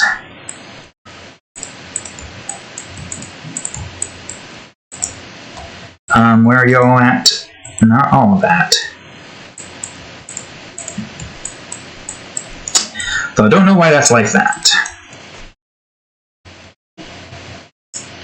So now here's the interesting part about the about this thing. So we're not really going to be able to move this crate so easily as we would like to be able to move it. So when it comes to having crates go on movers... Okay, where the fuck is it? I wish I could just click the damn thing. The crates are easy enough to get set. But I think it's still going to require a little bit more work here than I would like. So the crate needs the same set of variables that the player does. So we can literally just take the mover variables here and have this in underneath here. Yeah, right here. So this is what the crate will have for this department. I could literally just grab every single script I need from the player, including the movement thing that allows for the player to move around in the, on the mover, and it will work. So all I gotta do is go over to here, grab these movers here, go over to crate, go into the only enter that we got here,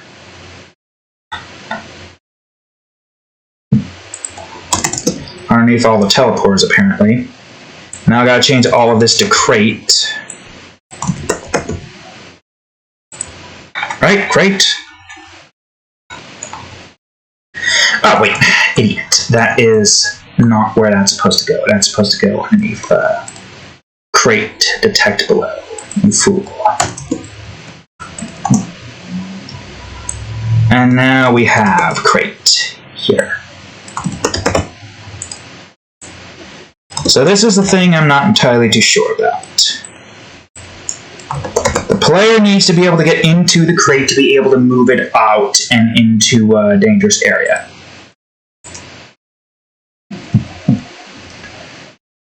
We also need to have this instance here for this only.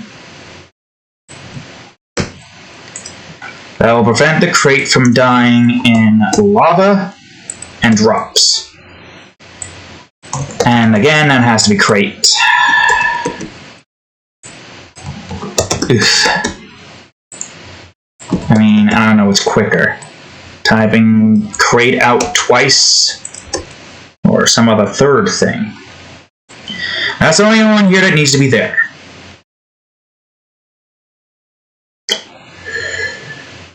Well, I guess let's see how this is going to work first. I'm going to move a crate into the mover. It's probably going to destroy itself instantly. Because I think because the mover is all the way down there, it's not going to get used first. Yeah. And I think what I need to do for the movers instead is actually just move it to the top. So that it stays on top. This is also a good test to see if that actually does work. You know? So let's move this where it needs to be moved. I mean, it does work for that one. No, it doesn't work. Okay. So then what? Do I need to have a time-based thing then? That might be what we need then. A timer-based thing for this. So I'll move this back down. Weird, because the other... Oh, wait, no. There we go. So I need a timer then. So start coroutine, I guess, lava hazard, or, well, you know, that does have to be start.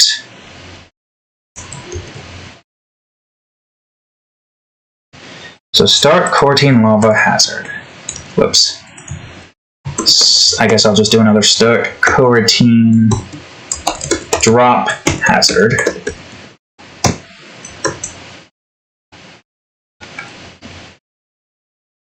Alright, I guess we're gonna have lava destruction. Whoops. Damn it! Go back up. IE numerator. Lava hazard. And of course the yield return null. And that, don't forget about that. The all-important semicolon. So you will go on ahead and do that. Actually, no, wait, we don't need yield return null. What am I doing?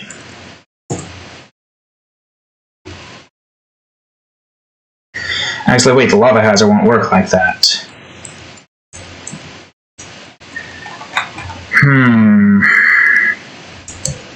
Yeah, I gotta figure out how to make this work.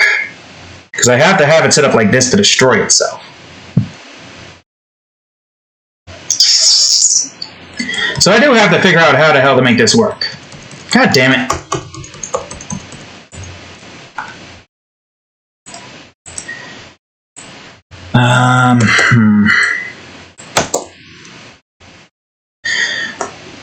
Okay, what if instead of that here, what if I did this here instead?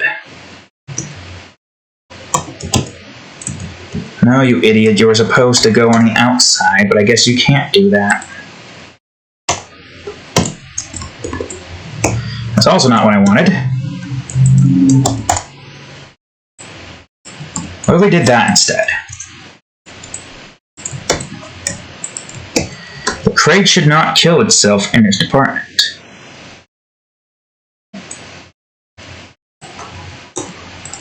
So don't kill the crate. I don't think I can do wait for seconds in this one, can I? I don't think I can.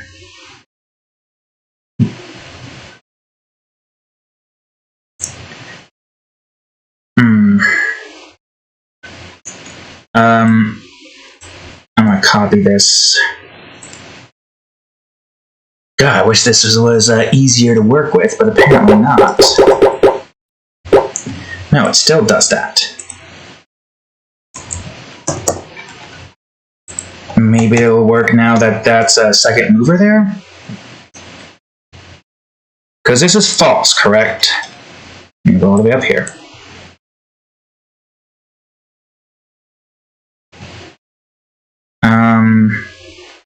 Yeah, it should just be false regardless. I guess I should have figured that this was going to be an issue.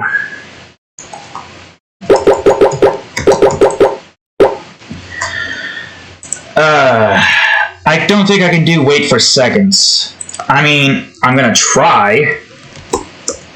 It would probably be new wait for seconds, and then just 0.05f.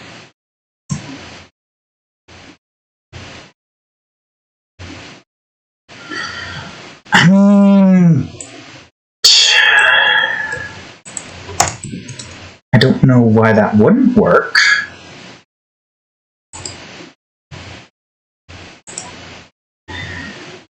Let's give it a shot. Nope, still destroys itself. Do I not need new? No, I do need new. Or for some reason that's not detecting it. I'm going to have one. I'm going to at least see if this is actually working. By having it be very noticeable. If it deletes itself immediately, then we know it's not working.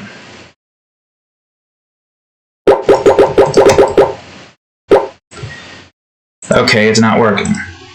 So yeah, I figured as much. Now how the hell am I going to make this work? I can't have it set to this. Can't have it set to destroy the thing. It has to not destroy itself when this gets activated.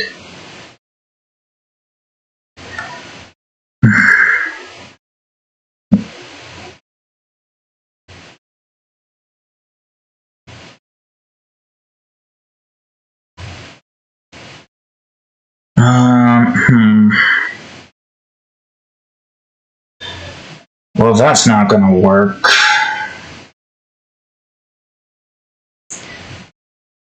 I don't know how the hell I can make this work. Because it's not taking this as high priority. I can't just destroy that and have that destroy the game object. Okay, I have an idea. Mover cooldown. I'm going to have a private bool for a thing called cooldown. Might not make much sense at the moment, but you'll see what I mean in a minute. So we're going to have it set to true. Equal to, you idiot.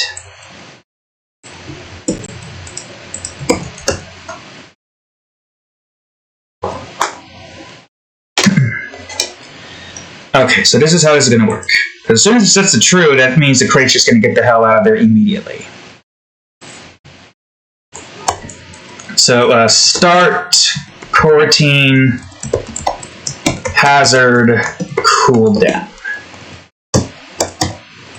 Gotta keep working with these damn variables here to make this work, but it's fine.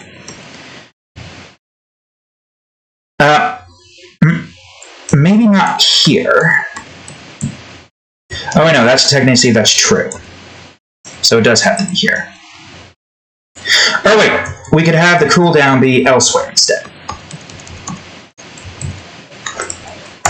So the cooldown can be here and here, or that can be here and here. so that doesn't keep constantly trying to do its thing. Have that be cooldown is equal to true. So we get rid of this instead.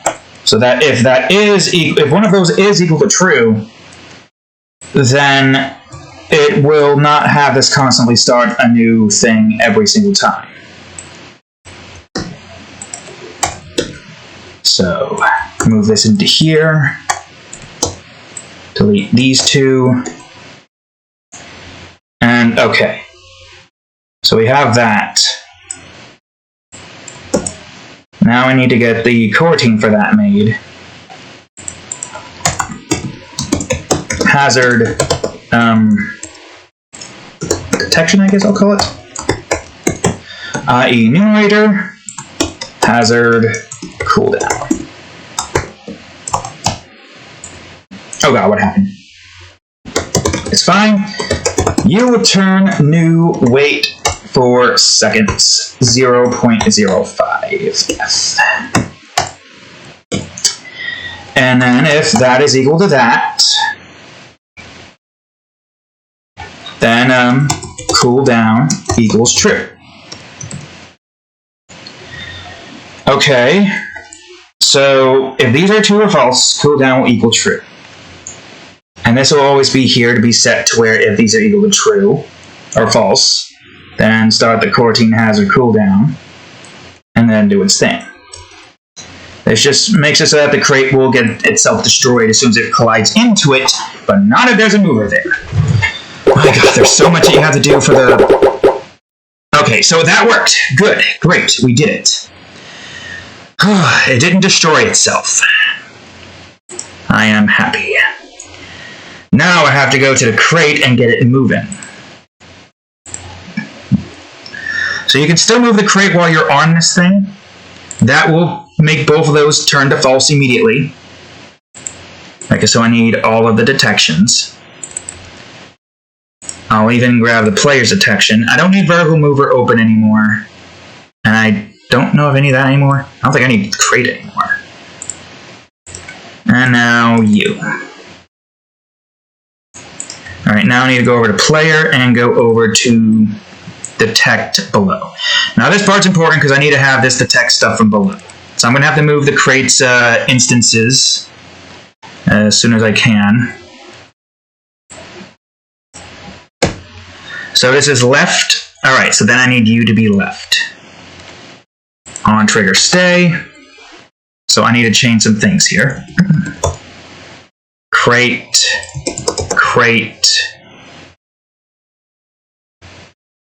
And crate dead doesn't exactly matter. We can get rid of that. And there's also the cooldown stuff. I'll grab that stuff. Let me move left over here. So now we got the private cooldown thing. Now we need to move our cooldown. And we can put it here. So then that will make it so that that won't constantly move while it's moving in that direction. Oh, Christ. Alright, I need to get right now. On enter. Not exit, you fool. Make that one do this. God, for crying out. Why are you doing that? Why does that do that? I just want to click it. Why are you a stupid mouse? It's fine. I have it now, I think. I do. Now I gotta grab this and put this down here. Horizontal mover and create horizontal mover is true and all that stuff. And move in that direction. Okay. I'm gonna go over these and get this stuff set. Yeah, I know cooldown isn't there. I'll put it there when I get to it. Copy. Paste. Paste again. And now I need to grab this. Well, would it be quicker and easier to do the up the text below? Maybe? Might be. Yeah, sure. I know, calm down. I'm getting to it. You don't have to tell me twice. I'm getting to the thing that needs to be done here. Here we go. Now change all of these to where they need to be changed to. Crate, get rid of the dead, because this is not going to matter, because that will move out of the screen. And now that should be that for this. Grab this. I am still going to need something for this, though. I don't know what yet. I'm still trying to figure out the best way to fix that issue. And I don't exactly have a good way to figure out doing that while I'm doing all this stuff. And now it should be done, right? Yeah? Good. Okay, I need to go to Crate for real quick and change some things here.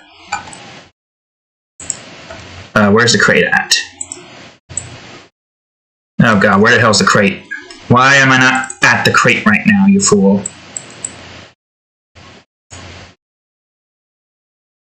Okay. So I need you to be... wait a minute.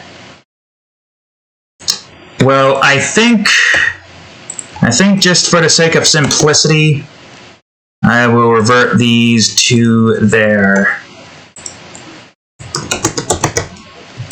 other counterparts.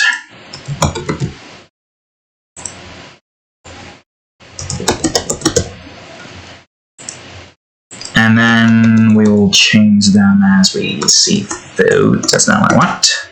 There we go. I'll even do the same to you, even though you don't need it. Good, great, fantastic. Okay, so you need to be 3, 1.5, 0.5. 3.5, I think. Yeah. So 3 and 0.5, got it. 0.5, 3. 0.5, 3. And, no. 0.53. 0.53. That's the one. There you are. Trying to avoid me, eh? Now everything is where it needs to be. Good. Weird looking detection. Almost looks like a spider. But it's not necessarily going to change anything massive. All this does when it comes to detecting is detect a wall. There's going to be no wall on the floor, so that's fine. That's fine right where it is. So long as I don't do something stupid and make the floor wall accidentally, which is not. So it's good. We're golden. And there's still one more tiny little thing I need to do here. Well, I can get rid of these now, because I think this is done. I think. I don't know. Detect below, detect right below. Okay. I need to go over to the player, right here. I need to have these like so. Anytime this is moved onto the player, which is... where is that again? Ah, yes, right here. So if tags equal the player, no matter what, run this.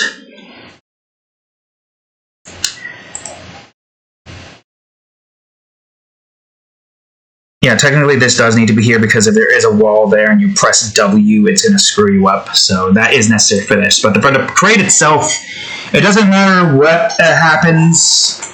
So long as the player moves into it, whatever direction it moves into, well, it's either going to kill the player or it's, going to kill its, wait.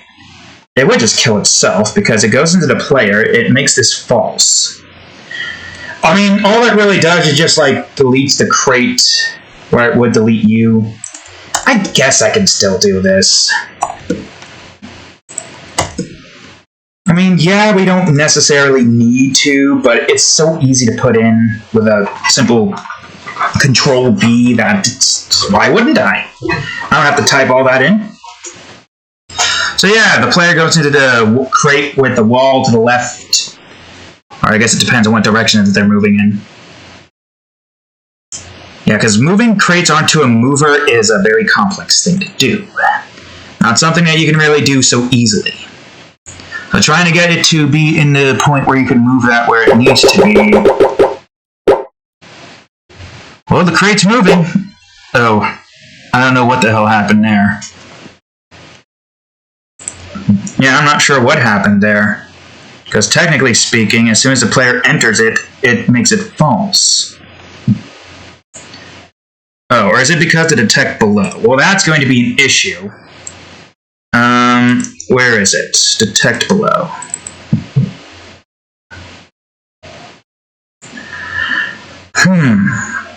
What the hell do I need to do to fix this?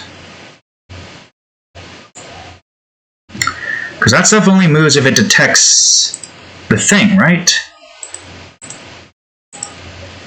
Oh my god, there's so many issues here that makes no sense. You're checking to see if vertical mover is equal to true. Maybe this needs to be a bigger cooldown or something. There's got to be something I could do with this that makes it so it doesn't constantly move that.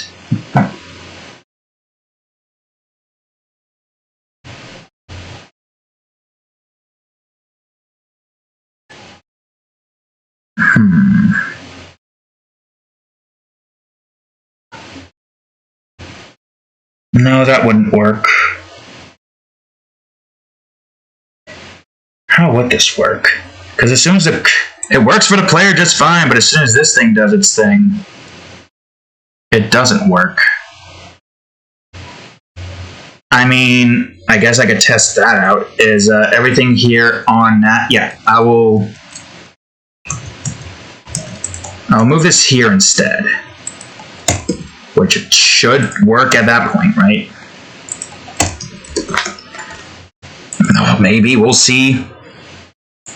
And it makes it so I don't have to keep moving the crate every single time I want to test this out. What? What behavior is missing? Are we in play mode right now? Oh, that's why. We're in play mode. Why am I in play mode?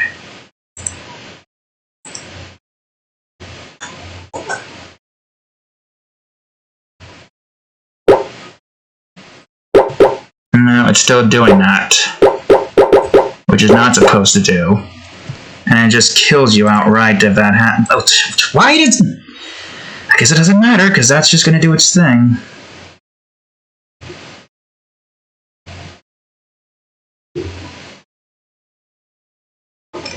What are you doing, cat? Watch it. Okay, how about instead of that... Also, we're not paused, right? Okay, just need to double check. Okay, how about instead of these, we just have that do this?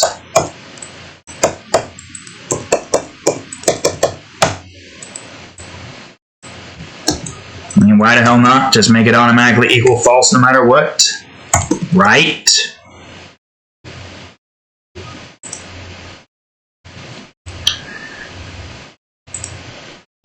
I don't know why that's like that, because as soon as the player goes on to it, the player dies. Okay, that worked. Why did that work like that? It's just like it. No, that didn't work. I don't understand. Do I need to have a cooldown anytime that false has occurred?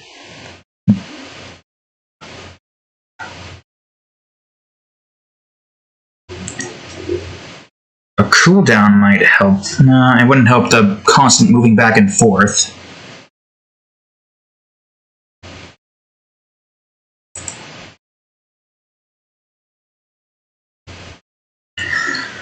Okay, I gotta figure this out. That still needs to occur, but I need to figure out a way to make it so that the tech doesn't do anything here. Man, this is annoying. And we're almost 5 hours in trying to figure out why the mover is bugging out all of a sudden. Works fine for the player. Not for the crate, apparently. Maybe we need to have... Okay. No, because it still wouldn't work. Exit still isn't going to work because as soon as you exit the thing, it's going to move you.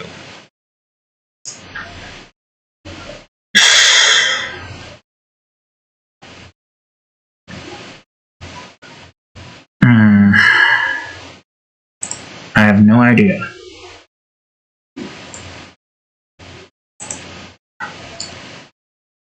Well, there is a hazard cooldown.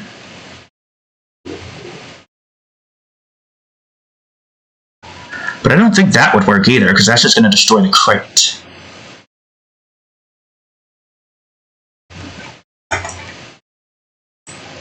I mean, let's try it and see if that works.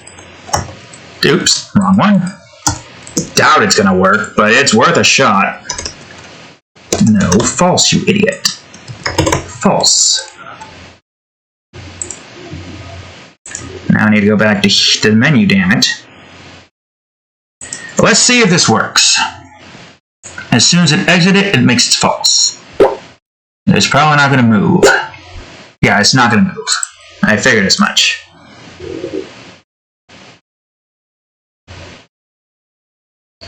There's got to be something more that I can do with this to make it stop moving.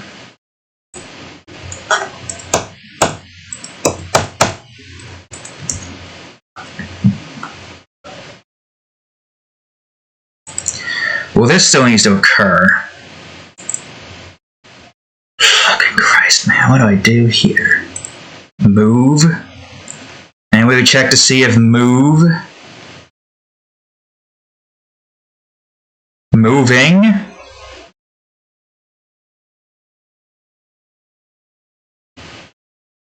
Okay, so maybe check to see if movement is equal to true then.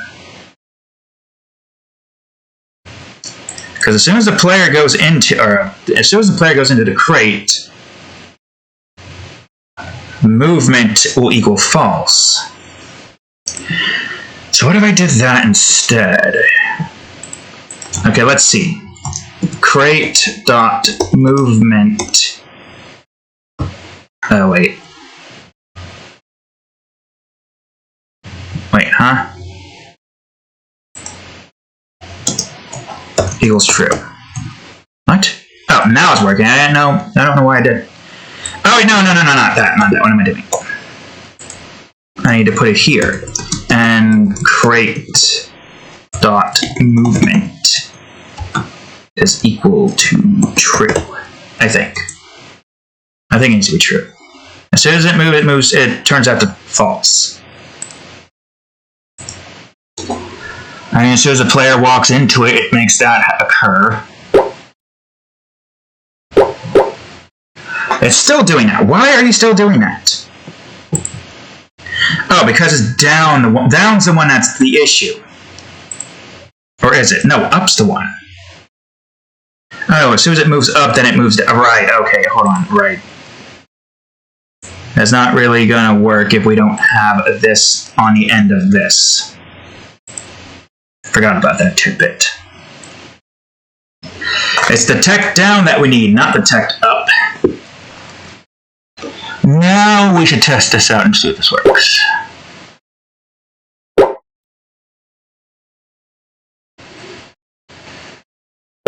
Okay, it destroyed the crate. Good. Great.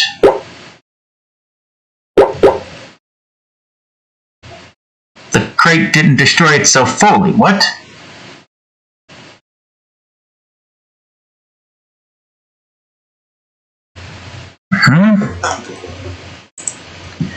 Something about the cooldown and whatnot, and the crate being moved by the player. My god, this is confusing. So it's not crate movement that we need. I gotta figure out a way to have this only play once. Because, it's even in the enter department, as soon as that exits it, it's going to enter it again and move.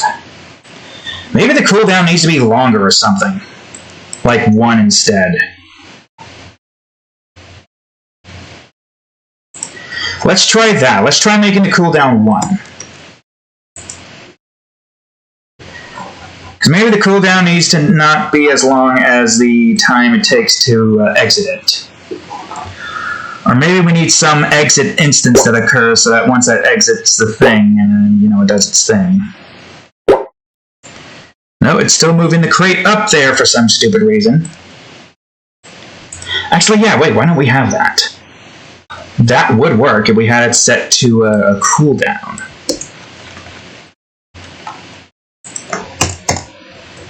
That's not exit. So instead of this start coroutine, V mover leave, or something, it doesn't exactly matter. And you will start coroutine.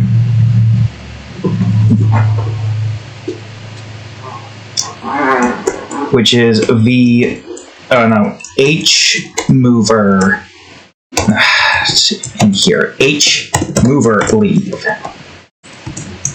God, there's still so many issues with this that I gotta fix.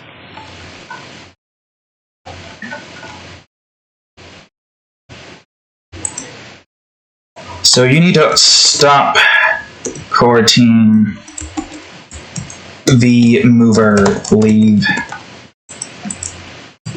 And you need to do the same for this. Stop coroutine V H mover leave. I don't know, we'll see if this works. I'm trying to figure out a way to make this work properly, but this is more difficult than I imagined. Vertical mover leave. Way more difficult than I imagined. What was it? Ah, yes. V mover leave. Okay, so yield return new wait 4 seconds. Same time as the usual sprint time. And in this instance, we just need crate vertical mover, right? Crate vertical mover equals false. We need to do the same thing for horizontal, so I need to horizontal. I spell horizontal. Call this one H mover leave, and make this one horizontal mover equals false. So then as soon as that leaves off of that, instantly it will delete itself. It will make that false, and then it will delete itself. And the hazards... I should make this much more instant. So make this 0.3 and also make this 0.2. I mean, technically, it doesn't even have to be 0.5. So as soon as this gets pushed off, then it should stop working, right?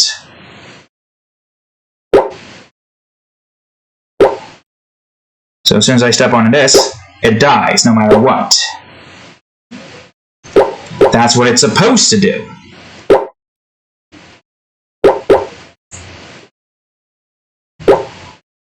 So yeah, we just need to have it destroy itself quicker than the thing can go back and get onto.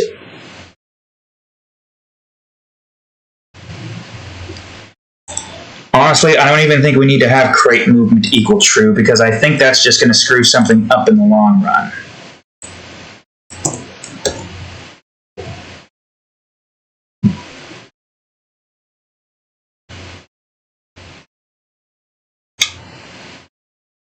And then there's mover cooldown, which is 0.1. Which I think is what we need. For the crate, at least.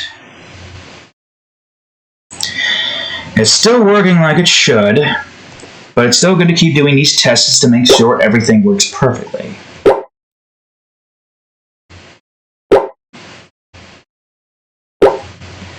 I gotta try to get the timing right. Because there's a way that this can break. Okay, that still moved even after that moved.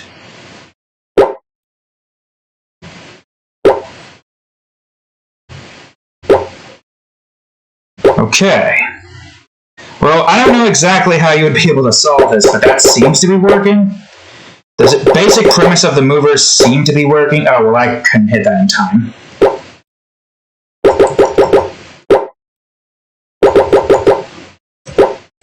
And that just destroys it. So there is a way you can do this to get that to work. So I think you would have to do something like this. Stop selecting the damn thing. I still have to fix something else here.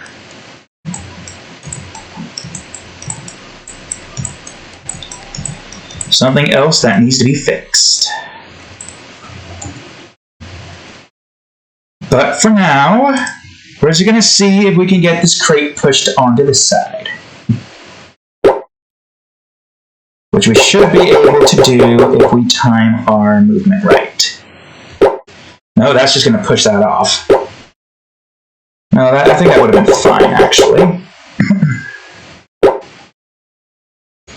No, it just still pushes the crate out of the way. I guess because this thing is off time, it's going to do that. Which is weird, to say the least. Don't move yet. That probably would have been fine to move and do then. Oh, that just destroyed the crate. Alright, on the second one, move and then try to jump up. Yeah, see, that's the thing with the movers. They have you move in certain... I did not want to do that. I mean, I guess I could still have the movement change while you're on the movers. That is something you can do.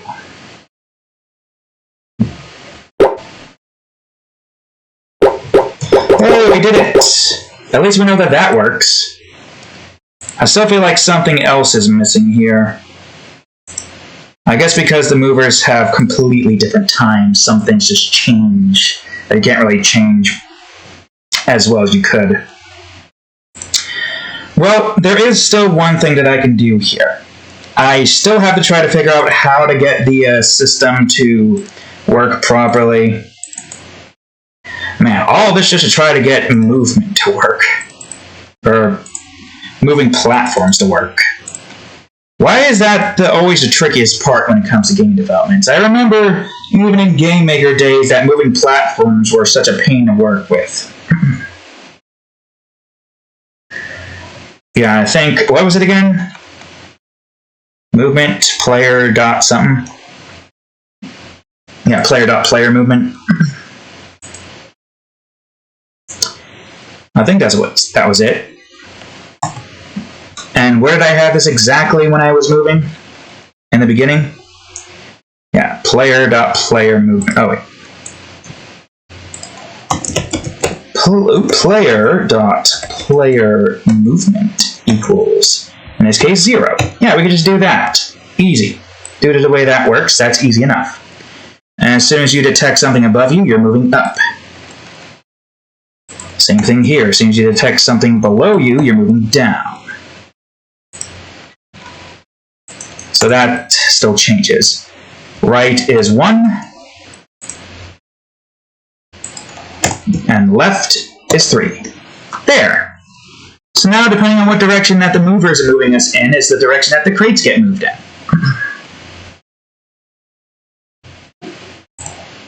I still need to try to figure out how I'm going to fix the bouncing back and forth instance.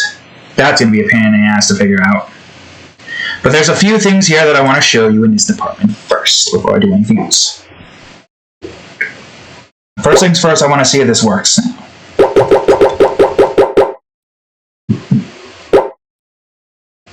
Oh, it moved the crate over there. That's weird. I guess because of the horizontal thing. Oh, there's more issues here to have to try to figure out. More issues indeed. Ugh, man, I don't know why the hell that's doing that. I gotta figure out a better way to time that stuff. I did not time that one at all. I gotta figure out a better way to time this stuff. Not yet. Because that will just move the crate into there and just get me killed. Yeah, I did it. I still need to figure out what's wrong with all these movement systems. But I want to show you a really good example on how this can help a lot. or this one particular thing that you can do. The movers are done. I'll get rid of the vertical ones.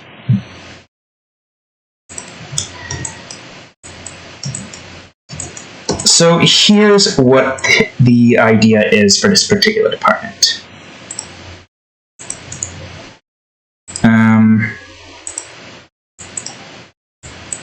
I guess I can move this out and open like this.